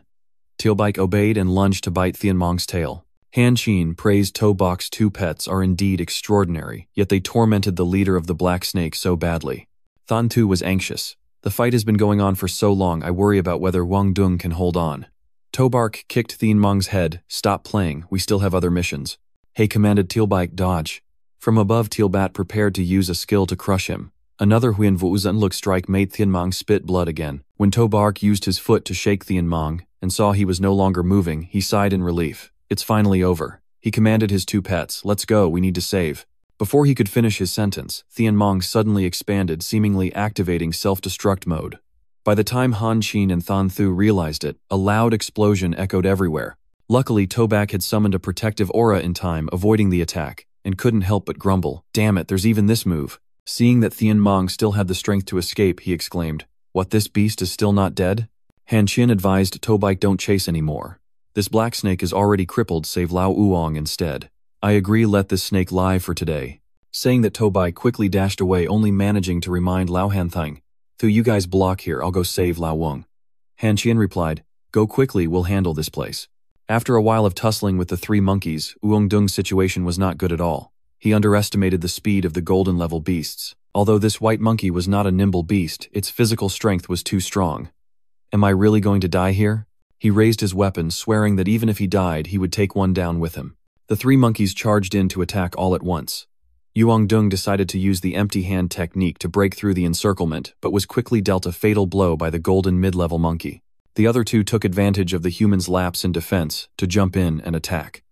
They coordinated smoothly, each delivering their strikes. Uongdung was heavily hit, blood spewed out like a river, and then he crashed into a large tree. He slumped down, confirming that he was really going to die this time. Uongdung provoked them to come here. Killing me is easy for you beasts. But one day you will all be killed by my kind. Han Qian and Tobark seemed to have no opportunity to bicker with the two anymore. He relinquished his body to the monkeys. Suddenly, the spear in the monkey's hand was knocked away. Tobark had arrived just in time to save Wongzung. He encouraged Lao Wong, hang in there. Try your best, he panted. Tobark, did you come to measure my corpse? Uongdung couldn't take it anymore and spoke his last words. Tobark, avenge me. Tobark shouted. Lao Wong, wake up quickly, don't sleep. Tobark looked at the beasts and swore, I will crush you all. He took the spear and got into a fighting stance. He looked at the golden mid-level monkey, still arrogant with just one arm left. He gritted his teeth and cursed die. The spear in Tobark's hand shot out, stabbing straight into the monkey. The nearby tree shook violently, and the wounded monkey was pinned against it. Teobat and Tealbike had also finished off the other two monkeys. Tobark called out, Lao Wong, I've avenged you, wake up. Suddenly, the system announced a high-quality target has been detected who could become a descendant of the White Tiger bloodline currently in critical condition. The host can choose to use the blood essence of the White Tiger to extend life. Do you want to convert into a bloodline descendant? Tobark hurriedly tried to wake Wongzung. Lao Wong, wake up quickly. I have a way to save you. But the price is that from now on, you will lose your freedom and be forever dependent on me. Do you agree? Upon receiving his agreement, Tobark called Teobark, give me 3 drops of your blood essence. The 3 drops of blood essence were in hand, and he commanded, Teobat, guard me. Seeing Wongzung's condition worsening, Tobark reminded Lao Wong, hang in there a little longer. The blood essence fused into his chest and he began to reshape the bloodline. Energy radiated from Uongdung's body, the pain made him scream. Until the scream stopped, Wongdung was dazed. Tobark asked, okay, how do you feel now? He was astonished. Tobark, how did you do that? This ability is absolutely not something normal people can possess. Even a king-level person can't do this. Tobark proposed, Lao Wong, before saving you. I got your consent, so now you will be under my management. You must never reveal my secrets. Any betrayal will lead to death, soul destruction. Uongdung blankly agreed. Okay, I understand you calculated well. Lao Wong, to save you, I've put in a lot of effort. Your life is worth more than 2 swords in Tao Tu Hian's hands, so this cost is necessary. Suddenly the ground shook, and Uongdung stood in front of him. Be careful. Tobark was curious. What is it? Snakes rose from the ground, and he was annoyed. Damn, why are there so many snakes showing up? I shouldn't have let that vicious beast escape just now. Tobark ordered his beast to handle it. Teobark handled this disgusting thing. But when he saw the severed parts, he wondered, not real bodies. What is going on? Snakes continued to emerge one after another from the ground. Tobark was astonished. The more I kill, the more there are. However, just then Thang Thu's group arrived. Tobark, we're here. Lao Wong, are you okay? Tobark scolded. Why did you all arrive so late? Uongdung reported, I'm fine. Thang Thu assessed the situation. Tobark, it seems we can't kill all these snakes, but someone must be controlling them from behind. Quickly find him, you can be sure it's the snake that hasn't been killed yet. Next, Tobark asked Lao Wong to borrow his spear for a bit. He spotted a figure hiding behind a tree, secretly directing. There, the one hiding behind the tree is attacking just a bunch of maggots daring to oppose the 9U clan. Thang Thu blocked it with his fan and then asked. He had just transformed back to his original form after being attacked by Tobark, but in a moment he returned to human shape. How could it be so fast? Tobark realized that he was not simple at all. Thienmong boasted, that was just my clone. You really think you can kill me? Tu Hian noticed he was holding the Loi Hio. I must kill you. Han Qian struggled against the rushing snakes, stunned. Since when his strength has improved a lot. Everyone be careful. With bloodshot eyes full of hatred, Uongdung ordered. Tobark, kill it for me. I'll pay you whatever it takes. Tobark assigned tasks. Lao Han, Lao Ho, you guys deal with the others. I'll handle this snake. Thienmong scoffed. You guys are all weak, your words are bold. Tobark gathered strength. Watch me kill you and cook snake soup. He simultaneously launched his attacks. Earth Spirit Possession, Land Wall, Golden Chi Spirit, Golden Ghost Shadow. Two powerful forces clashed, and the place was instantly filled with dust. He stood in the thick dust and laughed. Indeed, you have some skills. Not seeing his opponent, Teen Mong called for the insects. Come out here. Tobak's fist was his greeting. Your grandpa is here. Just as he prepared to charge, Tobak stopped, because he realized that it seemed you had become much stronger. To deal with a strong enemy, Tobak shifted strategies. Tealbak, 7 stars triple kill formation. The 7 stars triple kill formation is an ultimate technique that I use to unleash primal chaos. It can supplement the advantages of Teobat and Teobach. The 3 surrounded Teen Mong in the middle, unleashing their powers towards the center. Die. He arrogantly faced the attack, unable to deny that your move was quite creative, but sadly your strength is still too weak. Surrounding Tobak were shields and 3 giant snakes appearing. Hanxian warned from behind, Tobak, be careful, there are many snakes rushing towards you. The giant snake activated the technique of the long earth snake spear, brought a swarm of snakes with open mouths towards Tobak. The ground where he stood suddenly exploded with a violent whirlwind. Yuong Dung exclaimed in fear, what a terrifying power. No way Tobach cannot be defeated. Tu Hian urged anxiously, Tobak, are you dead or not? You need to answer me. He fortunately used the shield to defend himself and escaped secretly, lamenting how strong it was. All 3 were severely injured. Tobak narrowed his eyes and struggled to hold on. He and the 2 beasts yelled, unleashing explosive power. The firepower erupted across the area. Teen Mong was amazed, daring to break through right in front of me now. You're really looking for death. He also condensed a huge amount of power, then opened his mouth, shooting it towards Tobak. The center continued to shake violently after the collision. His teammates worriedly exclaimed, oh no, that powerful attack, Launto is in danger. We need to find a way to save him. But I couldn't move at all. It was basically impossible to withstand. Yuong Dung reminded in surprise. You guys look, what is that? Could it be that Teen Mong sensed this fluctuation from afar? Suddenly hit by 3 powerful waves, he was startled. You want to take my life, you're not worthy enough. The 2 beasts unleashed the white tiger's blade, as Huain Vor, and he coldly ordered to kill. No need to ask. The armed holy beast manifested around Tobak. The group was stunned, the world returned, the soul immortal. The divine weapon gathered the holy beast, armed roots of trees and grasses, primal chaos. Thon Thu couldn't believe it. Is this really the legendary armed holy beast? Wang Dung excitedly confirmed. Yes, this is the supreme fighting force of Lac Pham. After traveling thousands of miles fighting 1 against 2 in front of countless strong opponents, he ruthlessly killed 2 king-level armed holy beasts. Teen Mong thought, with this celestial phenomenon, this must be the legendary armed holy beast. Is it the ultimate technique from 100 years ago? This is impossible. The system announced congratulations to the host for awakening the armed holy beast. The host, Tobak, as a mid-level beastmaster, is currently in a state of armed holy beast physical age, 181942, continuously increasing. Basic physical attributes, 430, inheriting the Great Earth Spirit, 3000. 435 points, Golden Tiger, 2077 points.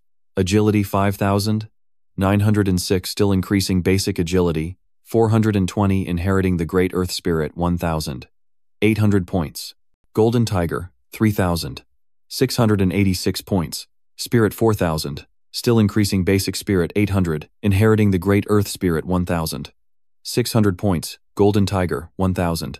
600 points. Talent armed. Holy Beast and Holy Beast. Armor state bloodline. Strength of the Great Earth Spirit and Golden Tiger, temporarily increased by 80%.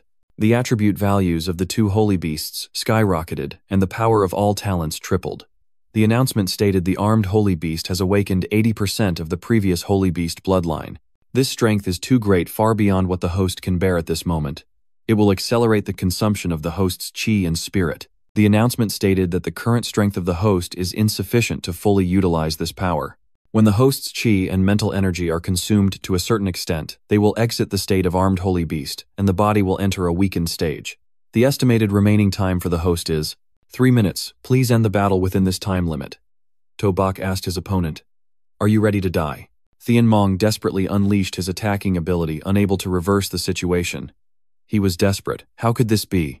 No, Lord 9, you, avenge me. Teen Mong logged off after the devastating attack, and the ground cracked into 2 paths. At the Great Wall's guard fortress, Newt Thon sighed. After watching that scene, this kid is growing up quickly, huh? He looked down on the guy, the Lord of 9U, yet dared to lay hands on a child. Do you really think I'm dead? A strike from Niep Thon slashed through the air, and the 2 powers collided. Dear Min, Lord of 9U coldly spoke. Niep Thon, don't be arrogant. You don't have much time left. Once you die, the human race will have no king-level protectors and will surely be exterminated. He calmly responded. Then I'll wait for that day. On Tobak's side, he was still in the process of upgrading. When Tobak landed, his teammates hurriedly ran over to ask Lao To, "Are you okay?" "Tobak, you really surprised us again." Thong Thu calculated this time. "It's quite a rich harvest.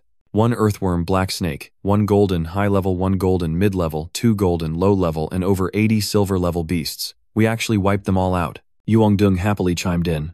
"Right, it's so grand. I can boast for a year after this." Han Qian added, "But this time was too dangerous. If Tobak hadn't erupted into an armed beast, our entire army could have been wiped out." Tu Hian was still saddened, just regretting Loi Qiu. Tobak reminded, "The smell of blood here can lead other beasts from elsewhere. We shouldn't stay long." Just then, a dark figure appeared. "You guys better not think of escaping." Everyone realized, be careful this time, the enemy is a lord level. The opponent unleashed a powerful force that transformed into a snake charging forward. Die. Tobak closed his eyes to endure the overwhelming power, but nothing happened. He dared to open his eyes and saw Thon's son, the Lord level, had blocked for him. Dong Thon spoke, "Thank you, Lord Thon's son, for your timely rescue. You look down on that action. Long Ao, you are a Lord-level powerhouse, yet you dare to attack a group of children. Isn't that a bit excessive?" "The Lord-level Long Ao," replied Thon's son, "even if you come, it won't help. That one who awakened the armed holy beast, I must take him today. My clan will not allow a second Lac Pham to appear." Ong Kin clearly stated his stance, "Don't get too cocky.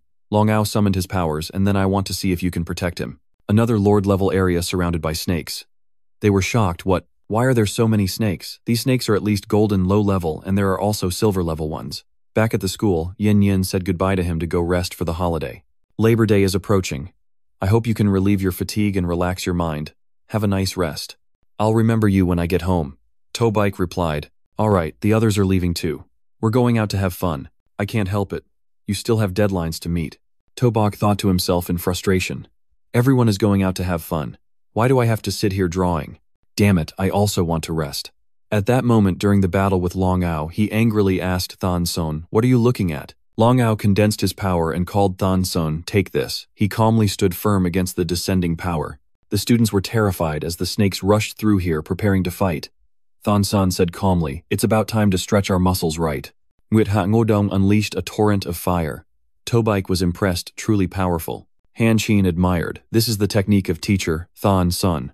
Long Ao was surprised. "You managed to grasp the power of the laws." He thought to himself, "This kind of weak law power is damaging the life force in my body. I can't defend against it." Long Ao summoned a spatial rift. "Thon Son, today I am no match for you, but you can protect this brat temporarily, but you won't be able to protect him for life. My clan will definitely kill this one. As long as he appears outside the city, we will send powerful ones to kill him." Before the residual aura of Long Ao approached, he ordered to disperse it. Han Qian had to exclaim, "So strong is this, the duel between the powerhouses. Each technique, each move seemed to possess the power of heaven and earth, an enormous might." Tobark continued, "When will I have such strength?" Thon Son turned back to remind, "You guys remember, no matter how strong you are, there will always be opponents you can't fight against, so you need to keep surpassing yourself." All in unison, "We remember, Senior." He set up a great formation. "All right, everyone, let's head back." The formation immediately pulled the group away. They were speechless. Damn, that was too fast. A single person's power can move the teleportation formation. Indeed a master. I need to achieve that kind of power. Nyuthang appeared and praised him. "Student Tobike, you did well. Congratulations on awakening the armed holy beast." He was curious. Before he could ask, the old man disappeared after his words. "Thangsun, take Tobike to the conference room." He replied, "All right, disappeared again, huh?" He wondered. Senior Thon Son, the one just now was the one you asked back. Didn't you recognize him? He is our human race's hero, at king level. Lord Nyiptang Tobike Dahua. What? He is Lord Nyiptang Tangsun invited. Let's go, we'll talk as we walk. Lord Nut Thane and Lord Lac Pham are characters of the same era. When the spiritual energy revived, the martial arts awakened. Lord Nut Thane was only 20 years old at that time. Having witnessed the defeat of the human race on the battlefield against the myriad clans, he boldly proposed the idea of using martial arts to protect the nation, but was mocked by everyone. The people at that time believed that only technology could save the human race, while relying on martial arts to fight against the myriad clans was a foolish idea. The only one who listened to Lord Neep Thon's reasoning at that time was Lac Pham, and the two became very close friends. Nurturing ambition for the rise of martial arts for the prosperity of the human race, sacrificing his life, truly admirable. Tobark's appearance attracted the attention of others. Everyone look, this is the descendant of Lac Fam, who has awakened the armed holy beast. Tobark, if Lord Lac Fam hadn't died back then, our human race wouldn't have had to fight against the myriad clans for so long. Yes, with Tobark here, our humanity can finally witness victory in this war. Our generation must endure some suffering, but if Tobark can rise, then the next generation can enjoy blessings. Thonson asked, do you feel an enormous pressure now? You're not yet at the point of shouldering the responsibility for the world. Focus on increasing your strength. Tobark obediently replied, I understand, Senior Thangsun. The door to the room slowly opened. In front of the conference room, Thonson reported, I have brought Tobark here. He was shocked to see so many elders. I'm a bit nervous now. Tobark noticed Lum Chun Nam. Lum Lao Ho, the strongest in the Diamond Realm, seems to be In Yin's father. Why is Lam Trun Nam here? Nut Thon began. Alright, if everyone is here, let's get to the topic. The myriad clans are in turmoil because Tobark awakened the armed holy beast. They even sent lord-level powerhouses to assassinate him. Let's discuss how we should deal with this. One by one, everyone contributed their opinions. After 100 years, Lord Lac Fam's army of armed holy beasts finally reappeared in the world. As long as Tobark can grow, he can lead the human race to glory. Now we must protect him at all costs. Indeed. I propose to arrange for Tobark to have the best mentor to help him break through his limits and provide resources to help him reach the lord level or even the king level. Now Tobark's life is worth much more than ours, the old ones. We must protect Tobark, absolutely not allowing the myriad clans a chance to assassinate him. Tobark was secretly delighted. They were all good people. Nut Thon further asked, is there any other thoughts? Trun Nam had a different opinion. I feel that Tobark needs to continue accumulating experience on the battlefield against the myriad clans. The strong are those who constantly break through, breaking their limits in life and death battles. One must sharpen their spirit and energy to become invincible. Moreover, a powerhouse cannot be made from a greenhouse. Some opposed, although that was the case, but now the myriad clans are extremely fearful of the armed holy beasts. If we let Tobark continue to accumulate experience on the battlefield against the myriad clans, if something happens to him, can you take responsibility for that? Right, he is the only one to awaken the armed holy beast in the past 100 years, the heir of Lord Lac Fam. Thonson agreed with his opinion. I support Trun Nam's viewpoint. The eagle will not break its wings because of the storm, nor will the wolf fear the long night. Back then, Lac Fam almost regarded the battlefield of the myriad clans as his home. He even almost died no less than 10 times. If he knew about this under the Yellow Spring, I think he would definitely support Tobark to continue fighting on the battlefield against the myriad clans. He forced a smile, thinking if I were given unlimited resources, I would never want to go to the battlefield to fight. I truly cherish this life. Neepthon concluded the matter. Alright then, let's decide on this. Soldiers must be trained on the battlefield, but necessary countermeasures must also be implemented, adding 3 lord-level powerhouses, 38 Diamond Realm warriors, and 1 million to the Misty Mountain range to support the front lines. Tobark sighed in relief. Sending so many people to protect, he felt reassured. He proposed a plan. This time, we will use Tobark as bait to open a grand feast to slaughter the powerful beings of the myriad clans, and the human race will win. Tobark felt like it was a joke. What did I hear wrong? Use me as bait. The scene shifted to the myriad clans. The Nine Yu King's palace was dark and cold. Inside the palace, Dear Min, the Lord of Nine Yu, spoke. The armed holy beast reappears in the world even more terrifying than Lac Fam initially. I'm sure many here still remember this. Hence, we cannot allow a second Lac Fam of the human race to appear. We must kill this Tobark at all costs.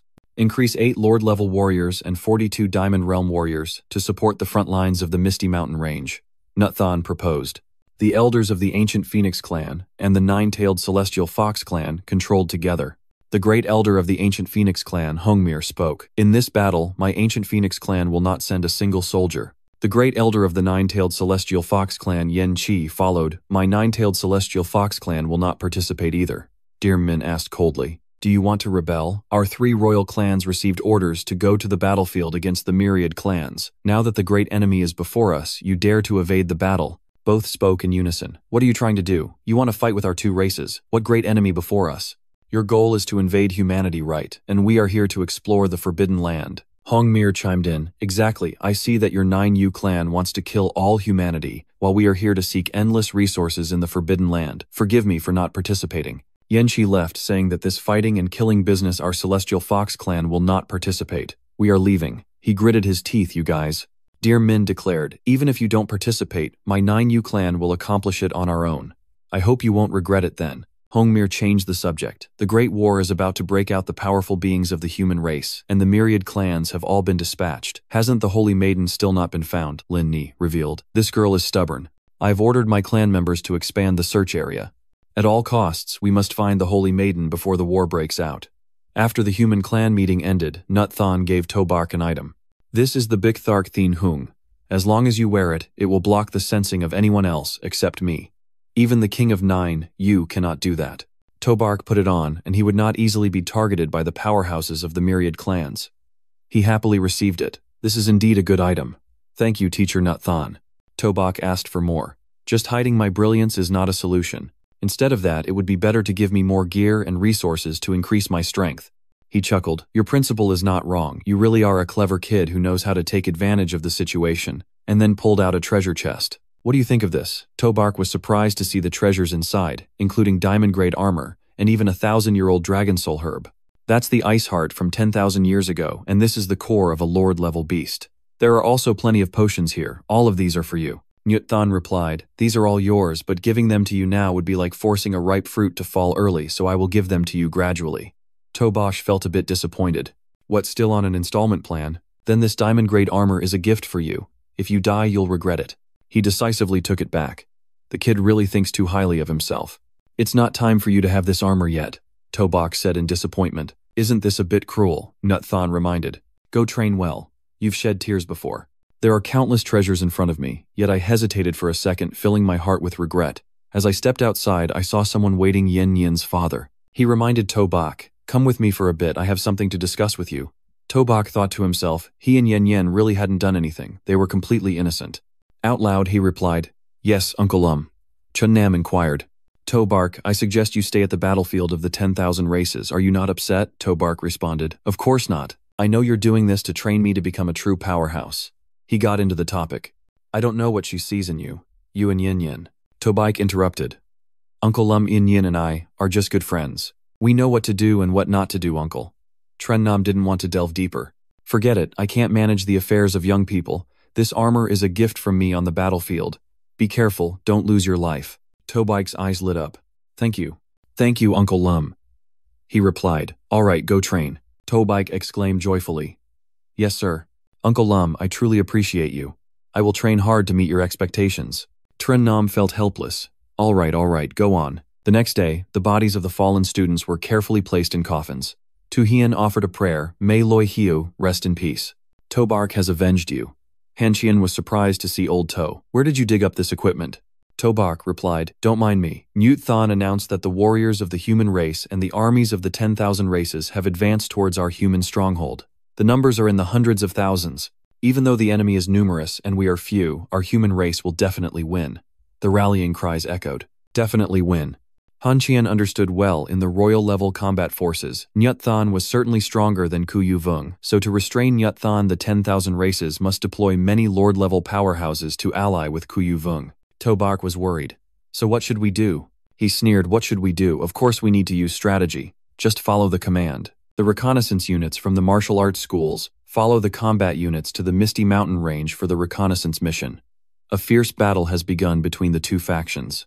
Thon Thu assessed the situation. It seems that the diamond-level masters from both sides have already started fighting right. Be careful. The atmosphere around was chaotic. The number of enemies was likely significant. Looking at the thick dust in the distance, he spoke, they are indeed coming. Han Jian reported that those were the turtle-backed wolves and giant horned deer. Wang Yang didn't care at all. It was just a bunch of lackeys. Leave those damned wolves to me. Did Han Jian realize they were surrounding us? Seems they're afraid we'll escape. Zixian enthusiastically said, I've been itching to fight. Killing Han Jian is just a bunch of lackeys. Tobok, you can rest. Tobok disagreed. Even though they were just a bunch of lackeys, he couldn't let them take all the credit. Little 8, Little White, come out. Little White charged out and instantly took down a group of fierce beasts, while Little 8 was equally impressive as his companion. Zixian and Huanjian spoke in unison. Old. To your being too greedy, you won't even give us a bit of credit for this. That's right, Tobok, you always take everything. The fierce beasts hesitated in front of the two massive guardian beasts, trembling and daring not to act. This was the pressure coming from deep within the bloodline, causing them to have no resistance at all. Both roared simultaneously, waves of special powers swept through like sharp blades. Tobok was curious, why did they stop? What are they shouting about? System notification. Congratulations to the host for awakening the Legion function. The host can recruit alien races and turn them into their own legion to fight for themselves. Conditions for recruitment: voluntary submission to the host's command. Once the legion is recruited by the host can control life and death through mental power to command them. The turtle-backed wolves want to surrender, and the giant horned deer want to surrender. Do you want to recruit them? Do you? Tabak was shocked. What in the world? What is happening? The legion function hasn't even gathered the 10,000 tribes yet. Han Jian was shocked to see the beasts bowing their heads. Old to what's going on, did you charm them? Tabak confirmed. It seems that's exactly what happened. Could it be that they were convinced by my charm? He stepped in front of them and directed, if you've submitted to me, you must obey my orders. The turtle-backed wolves will ensure safety behind, and the giant horned deer will guard both sides. Go. Han Jian felt relieved. With them guarding the rear and sides, we can speed up the reconnaissance. Tabak echoed, let's hurry up. Zixian was curious. Old, to what trick did you use to lure those turtle wolves? Suddenly, a flash of light darted by. Tabak wondered. Little 8 saw it activate its defense mode, standing in front of him, confused. What are you doing? Did you find something valuable? Little 8 was unexpectedly charged by a giant centipede and hurled into the air. Tabak was astonished. That centipede is huge. Han Jian urgently reminded. Everyone be careful, that's a sawtooth centipede. Zixian recognized it. This is a sawtooth centipede, also known as the Hell Demon. You really don't know about it. Thanthu revealed some typical characteristics. Its body is like a centipede, can burrow invisibly, and its legs are like saws. Nothing escapes its destruction. The other two added, wherever a sawtooth centipede passes, even grass can't grow. It is a true disaster.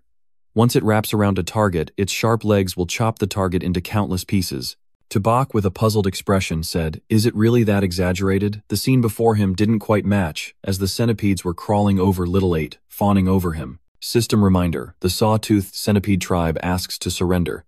Do you accept? He gaped in astonishment. Really? Deep within the Misty Mountains, fierce beasts reported that the humans had entered the Misty Mountain range. They would probably arrive tomorrow. The distant commotion startled them. Be careful, the whole army is on alert. The monkey was caught off guard by the sawtoothed centipede's attack. What the hell is this? Seeing the crowd approaching, they were terrified. Sawtoothed centipede, a woman ordered. Why is there a sawtoothed centipede here? Hurry, call for the 9 Underworld King. The remaining fierce beasts were wrapped by the sawtoothed centipedes. She immediately activated the area of cleansing. Pressing her hand to the ground, a great formation was established. Along with the shout, countless snakes rose from the ground. However, all were consumed by the sawtoothed centipedes.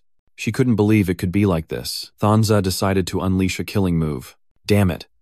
She transformed into her original serpent form but was still tightly bitten by the centipedes. Damn it. The outer layer was bitten through by the centipedes. Thanja suppressed the pain, her scale armor was easily destroyed. In the end, she still could not escape death. Those who arrived found the corpses and assessed the situation. Killing even the earth serpent and still being able to wipe out everything. What kind of fierce beast is it? Could it really be the sawtoothed centipede? Someone was shocked. What? The sawtoothed centipede, also known as the Hell Demon, appears on the battlefield. That's terrifying. The captain urgently ordered report to the higher-ups, immediately send the word to the entire army. The Misty Mountains have sawtooth centipedes. If encountered, retreat immediately, absolutely do not engage. Team Tabak was surveying the terrain. Han Jian reported, Old 2. According to the map, the entire Misty Mountain range is just over 300 kilometers, but we've been running for half a day and still haven't reached the Big Thwai swamp. Tabak replied, what's wrong? Are you doubting the route I mapped out? Thanthu helplessly sighed. That's right, as expected, we must have lost our way.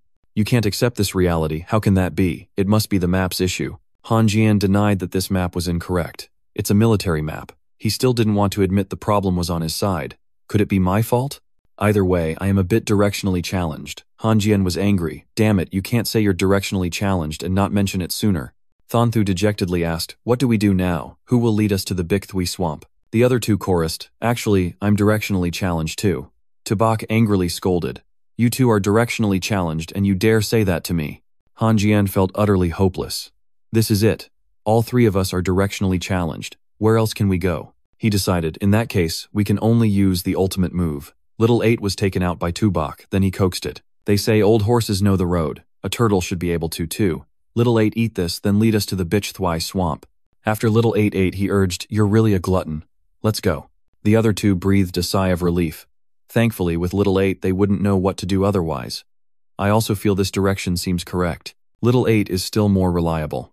Tabak felt a bit offended up front. What you all dare to say, I'm not as good as a turtle. Han Jian sensed something was off. Do you feel like the mist has thinned a lot? Thon Thu replied. It really seems that way. Tabak joyfully realized, we actually managed to get out of the misty mountain range. I didn't expect. Little 8 really knows how to find the way. I was helpless. The three stood on the mountain peak below was a river. Thon Thu was astonished. This place doesn't seem to be Bik Thui Dam, and he was anxious. Little 8, where are you taking us? Han Jian studied the map based on our current position. We are now far from Bik Thui Dam. All three looked up at the sky, realizing a giant dragon was roaring ahead. They were shocked. What is this? They all hurried to run away. Tabak angrily shouted.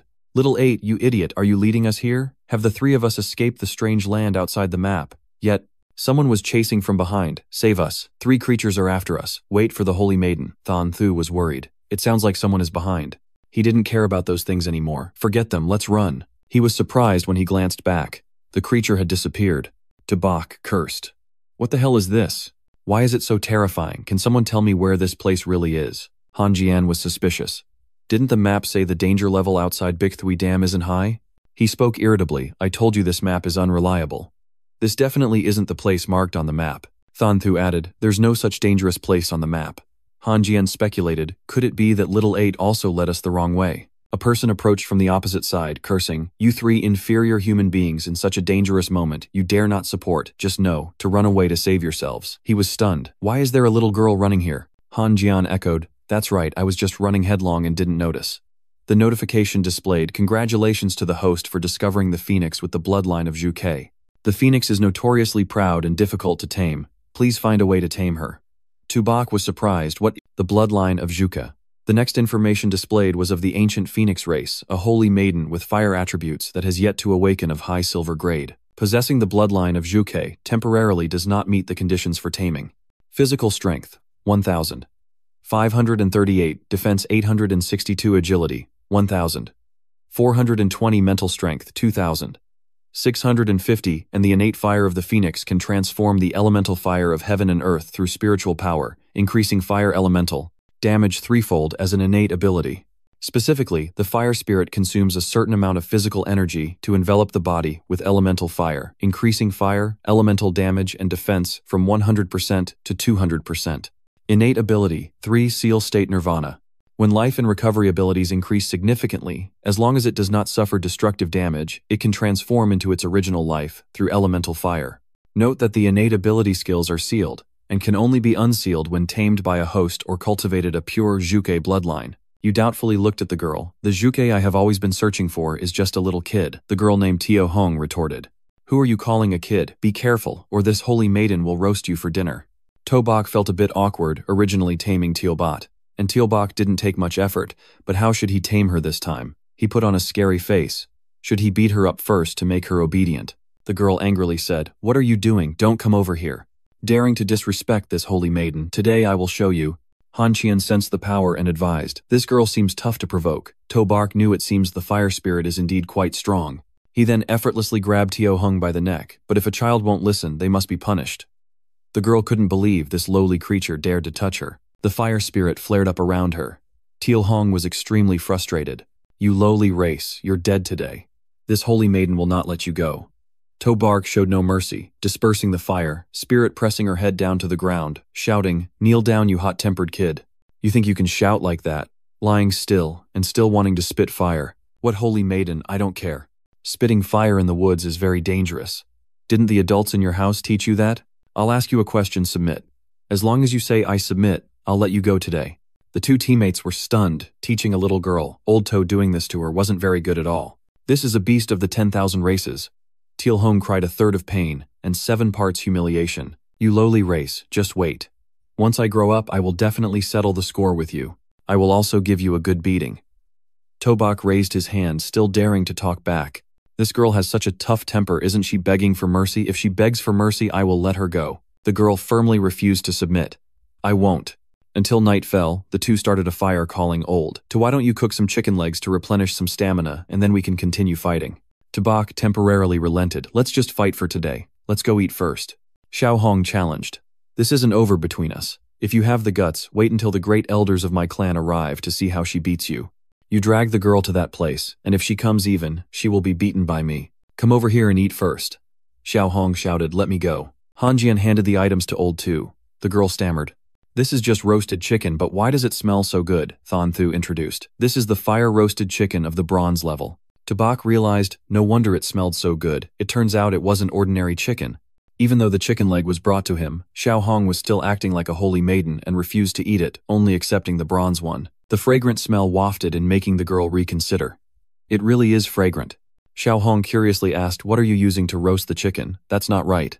Could food roasted over fire smell this good? You were surprised. Had this queen never had roasted food before? Out loud you replied, of course, would you like to have a taste? Don't rush, let's add a little more seasoning to make it smell even better. Come on, give it a try. It's really delicious.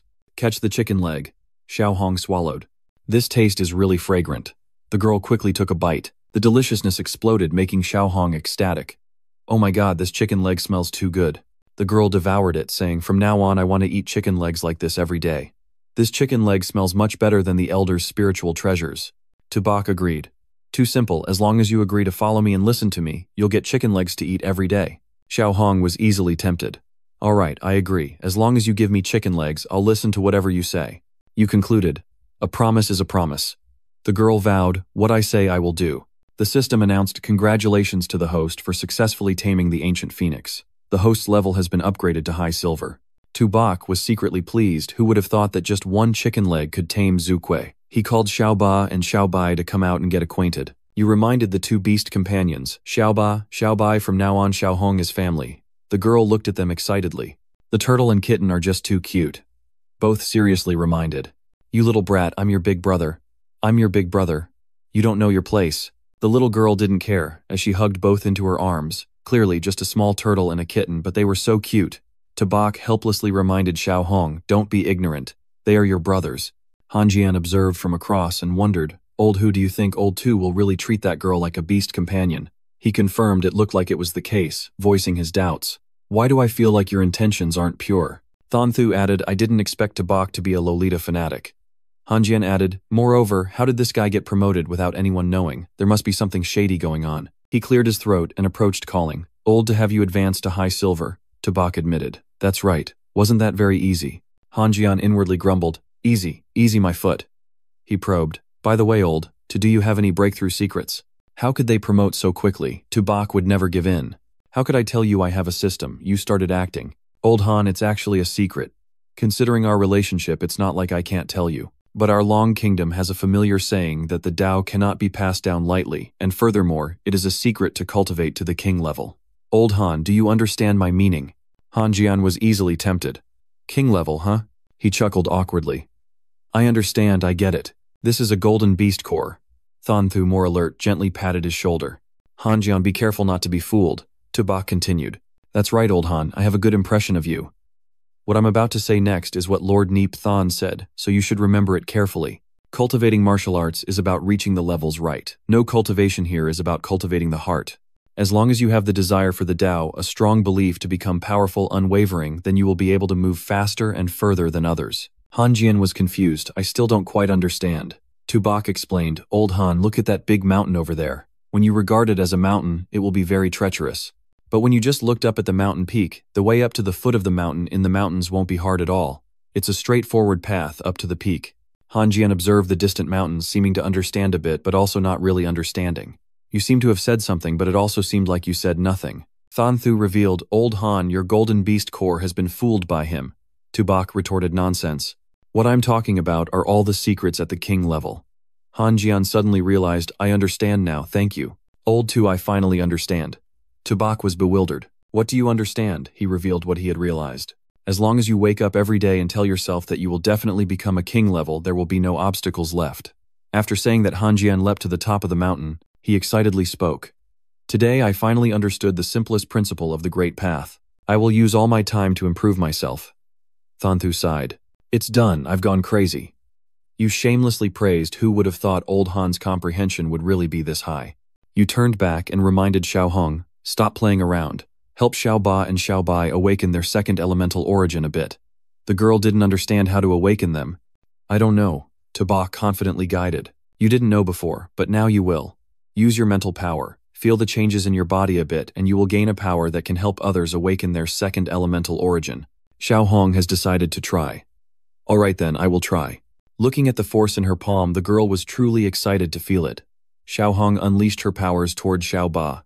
Then Baga goes first. It screamed in pain. It hurts. Stop it. When Xiao Ba's body became gigantic, the girl exclaimed, the true form of Baga is really huge.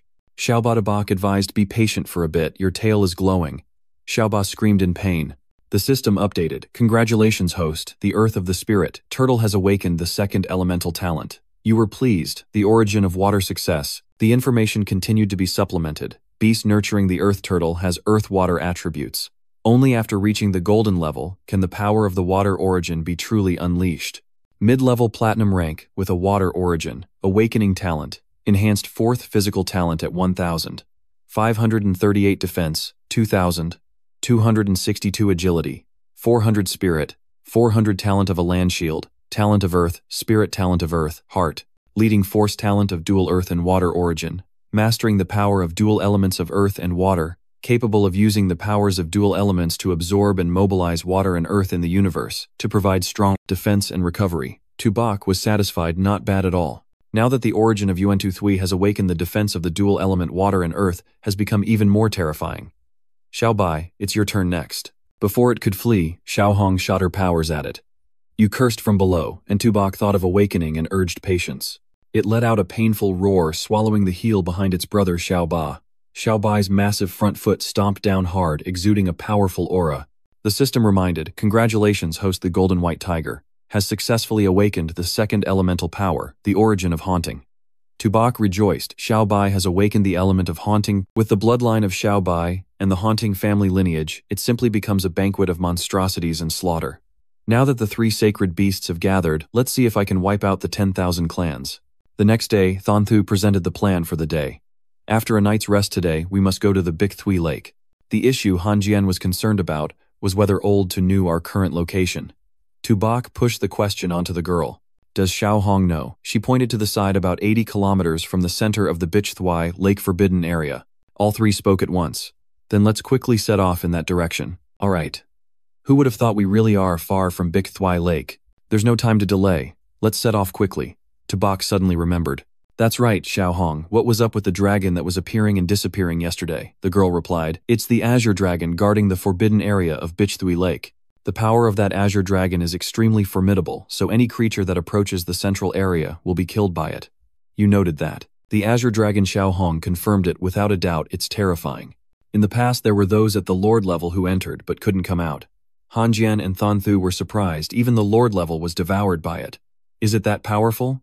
If there's an Azure Dragon here, then why didn't the King of the 9 Underworlds come to tame it? The girl recalled that the King of the 9 Underworlds had summoned the elders of our 3 royal clans, but couldn't tame this Azure Dragon. He was extremely astonished. What? Even the King of the 9 Underworlds couldn't tame it? Then wouldn't it be too dangerous for us to go there? Tubak urged, system check for the nearby Azure Dragon bloodline. Today I will tame the Azure Dragon. You focused on the issue. If you meet the Azure Dragon, doesn't that mean the 4 divine beasts are gathered? The system reminded, detected nearby is the bloodline of the Azure Dragon with extremely high purity strength, has reached the sub-king level, and is currently in a frenzied state, extremely dangerous. The current strength of the host is too low to tame it. Please return to explore after your strength has improved. Tubak was shocked. What, it can't be tamed? You thought to yourself, even the system reminds that this Azure Dragon is extremely dangerous, so it's better to leave quickly. Tubak spoke, Old Han, Old Hu, we should withdraw for now. Xiao Hong, do you know how to get out of the foggy mountain range? She replied. This foggy mountain range changes based on the weather, so I don't know the way. You frowned and thought. This is going to be difficult then. Thanthu had a plan. If the foggy mountain range is to the west of the Big Thui Lake, then as long as we continue east we might circle back to the foggy mountain range, right? Han Jian pointed out the key. The reasoning is simple, but the important part is we can't know which way is east. Tubak suggested we go towards the Sunday. He dismissed the sun on the battlefield of the 10,000 clans as the most unreliable thing. Moreover, the fog in the mountain range was dense enough that it was impossible to see clearly. Xiao Hong suddenly remembered, Master, I know a small tribe nearby. How about we ask them for directions? You felt relieved. Xiao Hong, why didn't you say this sooner? Thanthu continued. It seems the little phoenix is still more trustworthy. Let's hurry. The girl introduced. That small tribe is the Spirit Serpent tribe. This is the closest tribe within 1,000 miles of Big Thui Lake. The whole group agreed. All right, Xiao Hong, lead the way. Let's find the Spirit Serpent tribe. Let's go. The girl walked while adding more information. The Spirit Serpent tribe initially had a platinum-level expert stationed, but this platinum-level expert led the entire elite of the clan. In the expedition, there are only a few weak and sickly ones guarding the tribe left, and the strongest is only a high-level golden elder. That place is the tribe of the Spirit Serpent tribe. Tubok was shocked. It indeed looked very much like a snake den. Ahead was a building constructed on a bare, rocky mountain range. Han Jian spoke. Although the Spirit Serpent tribe is a small tribe judging by the amount of aura and their snake dens, the entire tribe probably has more than 10,000 ferocious beasts. Thon Thu wondered how many ferocious beasts were guarding the place now. He suggested, let's split up and infiltrate from 4 directions, luring them out of the snake den. As long as they disperse their forces, we can eliminate them separately. He rejected this method as too dangerous. First, we should catch a golden-level beast and force it to show us the way. Tubok is the most insightful one. You two only know how to fight. Don't forget that Xiao Hong is the holy maiden of the royal clan. Han Jian curiously asked old, so do you have a plan? Tubok replied, of course, I have my own tricks. First, they will disguise themselves as messengers of the ancient royal clan, so why aren't you rushing out to welcome them? The holy maiden of the ancient Phoenix clan has arrived. Why aren't you all rushing out to welcome her? The 3 snakes at the door discussed this is definitely the bloodline essence of the royal Phoenix clan. Why would a great being of such noble status come here to visit us? Look over there are also 3 Hades Earth Store lords. The first snake bowed to the second elder of the Spirit Serpent tribe, paying respects to the great Phoenix, and to the 3 great beings of the Earth Store Hades, and the 4 great beings visiting. I have sinned, I have sinned. Tubok followed up with a question. The second elder of the Spirit Serpent tribe, right? This lord is preparing to go to the front lines for support. If you have any spiritual treasures or medicines, please offer them to me to recover stamina. The 2 behind whispered, aren't we just asking for directions? Right, what do we need spiritual treasures for? You cleared your throat, and reminded the 2 of you keep quiet. The second elder agreed, if the 4 great beings come from afar, then our Spirit Serpent tribe will certainly host you well, please wait a moment. It offered a small token of sincerity, this spirit fruit is insignificant. Han Jian and Thon Thu knew about it. This is the Bach Lin fruit, a 4th grade spiritual medicine containing an extremely rich spiritual energy. Indeed, just eating one can recover even a golden-level expert's entire blood essence in a short time. Tubok suppressed his joy and calmly said, your treasures aren't bad. It's getting late. We'll rest here. Then let's stay in the East Room, and please send me a copy of the nearby terrain map. The second elder felt confused. It's only noon now, and you want to sleep under this glaring sun. Great one, the East Room is the residence of the clan leader. Without the clan leader's permission, no one can enter at will. I will immediately send someone to build a larger house. For the Great One, is that okay? You scolded him. Even if your clan leader were here, they wouldn't dare refuse this lord's request. Are you saying that the holy maiden of the ancient Phoenix clan is not as good as your little tribe's chief? How could the second elder bear such a crime? I dare not, I dare not. Xiao Hong concentrated the firepower in her hand, and as she was hit by the flames, they panicked. This is the fiery aura of the ancient Phoenix clan. Tubok coldly said, second elder, don't worry. We are just staying for one night. He will have to accept it. Before heading to the eastern house, you didn't forget to remember to bring the map over for me later. Got it, the second elder exclaimed. Understood, Great One. Entering inside, all 3 assessed the place. This must certainly hide many treasures of the Spirit Serpent tribe. Don't rush, let him bring the map over first. I'm dying of thirst, let's drink some water first. The second elder quickly brought the items in. Great One, here's the map you needed. It sensed that there seemed to be no signs of being searched. It seems like it was overthinking. The great being of the Earth Store Hades has such a high status, surely he wouldn't care about the little treasures of the Spirit Serpent tribe. It prepared to leave. No problem, then I'll take my leave. You ordered, we should also prepare to rest, don't disturb us. That door closed, returning the group to their private space. Tubok directed Old Han Old Hu, you search the first floor. Bring out all the treasures for me. Xiao Hong will search the second floor. Remember, under the bed on the wardrobe all the boxes must be thoroughly searched for me. All 3 excitedly replied, got it. Thon Thu was shocked to see the first dish. Wow, this is the 5th level crystal nectar. You urged Old Han, could you please be more gentle? With such a big commotion, it would be troublesome if someone outside hears. Xiao Hong made a discovery. Master, there's a 4th grade spiritual treasure in this box. Tubok praised her. All right, you're doing great, keep looking. Maybe there's even a hidden compartment. The girl obeyed. All right, I understand. Shortly after the group had gathered a small mountain of treasures. You asked if they were ready yet. Of course, they were already prepared. Tubok devoured his food. So what are we waiting for? Let's eat. The whole group indulged in the treasures. Han Jian reported the situation. Old Ho, I feel that my high silver realm has loosened. Thon Thu sat down on one side. I think you must be full and going crazy. Tobar continued, we've eaten now. Let's study the map. Han Qian focused on the map. Right, we need to think of a way to get out of here. You laid out a plan. Later we will go out and gather all the members of the Lin Sha tribe. Teal Hong, you will take care of the Lin Sha tribe and leave the golden level ones for Old Han and Old Ho to deal with. We will act when it gets dark. He was eager to try. Old To, just wait, I feel the power exploding now. Thon Thu bluntly said, I think your stomach is the one that's exploding. Outside the Ling Za tribe was very quiet. Tobark's shout shattered the calm of the night. The second elder immediately summoned all the beasts of the Lin Jia clan. The whole group of snakes slithered over, and the second elder anxiously asked Lord D Tang Huyan Mang, you're thinking quietly, and before getting close, 3 golden level guys have already surrounded you. A cold voice rang out, nothing. He then turned and ripped off his outer cloak, activating his clawed golden armor, and loudly declared, I'll borrow your snakehead for a bit. The second elder caught off guard, cursed you despicable humans, Lin Jia, clan heed my command, kill them, today I will crush you into pieces. Han Qian and Thong Thu eagerly rushed in taking down Xiao Ba without breaking a sweat and clearing the snakes at their feet. Xiao Bak used his sharp teeth to sever his opponent. Xiao Hong gathered flames around her body, murmuring, burn, roast them, roasting snake meat. Where she ran through the snakes, engulfed in flames, could only plead for mercy. Tobark marveled Xiao Hong's fire was truly terrifying. The entire mountain area was engulfed in flames and screams echoed. Save me, second elder, save me. He was no longer fighting for credit. Lao Han left that for you. He confidently replied, look at me. The nearly dead snake lying on the ground whispered, who are you? Han Qian responded, someone who wants your life.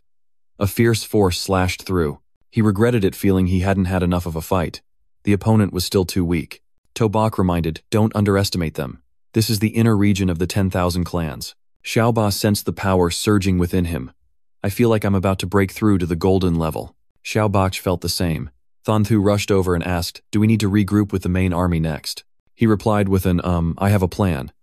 Han Qian was curious. What plan? He pondered over the map in his hand and replied, we are deep in the territory of the 10,000 clans.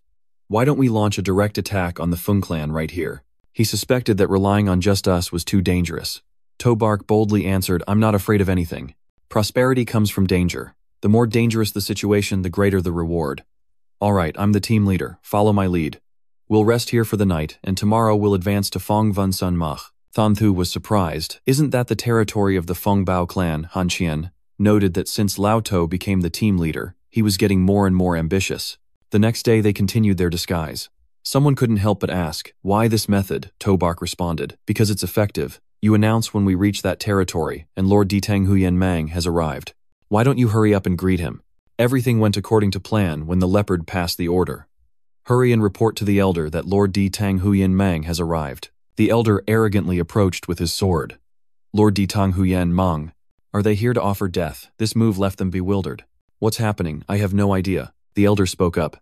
Does our Feng Bao clan have a deep-seated feud with your Ditang Huyan Mang clan? Today is the day for revenge. He immediately charged forward. Waves of power surrounded them. Han Qian used his body to block that sword strike, saying, Lao To, your method won't work anymore. Tobak irritably replied, how would I know they had a grudge against Ditang Huyan Mang? At most, we just sweep through.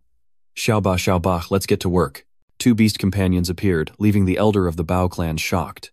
He directed Xiao Hong, this leopard is very fast. You handle it. She leapt. High flames gathered and surged down from the sky, hitting the Bao clan, annihilating them in moments. Han Qian was excited. I want to level up. Tobark said now. I'll teach you that method. It's just the right time for the system to show a notification. Congratulations, host the Earth. Spirit has leveled up to the golden early stage. The mysterious turtle has upgraded to the golden early stage, and the white tiger has darkened its golden color. Are you satisfied? This time's advancement is not small. Looking at the giant body of the beast, Tobak sighed. Xiao Ba has grown quite a bit, huh? The information panel displayed fully. The water tortoise of the Earth. Spirit has the attributes of earth and water golden early stage, activating 50% bloodline of the mysterious beast, with water and earth attributes merging into a new skill physique 4,538. Defense, 66.26. 2 agility, 2,000 spirit, 2,008 skill. 1 surge of energy consumes a certain amount of stamina, enhancing self-defense from 100% to 300% while reducing the enemy's attack power by 20%. Innate skill 2. The water barrier focuses the original power of water within a 10 kilometers radius to create a barrier to trap the opponent, unless their strength far exceeds that of the water tortoise. Otherwise, the barrier cannot be broken. Innate skill, 3 Earth heart guiding force distance effect of gravity increases, up to 10 kilometers. Innate skill, 4. The essence of earth and water possesses the strength of both elemental essences, can absorb and control the elemental powers of earth and water in nature, providing incredibly strong defense and recovery. Tobark was amazed, reducing the enemy's attack power by 20%, plus the water barrier trapping the opponent after Xiaoba leveled up. The skill was indeed super powerful. Next was Xiaobak's information, the White Tiger, with dark golden attributes, golden early stage, activating 50% bloodline of the White Tiger. The golden and dark attributes merged into a new skill. Physique 4,000, 250 defense, 2,000, 850 agility, 6,000, 550 spirit, 2,000 innate skill, 1 illusion dance. In attack mode, attack speed increases by 200%. Attack power increases by 200%. Innate skill, 2 shadow step speed increases by 200%. If activating the dark essence can merge into shadows, speed increases up to 400%. Innate skill, 3 golden claw shadow. The whole body is enveloped in golden power. Each attack carries the effect of tearing and armor piercing, increasing by 200% within the same level. Nothing is unbreakable, nothing is unpierceable. Innate skill, 4 essence of golden and dark. Possesses the original strength of the 2 elemental essences, can absorb and control the elemental powers of gold and darkness, resulting in immense damage and incredible speed. You're shocked by the shadow step speed doubling. This is faster than the golden ghostly walk. From now on, you'll be the Lord of Darkness. Xiaobai and Han Qian couldn't believe it. Lao To, did you level up again? Clearly I have the will to seek the Tao and faith. Why can't I level up To back? Slyly replied Lao Han. That just proves one thing. Your faith isn't firm enough. He studied the map. Where's our next destination? Xiao Hong revealed. There's only one place we haven't been, which is the capital of Ditong Huyen Mang. Tobach confirmed. Alright then, let's head to the capital of Ditong Huyen Mang. Than Thu behind thought she heard wrong. Tobach, are you serious? Han Qian chimed in. Isn't that a bit crazy? After all, it's the true capital of the 10,000 clans. Even now, while the 10,000 clans are at war with the human clan, there must still be powerful beings guarding the capital. Just the 3 of us daring to target the capital is practically looking for death. No, going to the capital is too dangerous. If our identity as humans is revealed, we won't even have a chance to escape. Than Thu earnestly advised. Han Qian agreed.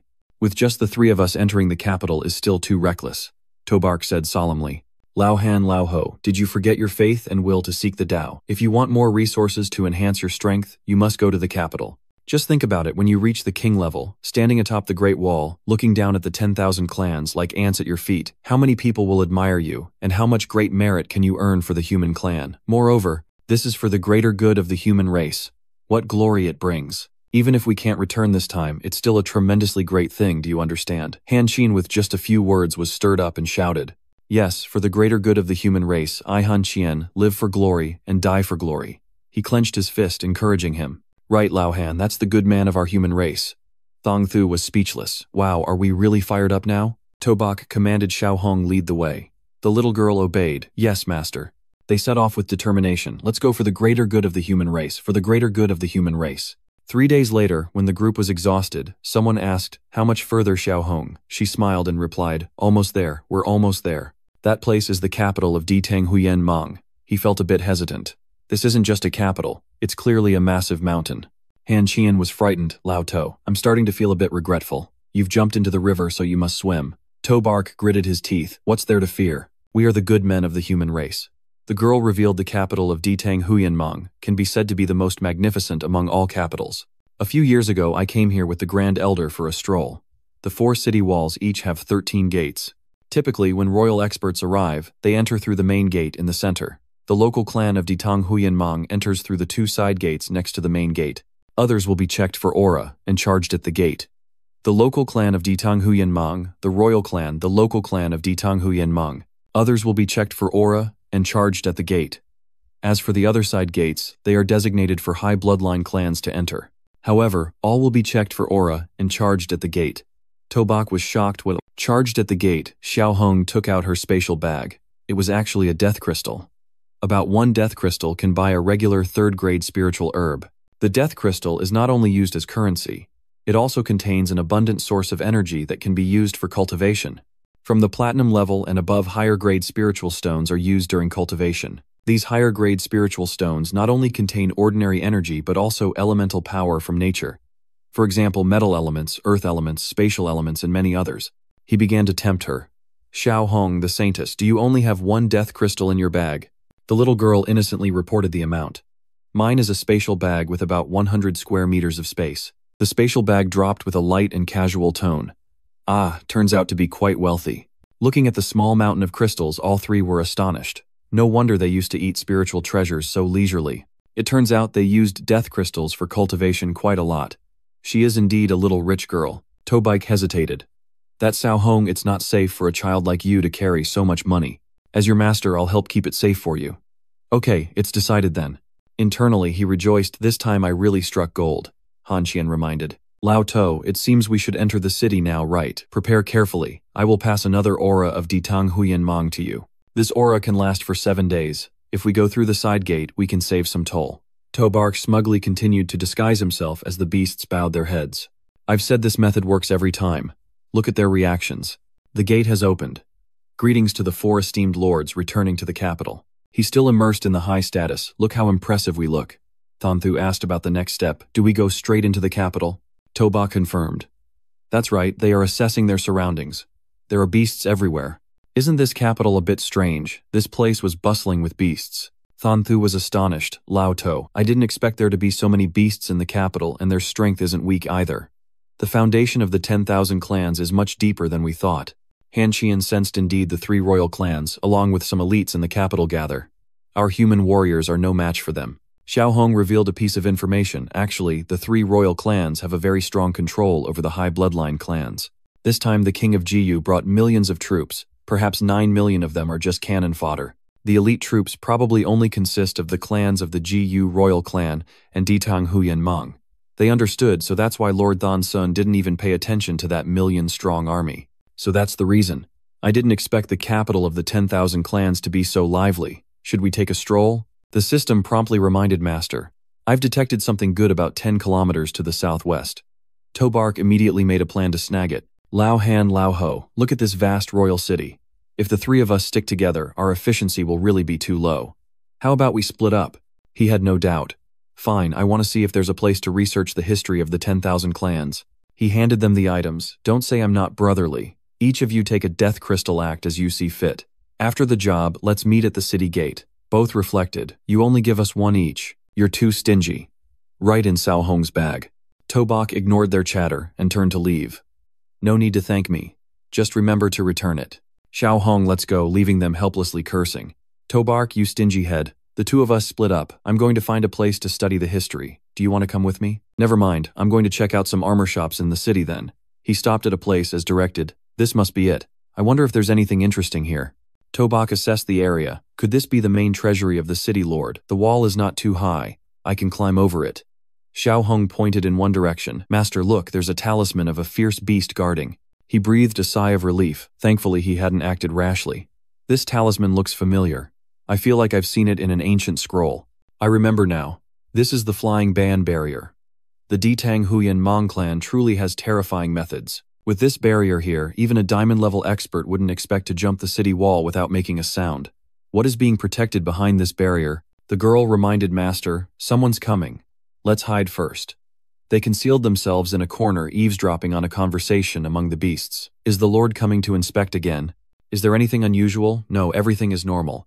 Tobark directed Xiao Hong, you stay here and wait for me. He used his shadow skill to become invisible. Let me see how Tobark's new innate skill works. The little girl admired as she watched Tobark fade away. He truly became invisible. He swaggered behind the Lord. It reminded the guards.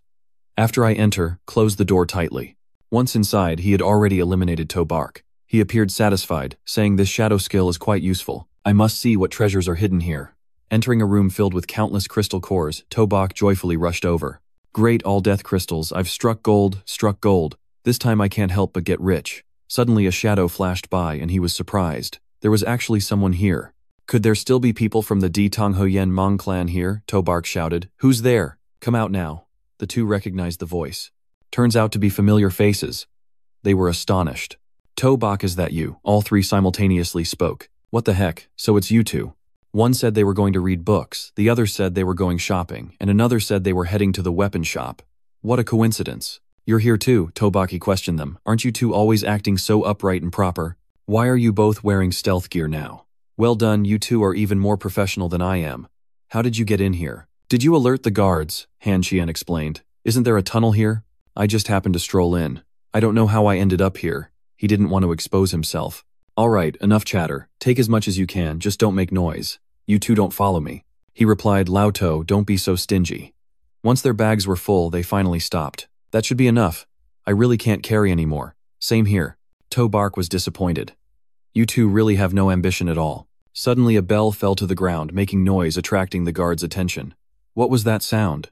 Is there movement in the ancient temple? He angrily scolded Lao Han, you've caused trouble again. The guards discovered his corpse. My lord, quickly send out the signal. The ancient temple has been robbed. Raise the flying barrier to the highest level, and don't let the thieves escape. Tobark used the Earth Heart guiding force to run fast. If he didn't run now, it would be too late. The guards seemed to be temporarily sealed when struck. When they escaped, they shouted, the thieves have run away. Hurry and chase after them. The Lord ordered to transmit orders down, seal the entire city and search every house. We must find those thieves. Hiding behind a tall wall, Xiao Hong reports, Master, all the soldiers in the city have acted. Han Qian worried Lao To. It seems we've really made a big deal this time. Than Thu saw a bleak future. That's right. Now the entire city lord is sealed off, and no one will come to assist us. To Bak, on the contrary, was very confident. Isn't there a saying? The most dangerous place is the safest. Huh, what do you mean? Xiao Hong pointed in one direction. There are humans over there, humans. The guards were bewildered. Humans. What, they were led over to where the girl pointed. Where indeed over there a force ambushed these three soldiers. Tobar commanded Lao Han, you two handle the corpses. Xiao Hong, let's go ahead. The girl curiously asked as both ran into the ancient temple. Master, what are you looking for? He replied, I feel there must be treasures here. Logically, if they were just storing a few types of rare treasures, they wouldn't need to set up such a tight barrier. Xiao Hong continued to guide Master. There's a secret passage over there. Tobak was startled. A secret passage? Why didn't I see it? The girl explained. The secret door is arranged with a special spell. Humans cannot see it. Then she immediately touched the mechanism at the secret door. The secret door opened and he exclaimed, the hell's mysterious mang tree. No wonder I didn't notice this place when I came in earlier. Xiao Hong reminded Master the energy below is very strong. He anxiously stepped down to take a look. After taking a few steps, Tobark tensed up and stopped before him was a tree, emitting a strange aura, under which was a snake nest. The little girl was shocked. This is the celestial wish tree. He wondered, what kind of vicious tree is this? Xiao Hong replied, this is a forbidden technique.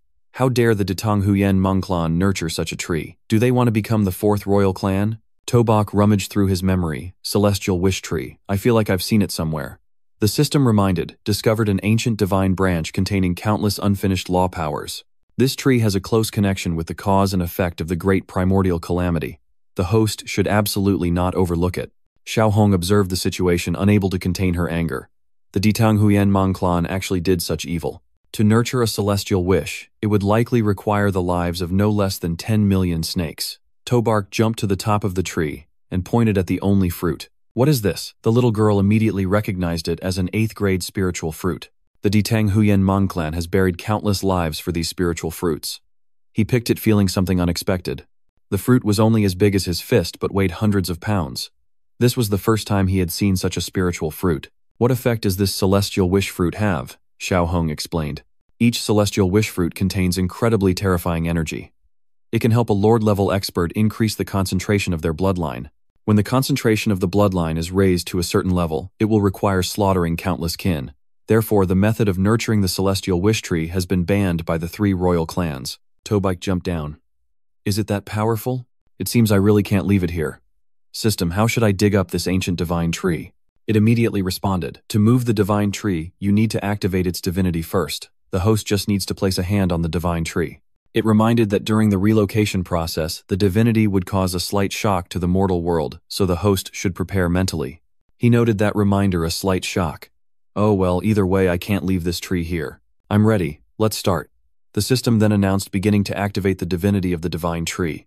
In an instant, the entire tree emitted a blinding light. Tobark was startled and exclaimed, a spatial crack. Is this what the system calls a slight shock? Xiao Hong anxiously called out, Master, what have you done? This whole space is about to collapse. We must leave here immediately, or we'll be stuck in the spatial crack. Master, hurry up. It's too late. Tobak summoned a shield to protect them both. He gritted his teeth, enduring. This place was about to collapse. Looking at the spatial bag still functioning, Tobok said Xiao Hong, go hide first. After a while the two were safely inside the spatial bag. He leaned on his hand, sighing in relief. For now it was safe here. The girl excitedly cheered. Master, it worked. You really moved the celestial wish. Before them was the collection of spiritual herbs Tobok had gathered. He doubted. It seems it really worked, but why is there still an earthquake? Could it be that this tree is absorbing my spiritual herbs? Damn it, this damn tree is stealing my herbs. Spit them out. Just then, Xiao Hong panicked. Master, be careful. It seems the celestial wish is about to. At that moment, outside the military base of the Great Wall, the tremors had caught the soldiers' attention. Lord Nut Thon, this energy source is too powerful. It seems to exceed the laws. He pondered, could there be something even stronger than the awakened King Jiyu within the 10,000 clans? The subordinate was horrified. What are you talking about, an existence beyond the king level? Nut Thon ordered to immediately find a way to contact the reconnaissance team to investigate the situation. He quickly replied, understood. Meanwhile, in the Veer Royal City, Thianho Yanqi was also observing the situation. Could it be divine power? How could that be? The Forbidden Land hasn't been resolved. How could there be divine energy detected with such terrifying power? Why would it appear in the capital of the Ditang Huyen Mang clan? Quickly send someone to investigate. The subordinates obeyed. At the same time, in the Gu Deer Min sensed something suspicious. What is this terrifying energy? Moreover, why does it appear in the capital of the Ditang Huyen Mang clan? What is happening? A subordinate reported awkwardly, I really don't know. Let me go to the capital to ask for details. At the same time, in the forbidden land of the beach Thui Pool, there was a strange poison deep in the ocean. Even in the forbidden land of the sword species, there was heavenly thunder.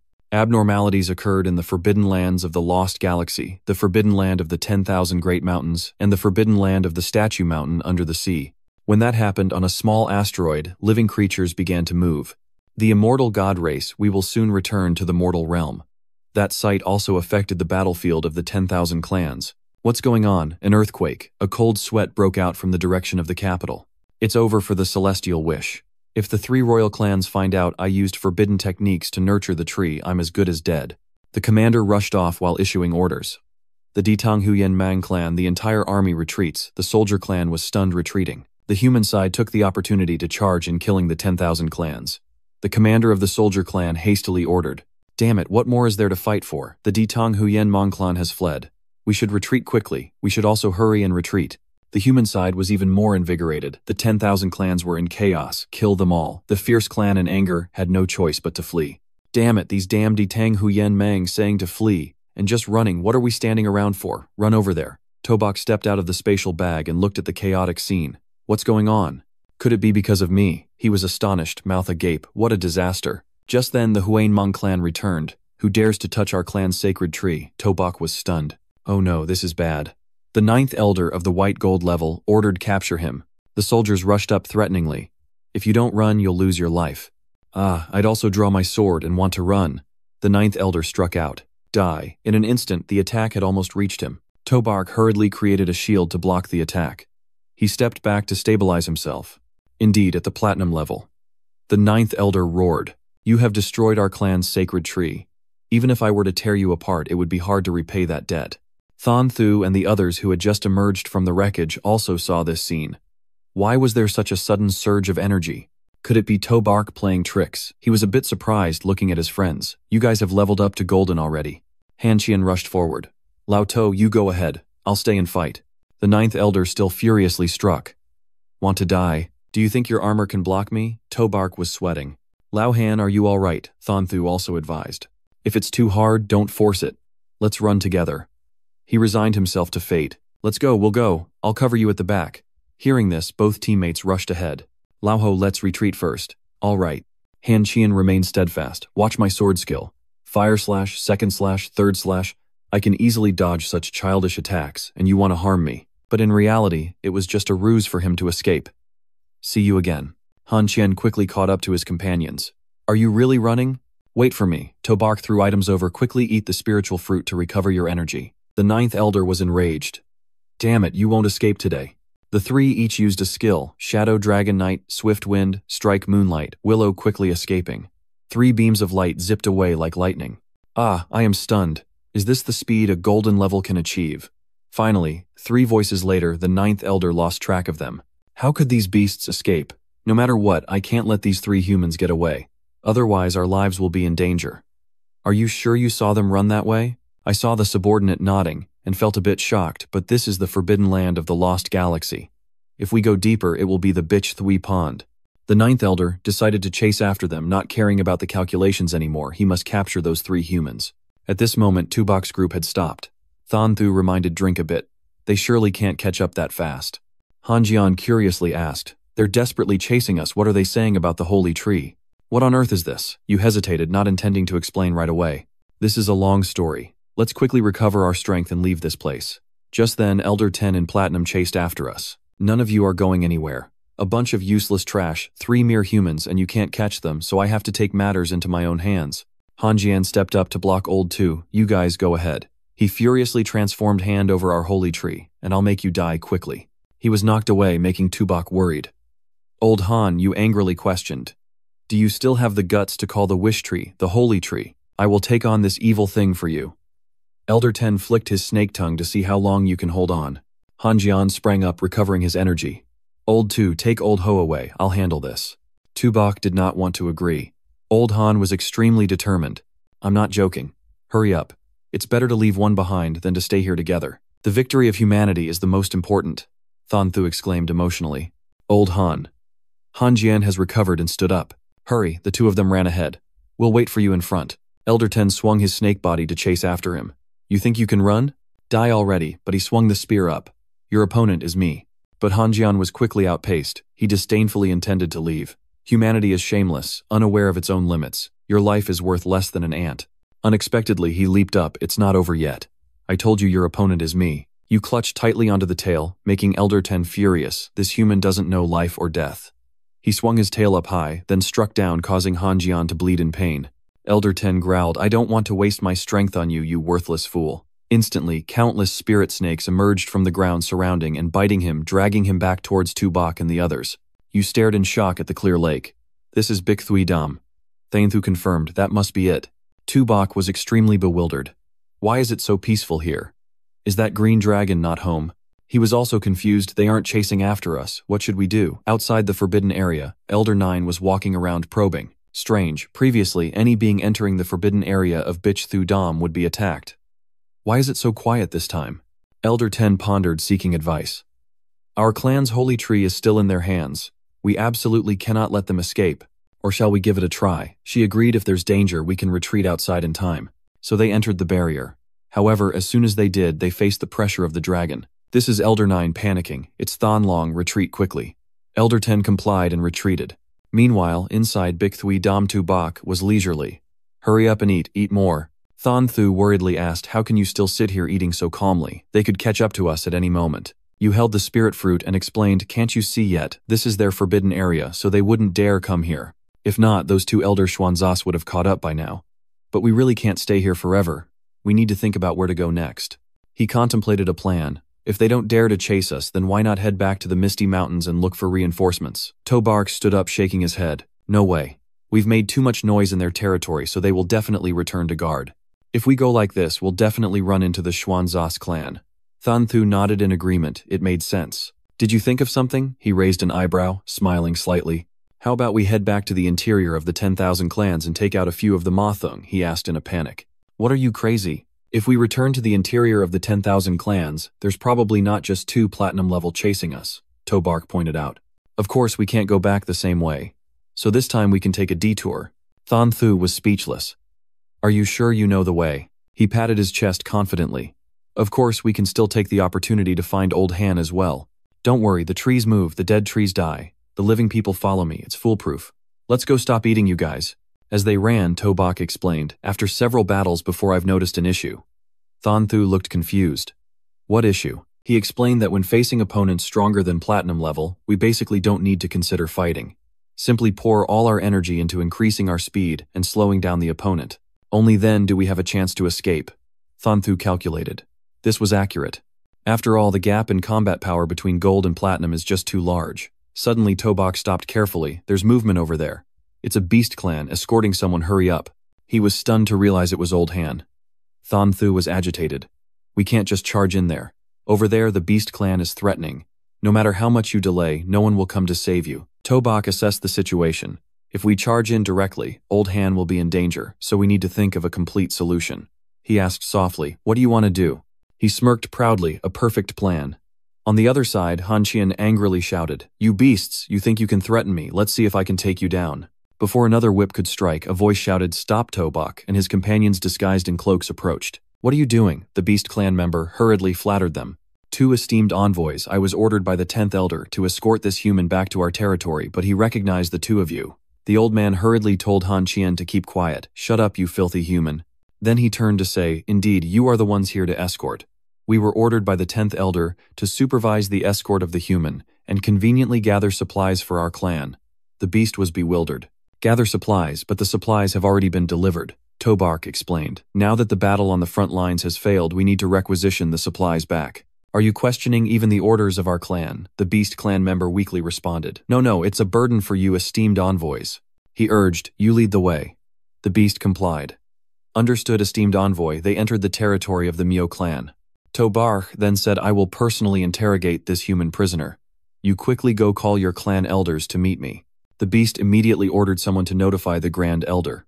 "Envoy of the Xuanmang clan has arrived to gather supplies." The subordinate responded clearly. Soon after, the Grand Elder appeared to greet them, apologizing for not knowing the envoy had arrived. "Please forgive me, esteemed envoy." He acted arrogantly.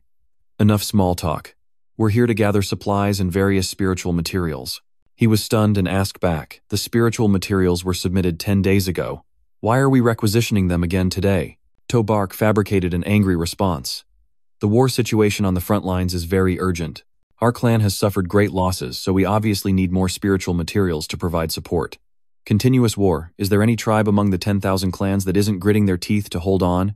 As long as the great king of Juyu gives the order, our entire Ditang Xuanmang clan, from the peak elder lord to those with barely any combat strength, will bravely fight to the death against the enemy. Miu clan, gather some spiritual materials, and you dare to make excuses. What, you're unwilling?" The Grand Elder awkwardly bowed, his head embarrassed. Hearing the esteemed envoy's words, the old man suddenly realized. If the esteemed envoy has said so, then our Miu clan is willing to provide all the supplies in stock and supply 10,000 low-grade spiritual materials for the army. Hearing this, he was satisfied. "I will report back to the great King Juyu and share your clan's contributions." Thanthu silently broke out in a cold sweat. This Tobak is simply a master manipulator. Han Qian was also dumbfounded. Old To has made a fortune this time. Moments later, he guided them. "Esteemed envoy, please follow me." He nodded in satisfaction. "Good." In the Grand Elder's warehouse, he said, "Dear esteemed sirs, our clan, besides providing 10,000 low-grade spiritual materials for the army, has also specially prepared these spiritual stones for you two esteemed sirs." Tobark smiled slightly and nodded. "I'll remember your Miu clan's contribution. When the time comes, I will present your clan's merits before the great king." The elder joyfully thanked him. "Thank you, esteemed envoy. Then you'll give the order." "All right, you first go outside to prepare the supplies. We need to interrogate the prisoner here." The Grand Elder clasped his hands in respect. "Understood. Esteemed envoy, if you need anything, just ask at any time." Later, Han Qian hurriedly spoke. "He's gone far. Hurry and help me untie this. You're quite good, old To, but why not just kill these Miu beasts? Wouldn't that solve everything?" Tobak laughed loudly. "If I directly killed them, where would I get so many spiritual fruits to help you recover from your wounds? Thanthu is the one who unties the ropes. Old Han, don't move. Let me untie you first." "Done," he suddenly asked. "Do you feel it? This cave seems to have issues." Han Qian was puzzled. What issues? Tobark sensed a disturbance in the spiritual energy. He felt the energy in his body depleting as if something was sucking it away. The two who just ate the spiritual fruit also felt their energy dissipating. They nodded. Indeed, there was an issue. "My energy is also dissipating." He pointed in one direction right there. No wonder the Grand Elder left so confidently. There must be something strange in this cave. Thangthu urged, "Let's go, we need to check it out." As they entered, Tobark was stunned. This Miu Yu Min seemed like a statue. Why the hell are they standing still? Let's see what this barrier is. They quickly discovered the bones of a gigantic creature. This is the skeleton of the Miu clan. But why is there a human statue standing on top of this skeleton? Tobark looked around. It seems this is an important place for the Miu clan. Suddenly, the guarding Miu beast attacked, forcing him to create a barrier. "Watch out, old Han, let it slip away." Han Qian was still surprised. "What's going on?" This Yumin cat suddenly came back to life. "Look, all these Yumin cats are waking up." Thanthu was also stunned. "What should we do?" They saw a series of beasts rushing up, and the three hurriedly defended themselves. "These beasts are fast. Be careful." He prepared to block them. In an instant, Thon Thu used Nguyen Har Ngodong to knock all the Lin Miu away. Han Qian joined in still slow watch me. His Earth-grade combat skills unleashed a torrent of powerful strikes. Unexpectedly, the Lin Miu withstood the blow. Even the high-level gold couldn't kill it. To Bark quickly devised a plan. Old Han, Old Ho, think of a way to break through the encirclement. This cave is too narrow. I can't fight effectively. They agreed, unaware that something strange was happening behind them. Suddenly, a weapon embedded in the Muvung's bones flew out in front of Han Qian. He excitedly urged Old Han, "This weapon is not bad. It suits you well." He did not hesitate to reach for it. "All right, let me try this great sword." Immediately, as the Lin Miu lunged again, Han Qian swung a sharp arc directly splitting the beast in half. To Bark gaped at the sword strike that even cut through the rock. "Oh my god, what great power. You've really gotten a treasure." Old Han Qian laughed joyfully. This trip was truly worth it. Excitedly, he tore a path out. "Let's go, we need to escape now." He rushed ahead, leaving the two struggling to keep up. To Bark, "Wait for us," but as they reached the exit he froze. Here was the Grand Elder leading a group to encircle them. "You audacious thief. Not only do you dare impersonate the Earth-Tarn King Xuanmeng to deceive me, but you also dare to desecrate our sacred grounds. I must kill you all." The entire clan heard the command, "Kill these 3 humans. Not a single one is to escape. They absolutely cannot be allowed to flee. I will crush their bones into dust and dye these mountains red with their blood." Han Qian remained vigilant. "There are too many of them. We can't break out." Thon Thu was also panicked. "What should we do?" To Bark calmly spoke up. "What, let me summon Xiaobai, Xiaobat, and Xiaohong to get to work." So they transformed into mystical beasts with earth and fire guiding their powers. He angrily ordered, "First eliminate the summoner. Shameless human die." To Bark was not weak. "Don't hold back. Just kill them." Just then Thon Thu jumped out to block a blow for him. To Bark panicked again. "Old Ho, how are you?" He coughed, still alive. He breathed a sigh of relief and took out some supplies. "Good, first eat the spiritual fruits to recover." "Old Ho, hang in there. I'll handle the rest. Since we've escaped from the Earth-Tarn Xuanmeng city, there's no reason we can't escape from this tiny Miu clan. Xiaohong, keep an eye on Old Ho. Xiaobat, protect me. Xiaobai, gear up." They replied in unison, "Understood, master." To Bark stepped up. "I'll deal with the big one first." The Grand Elder furiously shouted, "You're just gold level. How dare you be so arrogant? I want to see how you deal with me." He charged forward to attack. "Old man, your time to die has come." Instantly transformed into a beast, a flash of light pierced the sky from To Bark's attack. He was shocked to cover his eyes. That's a holy beast, transformation that's impossible. But in the end, he easily knocked the Grand Elder away. Turning back, he shouted, "Old Han, take care of Old Ho. We need to escape quickly.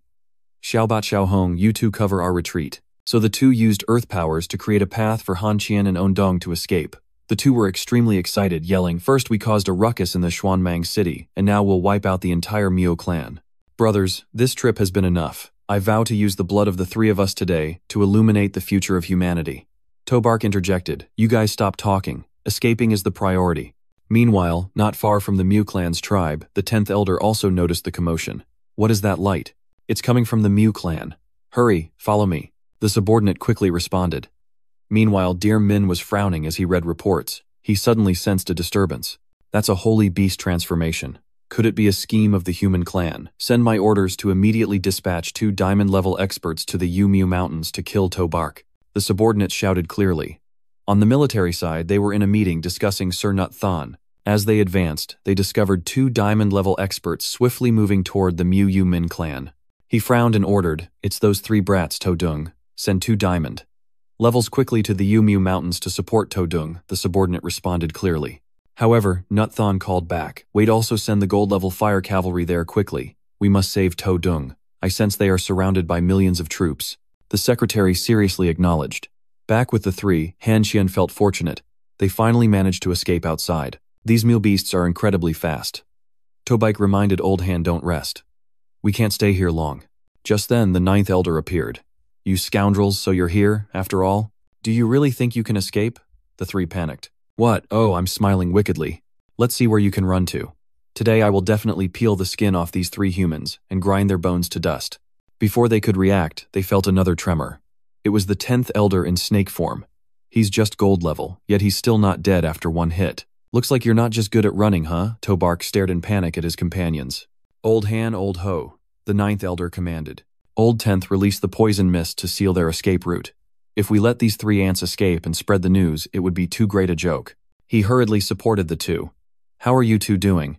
Thang Thu urged, don't worry about us, you hurry and go.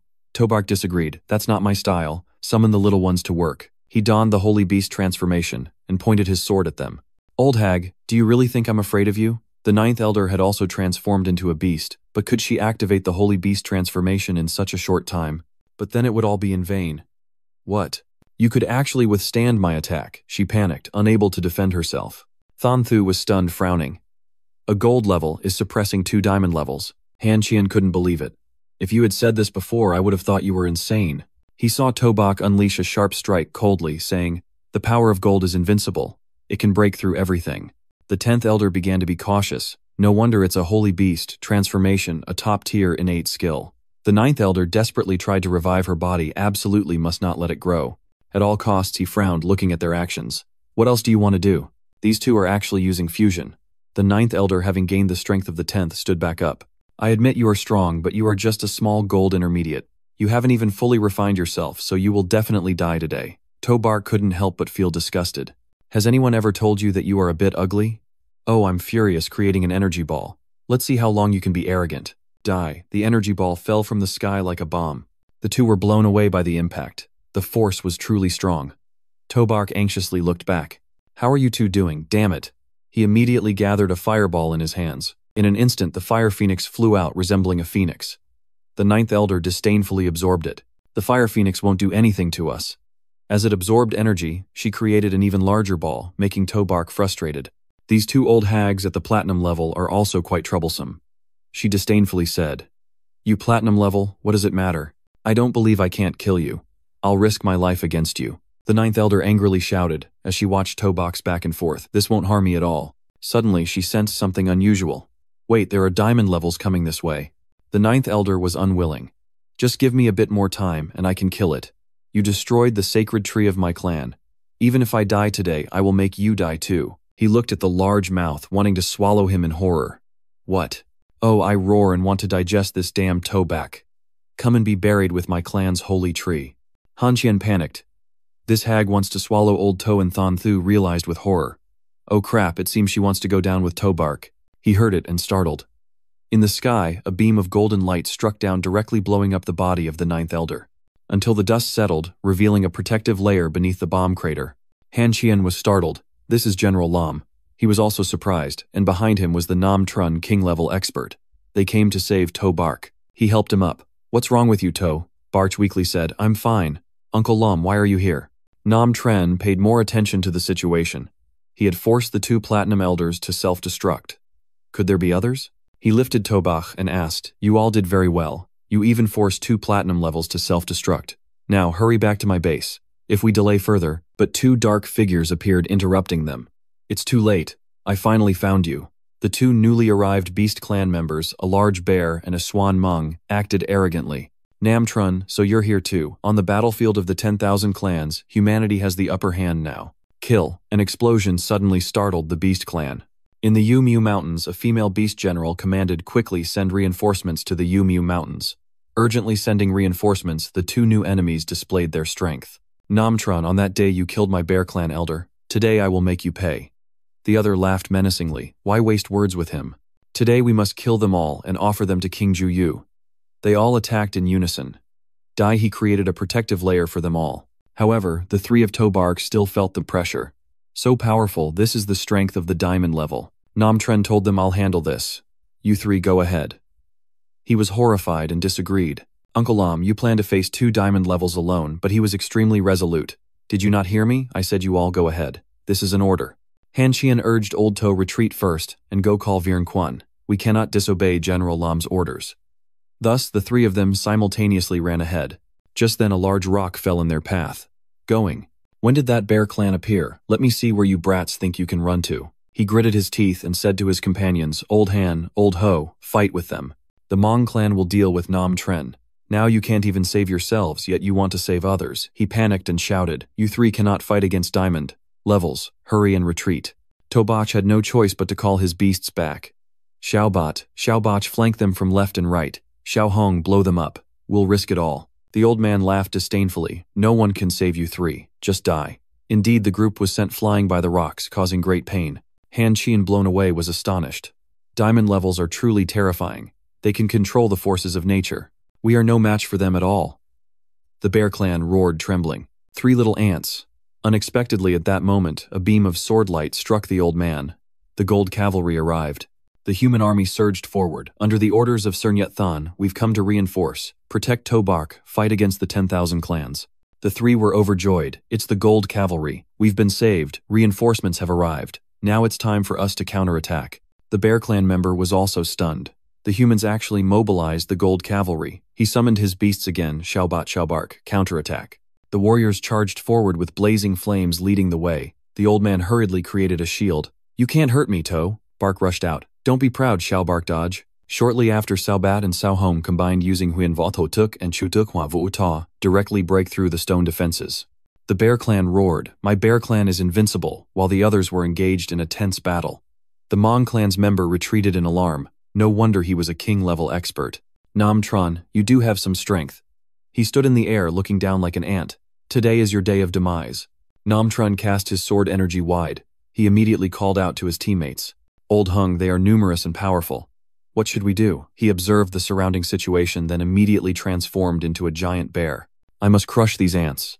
Despite his large size, the Bear Clan member struggled against the techniques. Earth-grade combat skills, breaking formations. Mysterious-grade combat skills, lightning strikes. Earth-grade combat skills, Hongwirt. Mysterious-grade combat skills, Fun Thien. Meanwhile, the Mong clan member was ready to give up. Bear brother, I alone am no match for him. The situation has turned. It would be better for us to retreat first. He agreed. You retreat first. I'll cover you. Tobar gritted his teeth. Just now he was so arrogant, but now he wants to leave so easily. Xiaobat showed them a little bit of face. It obeyed the command, preparing to unleash its move. The Mong clan member turned pale. No way this beast can control 2 types of elements. Xiaobat directly used its digging power, blowing the Bear Clan's hand away, while countless swords and spears flew toward them. Blazing flames, he looked at his teammates in pain. Old Hung, I'm leaving first. I'm out of here. But a dark shadow struck him down, sending the Mong clan member flying. He trembled as he looked at the shadow enveloping him. This is a nightmare. The Mong clan member was terrified. A white tiger beast, his eyes widened in disbelief. On the battlefield, the humans are gaining the upper hand. We'll wipe you out, you beasts of the 10,000 clans. Dear Min emerged from the spatial gate. At the same time, Nyat Than also arrived. Juyu, if you strike, I won't be polite anymore. You'd better surrender. He frowned in annoyance. Don't be so arrogant. If it weren't for the Phoenix and the Tian Ho clans leaving before the battle, then today your human clan would surely have lost. Even if you are a little stronger than me, don't think you can gain an advantage if the 3 great king clans join forces. He retorted, our human clan has accumulated power for 100 years to be able to launch a counterattack like today. You are a king level, yet you want to go against the heavens. You will surely perish. Dear Min tilted his head dismissively. Nyat Than, I'm afraid you won't live more than 20 more years. Where do you get the qualification to discuss heaven's path with me? You're just a dying man. What's the use of talking so much? The entire army received the order to immediately assist the troops toward the Lacthian River. Reinforcements are heading toward the Lacthian River, returning near the Yumu Mountains where Tobak's group is moving back. Xiaobat, speed up. We need to get back to gather at the main base. Han Qian riding Xiaobat turned back to ask Old Ho, do you feel like our speed is a bit slow? Than Thu crossed his legs and smiled. Stop complaining. Having beasts to ride is already great.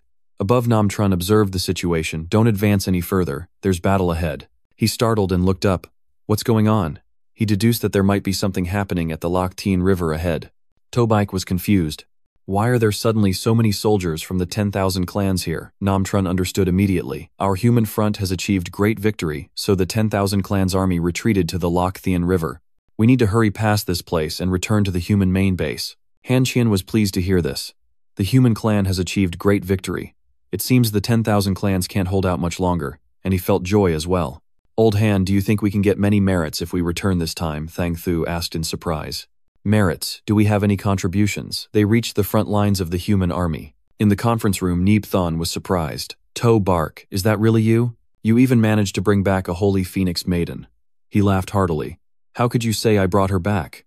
She willingly followed me, right, Xiaohong? The girl nodded while eating. That's right, the roasted chicken leg from my master is so delicious. That's why I want to follow my master. He was even more intrigued. Not bad. With just a chicken leg, you've tamed a holy phoenix maiden. No wonder you're the disciple of Lac Pham. You all did very well this time. First go back and rest. Tonight we'll prepare a celebration feast. Toe-Bak stuttered, "The celebration feast isn't urgent, but Niep Tien Sin, do you see our achievements this time?" Niep Than immediately responded, "Don't worry, it won't be lacking." Now he obediently stood up and thanked Niep Tien Sin. The two of Han Qian also smiled, "Then we'll go back to rest first." He sent people to recuperate, and then continue fighting against the 10,000 clans. After the kids left, he praised those beside him. "Old Lam, you really contributed significantly to the reinforcements, and even killed 2 diamond-level experts of the 10,000 clans." He declined, saying, "No, those 2 diamond-level experts were all killed by Toe-Bark." Nut Thon was stunned. "What?" "He actually managed to kill diamond-level experts," Nam Tren explained. "The situation back then was very chaotic, but it was indeed his beast that killed those 2 diamond-level experts." Hearing this, he became worried. This kid is getting stronger by the day, but the stronger he gets, the more dangerous it becomes. Ju Yu might come looking for him at any time. "You must protect that brat well," he agreed. "Don't worry. I will do my best to protect him secretly." After returning tonight, Nut Thon will host a feast. Today, the martial arts students have made great contributions. Let's celebrate together. For this victory of the human clan at Karn Lai. Everyone also congratulated Karn Lai. The human clan is victorious. Xiao Hong is obsessed with food. "This chicken leg looks so delicious." Han Qian happily started a conversation. "Old Toe, this trip was truly incredibly dangerous. I almost lost my little life. Luckily, you and Old Ho saved my life. I raise this glass to thank you both." "Don't be so demanding, Old Han. Is your life really only worth a glass of wine? I've placed an order. Just send the gear and materials directly to Von Dar Jiang Chao when you return." Than Thu also laughed heartily. "Old Han, you've really suffered a great loss this time. Toe-Bark is truly a master at manipulating situations. He was not stingy and accepting. I've learned of Old Toe's abilities, but thanking him is also something that must be done. I'll take care of it." He was satisfied. "It seems Old Han has a conscience. You've also turned disaster into fortune. You've received a divine weapon now." Han Qian set down his beer. "That's right. It's just this divine weapon. I've never been able to unleash its true power." The two also gathered to take a look. "To be honest, I haven't looked at it closely yet. It doesn't seem special." Newt Thon observed more closely. "If I'm not mistaken, this should be an ancient divine weapon, but its energy seems to be sealed." The three were puzzled. Sealed. He explained that to break the seal, the user must reach the king level to do so. Toe-Bark was astonished. King level is indeed too difficult, but Han Qian was excited. "To break the seal of this divine weapon, I will strive to level up and reach the king level as soon as possible." The group continued to drink, striving for the king level and raising their glasses. The next day at the military defense base, Trung Thien Jia Kang asked Principal, "You've been here for about 3 days now." He was downcast. "The battlefield is different from the arena. Toe-Bak and Than Thu have no battlefield experience." Just then, soldiers rushed back to report. "The human clan has achieved a great victory. The human clan has achieved a great victory, killing 8,000,000 enemies and pushing back the 10,000 clans army to the Loch Thien River." Everyone in the academy cheered. "We won, we won. The human clan has won. We really won. I knew you all would definitely win. This time back I can finally return home and take care of my parents in peace.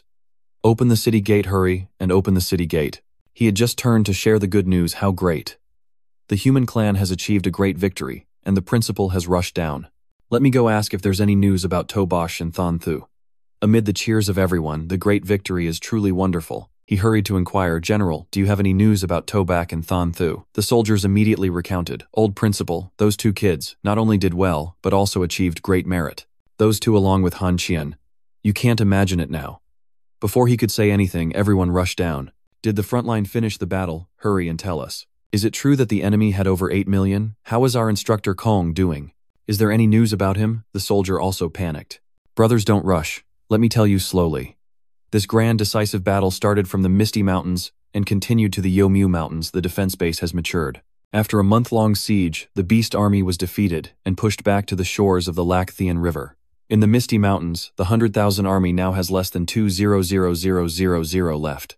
And in the Yomu Mountains in the defense base of Loch Thien, Sir Newt Thon ordered to establish a new defense base, Loch Thien, on the banks of the Loch Thien River, 2,000 miles from the defense base of Trung Thon.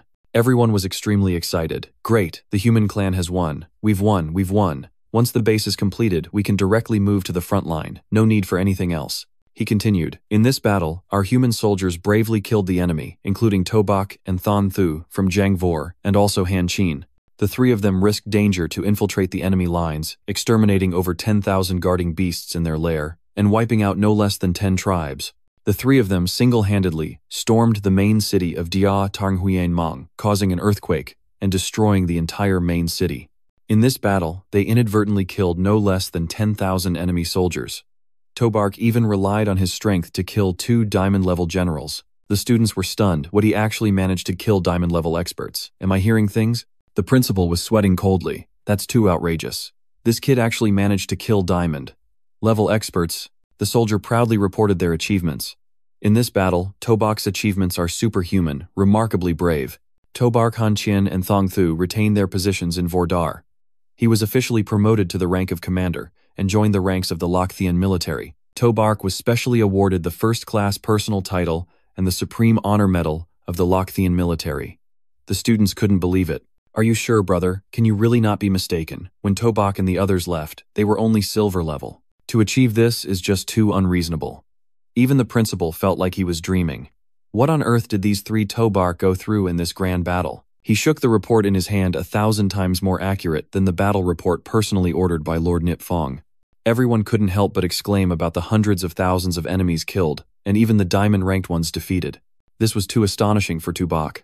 And then there was Tu Hien, who had collapsed at his side, pulling at his ears. Why is this happening?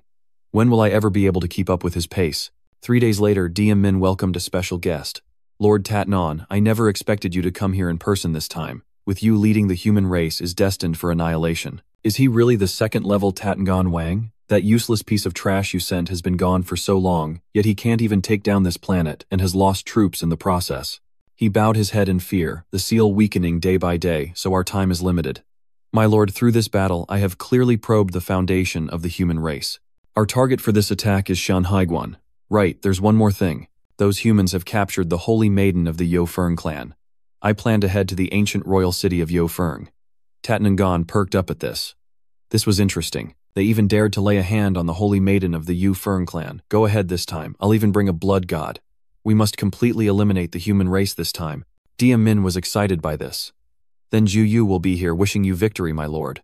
Meanwhile, at the human base, Nat Than was in a meeting with the armies of various clans continuously gathering. Currently, we cannot clearly determine the opponent's intentions. What does Than Sun think? He frowned and analyzed. If I were Ju Yu Wang, I would definitely send troops to attack the Lok Thianha fortress. Before our defense system is fully constructed, we must mobilize the entire human race and break through Shanhaiguan at all costs. Everyone was startled to hear this. Shanhaiguan, he pondered. If the Shanhaiguan fortress is breached, we will face serious trouble. Mobilize 200,000 troops, deploy them to the Jiangzhou military base to guard against any unforeseen circumstances. This will be led by General Lam. Tran Nam solemnly vowed I will follow Lord Nat Than's orders. Even if I have to fight to the death, I won't back down. After the meeting, he called you aside. General Tabak is here. Tran Nam nodded. Let him come out first. The assistant responded briefly. You awkwardly smiled hesitantly. General Lam lightly recognized you. Looking at your demeanor, it seems you have something to say to me. Tabak sincerely reported, the platinum armor you gave me last time was accidentally damaged by someone. Could you give me another set? Tran Nam brushed this issue aside, saying, we'll talk about that later. Do you like Yen Yen? You were startled and stepped back. Why are you asking this all of a sudden? He explained. Although Yen Yen initially planned to guard the Great Wall Army to hone her skills, her mother suddenly fell seriously ill, so she had to stay and take care of her. I'm not a good husband, nor a good father. Tabak immediately patted his chest and said, Uncle Lam, don't worry, I will definitely take good care of Yen Yen. Tran Nam patted you on the shoulder, satisfied. Good kid, I didn't misjudge you. Next I will head to Shanhaiguan to command the troops, and a major battle might occur. You frowned and asked, there will be a major battle at Shanhaiguan. He confirmed yes, before the big battle Mr. Nat Than has made special arrangements for you. Go find him. Tabak followed the arrangement. Okay, I'll go find him afterward. Mr. Nat Than Tabak has arrived. He nodded with satisfaction. Good, Nat Than tossed you a token. Old Lam has contributed much to the human race, so don't take advantage of him anymore. Your armor is broken, so take this item to the logistics department to exchange for a set of lord-level armor. Tabak's eyes lit up. Okay, thank you, Chief Nip. He changed the subject. By the way, there's something else I need to find you for. You confidently replied. What is it you can tell me? Nat Than got straight to the point. I will accompany you to Lake Bichthoy. This startled Tabak. What Lake Bichthoy? That place is very dangerous. The green dragon there is extremely terrifying. He frowned decisively. Are you scared? You had no way to refuse. Who said I'm scared? I just... Nat Than immediately decided. Then let's go together. This water channel only exists for a minute. Tabak felt despair. Is this for real? But then he gathered his spirits. If we're going, then we'll go. At most, we'll take a risk. As soon as you went outside, you felt confused. Why is it so quiet around here? You saw him standing in front of the lake, calling out loudly. Nathan brought the descendant of Lac Fam to visit. Please, Qinglong appear. In response, only a flock of birds flew out, making Tabak feel embarrassed. It might not be home. Just then, dark clouds gathered in the sky, and thunder struck hard on the water's surface. You muttered in panic, "It's over, we're doomed. It is home and it is angry." The giant dragon charged forth, ignoring his words. "Qinglong, I am not Than, I bring," Tabak exclaimed in panic. "It's charging over here. What do we do now? Run away quickly." He grabbed your collar and jumped up. "Quick, open the original bronze stream." Tabak hurriedly complied. "Okay." The original bronze stream. Instantly Qinglong noticed you. It recognized the original bronze stream and spoke somewhat haltingly. "Where is Lac Fam?" Nathan quickly explained. "Qinglong Lac Fam has passed away. He is the successor of Lac Fam." You smiled awkwardly. "Hello, my name is Tubak." It just looked at the person in front of it. "So it's you. I sensed your presence before." You politely asked, "Are you the beast of the previous Lord Lac Fam? Is there anything I can help you with?" Qinglong disagreed, saying, "Your power is too weak. You're not worthy yet." Tabak immediately spoke up. "That's true. I'm still quite weak, far from Lord Lac Fam." It suddenly proposed a condition, 3 drops of blood essence. "At a critical moment, I can help you once." Nathan was slightly surprised. "Help it, huh? Qinglong, is your condition still stable?" It stared at you. "Your blood essence is different. If your blood essence protects my original spirit, then it should be fine. Perhaps one day you can open the ancient tomb under Lake Bich Thoi and fulfill the last wishes of the master." He accepted Tabak. "Give it to him. You will do it immediately." 3 drops of blood fell into Qinglong's mouth. As soon as it swallowed and sensed it, it suddenly shouted like it had just drunk an energy booster. "What is this blood essence?" Qinglong was amazed by the sensation. Unexpectedly, the 3 drops of blood essence helped it regain consciousness. It asked, "Kid, who are you, really?" You stammered, "Who am I? My name is Tabak, currently studying martial arts." Qinglong found this meaningless and soared into the air. "Forget it, since I've accepted your 3 drops of blood essence, I will repay you. You can leave now." Just then, the system jumped out to check and found a powerful beast nearby. "Do you want to tame it?" Tabak was overjoyed. "Can I really tame Qinglong?" Unexpectedly, it responded. "It's too strong. I can't be tamed." You were speechless. If it can't be tamed, why did you come out? Nathan opened a spatial gate. "Let's go, we're going back." Tabak nodded. "Okay. Oh right, I still need to go to the logistics department to exchange for armor." Back at the Great Wall's defense fortress, everyone was watching the rankings. Amazing. Tabak's military achievements, even if entered into the generals list, would still be in the top 10. Incredible. Although the generals have killed many high-level monsters, they have never laid hands on ordinary beasts. On the military achievements list for martial arts, Jiangvo, Tabak, 8.5 billion military achievement number 2. Jiangvo Than Thu, 8.4 billion military achievement number 3. Trongvo Han Qin, 7.9 billion, so on. Everyone gasped. Therefore, Tabak has so many military achievements entirely from quantity transforming into quality. Tabak relied on his gold-level strength to desperately seize Lord-level military achievements. This was truly absurd. Han Qian lamented this kid named Tu has so many military achievements. He can actually consume them all. Thanthu laughed with his business mindset he would run out of whatever he had. He nodded. "That's true. You've been to the logistics room." "Hello, officer. I want to exchange for a set of Lord-level armor." The receptionist was startled. "You just reached gold level, and you want to wear Lord-level armor. 12 lords behind in our Long Kingdom are still wearing diamond-level armor, yet you want to wear Lord-level armor." Tubak directly presented the token. "Officer, can this work?" She was astonished to receive it. This is indeed Lord Nathan's token. He actually allowed someone at gold level like you to wear Lord-level armor. However, even though you have the Lord's token, a set of Lord-level armor requires about 25 billion military achievements to exchange. You took out your paperwork. It's fine if my military achievements are insufficient. We can deduct them from Han Qian and Than Thu's achievements. This is their IOU with their fingerprints. You can verify in your heart." She smiled slyly. "Fortunately, at that time, I had requested them to write this IOU." The girl nodded, confirming that the IOU with fingerprints could be executed. "All right, 25 billion military achievements will be deducted, and the Lord-level armor will be delivered later." Tabak received it with satisfaction. "Thank you for your hard work." Sure enough, on the military field, the data had changed. Tubak, 13 million military achievements. Thanthu, no military achievements. Han Qian, no military achievements. Everyone was shocked. Everyone look at the list of martial arts students. It has changed. Wow, what on earth did Tubak exchange? In the blink of an eye, how could he have spent so much military achievement? Why did Thon Thu and Han Qian's military achievements suddenly return to zero? The two main characters were also pale. Old ho, look at that. Both of our military achievements are gone. What happened? What is this? Has military achievement been stolen? A soldier denied. Impossible. I have been a soldier my entire life and have never encountered anything so absurd. Then Han Qian suggested, let's go to the logistics room and find out. Thon Thu agreed. You're really bold to hack military achievements. Afterward, the receptionist led them. You can see for yourselves. The two recognized the IOU. She confirmed it in black and white, along with your fingerprints.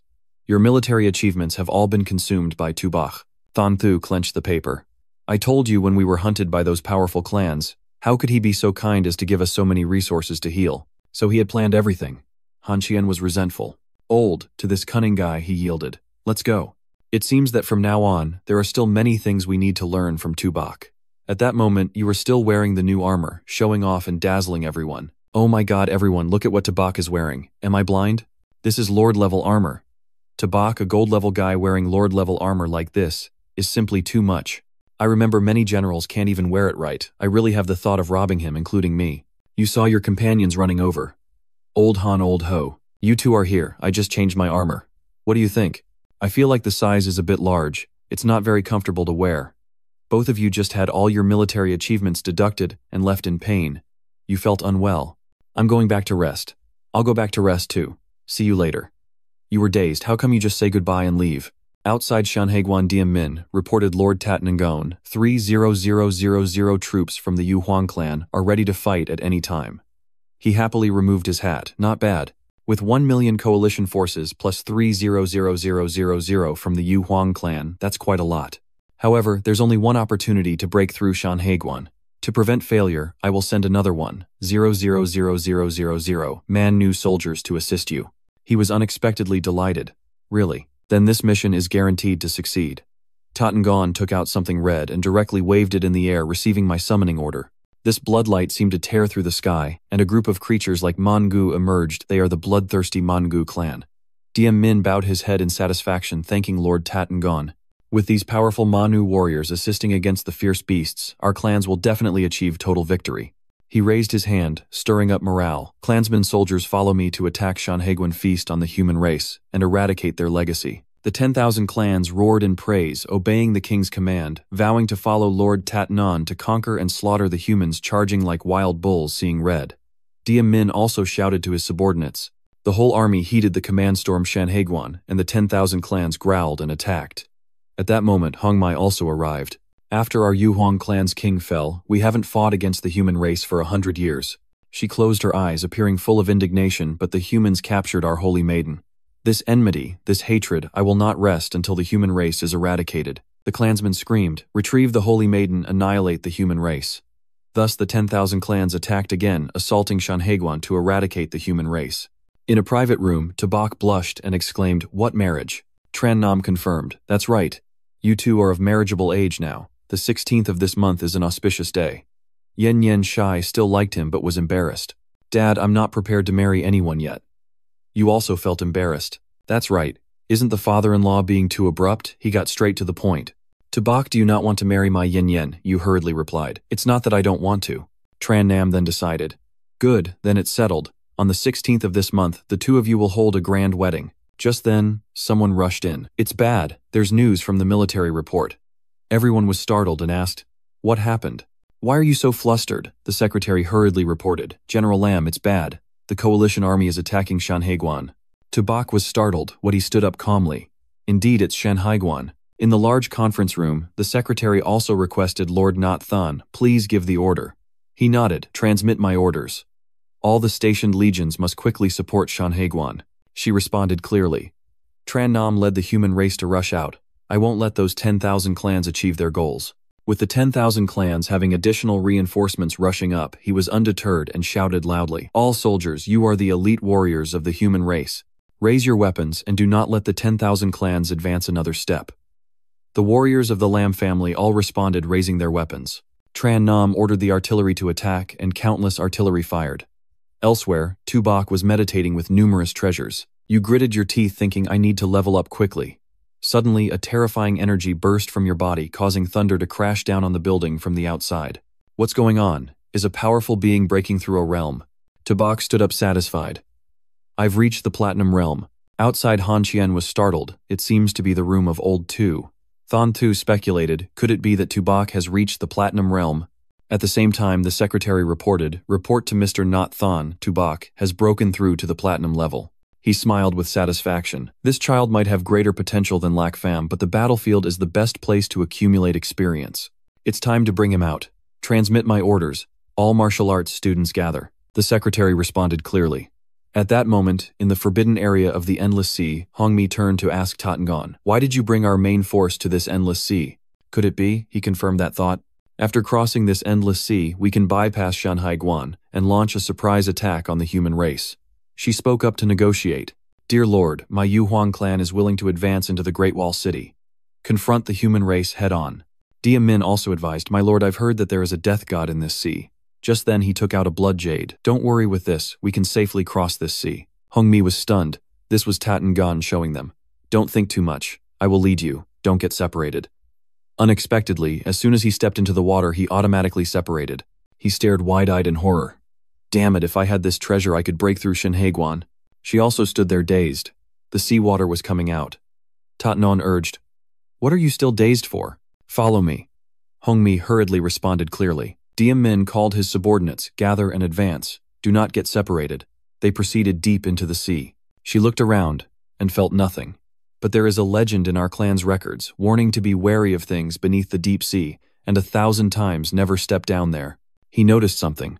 Lord Tatangon looked towards the deep sea. Hongmi looked over and was also startled. What is that? The creatures were emitting extremely dangerous signals. Diem Min frowned on guard. I can sense that they are targeting us. She nodded in affirmation. That's right. Could it be that the Endless Sea truly has a death god? He asked for opinions. Lord Tatangon, let's go next. He decisively interrupted. Don't be afraid. Keep moving forward. Diem Min complied, continuing onward. Just then, a wave of sound blocked their way. Tatangon frowned, raising his hand to signal to stop. They could not proceed any further. Hongmi looked in horror. Could this be the divine forbidden area? He thought this energy is not something I can deal with. Let's go around here. Diem Min immediately responded clearly. The entire group went around the maze ahead. Do not approach. A day later, they reached the shore. The 10,000 clans had landed and were resting. Diem Min happily said, Lord Tatanyon, in 2 days our army can take Shanhaiguan. Hearing this, he laughed loudly. Good. Thanks to the 2 forbidden areas, the Therp Varn Dar Sun and the Endless Sea, Shanhaiguan has never been breached. No matter how powerful Tran Nam is, he would never think we could bypass the internal pass and attack him from behind. But after a great victory at Shanhaiguan, the human race will have no strength left to resist. He squinted his eyes in excitement. At that time, the human race will certainly urgently send reinforcements. I will deal with Not Than, along with Lord Tatangon. Great Elder, take the powerful ones at the platinum level and above to destroy the human race's defenses. Hongmi did not say much and complied. If Zhou Yuwang has a plan, then I will naturally follow. All I need is to retrieve the Holy Maiden. Tatangon proudly asserted. In 2 days it will be the moment for the human race's annihilation. 2 days later, inside Shanhaiguan at night, 3 figures of the 10,000 clans infiltrated. Diem Min asked for instructions. Now is the best time before dawn, and also when humans are the sleepiest. Hongmi agreed. Indeed, it is the best opportunity for us to attack. He did not hesitate any longer, and started the assault and smashed Shanhaiguan. He jumped up, leading the charge. The entire army heed my command, smash Shanhaiguan for me. The 10,000 clans charged and killed smash Shanhaiguan for me. The guards were startled. Aren't these our troops? Am I seeing things? A confused teammate refused to stand guard. What are you looking at? The other person was bewildered. This is the 10,000 clans. The teammate stammered in disbelief. But the 10,000 clan soldiers charged in to attack them. Everyone was now panicking. Enemies are attacking. Hurry to report to General Lam. The 10,000 clans are attacking. Don't panic. Everyone must stay calm. The sniper adjusted the position of the energy cannons, while someone noticed the Yu clan carefully not to be caught off guard. He was stunned looking up. In the sky, Hongmi was angrily descending. Shameless humans, hand over our holy maiden. Immediately, an energy ball exploded at a corner of the base. Someone shouted hurry to report to General Lam. Diem Min witnessed this with extreme excitement. It was worth it to have scouted under the sea. This shot indeed made people feel comfortable. Lord Tatangon, while their reinforcements haven't arrived yet, we should kill a group of powerful defenders at Shanhaiguan. What do you think? He calmed down to consider. Don't rush. There are still many big fish we haven't caught. The trap I set is not just for this Shanhaiguan fish. The big fish I want to catch is not Than. Outside at the Shanhaiguan front line, Tran Nam was questioning his subordinates. All defenses in place, where are our energy cannons? He was startled to report General Lam, the 10,000 clans, unexpectedly attacked the pass. All our energy cannon ammo has been destroyed by those fierce beasts. He looked shocked at the figure standing afar. Did you come here personally? You mouse of the 10,000 clans, do you dare to fight me? You don't dare to confront me directly, but you resort to such despicable tricks. Dia Min laughed wickedly. Without a fortress to rely on, you are nothing. Immediately he summoned a massive sword. Tran Nam, the demise of humanity is already decided today. Prepare to die. He then struck down with force. Tran Nam struggled to withstand this blow, looking down at the battlefield, which was in a weak position. He couldn't contain his rage, damn it. Tran Nam gritted his teeth. The human race would finally unleash its power. We will not be defeated. His eyes burned red, gathering energy in his hands. 10,000 clans, get back to your territory. It's a pity this move was easily dodged by Dia Min. Blood energy explosion. Tran Nam, do you want to perish together with me? The warriors below did not give up either. General Lam will surely win. The human race will surely triumph. Brothers, General Lam is so valiant. We cannot weaken the morale of the human race. Kill, push back the 10,000 clans. As long as we are alive, our human race will not perish. Tatnon sneered coldly. A fly is still a fly, completely unaware of its own strength. Hearing this, he asked for his opinion. My lord. Tatnon raised his hand, preparing to attack. If you don't want to live, then I'll send you on your way now.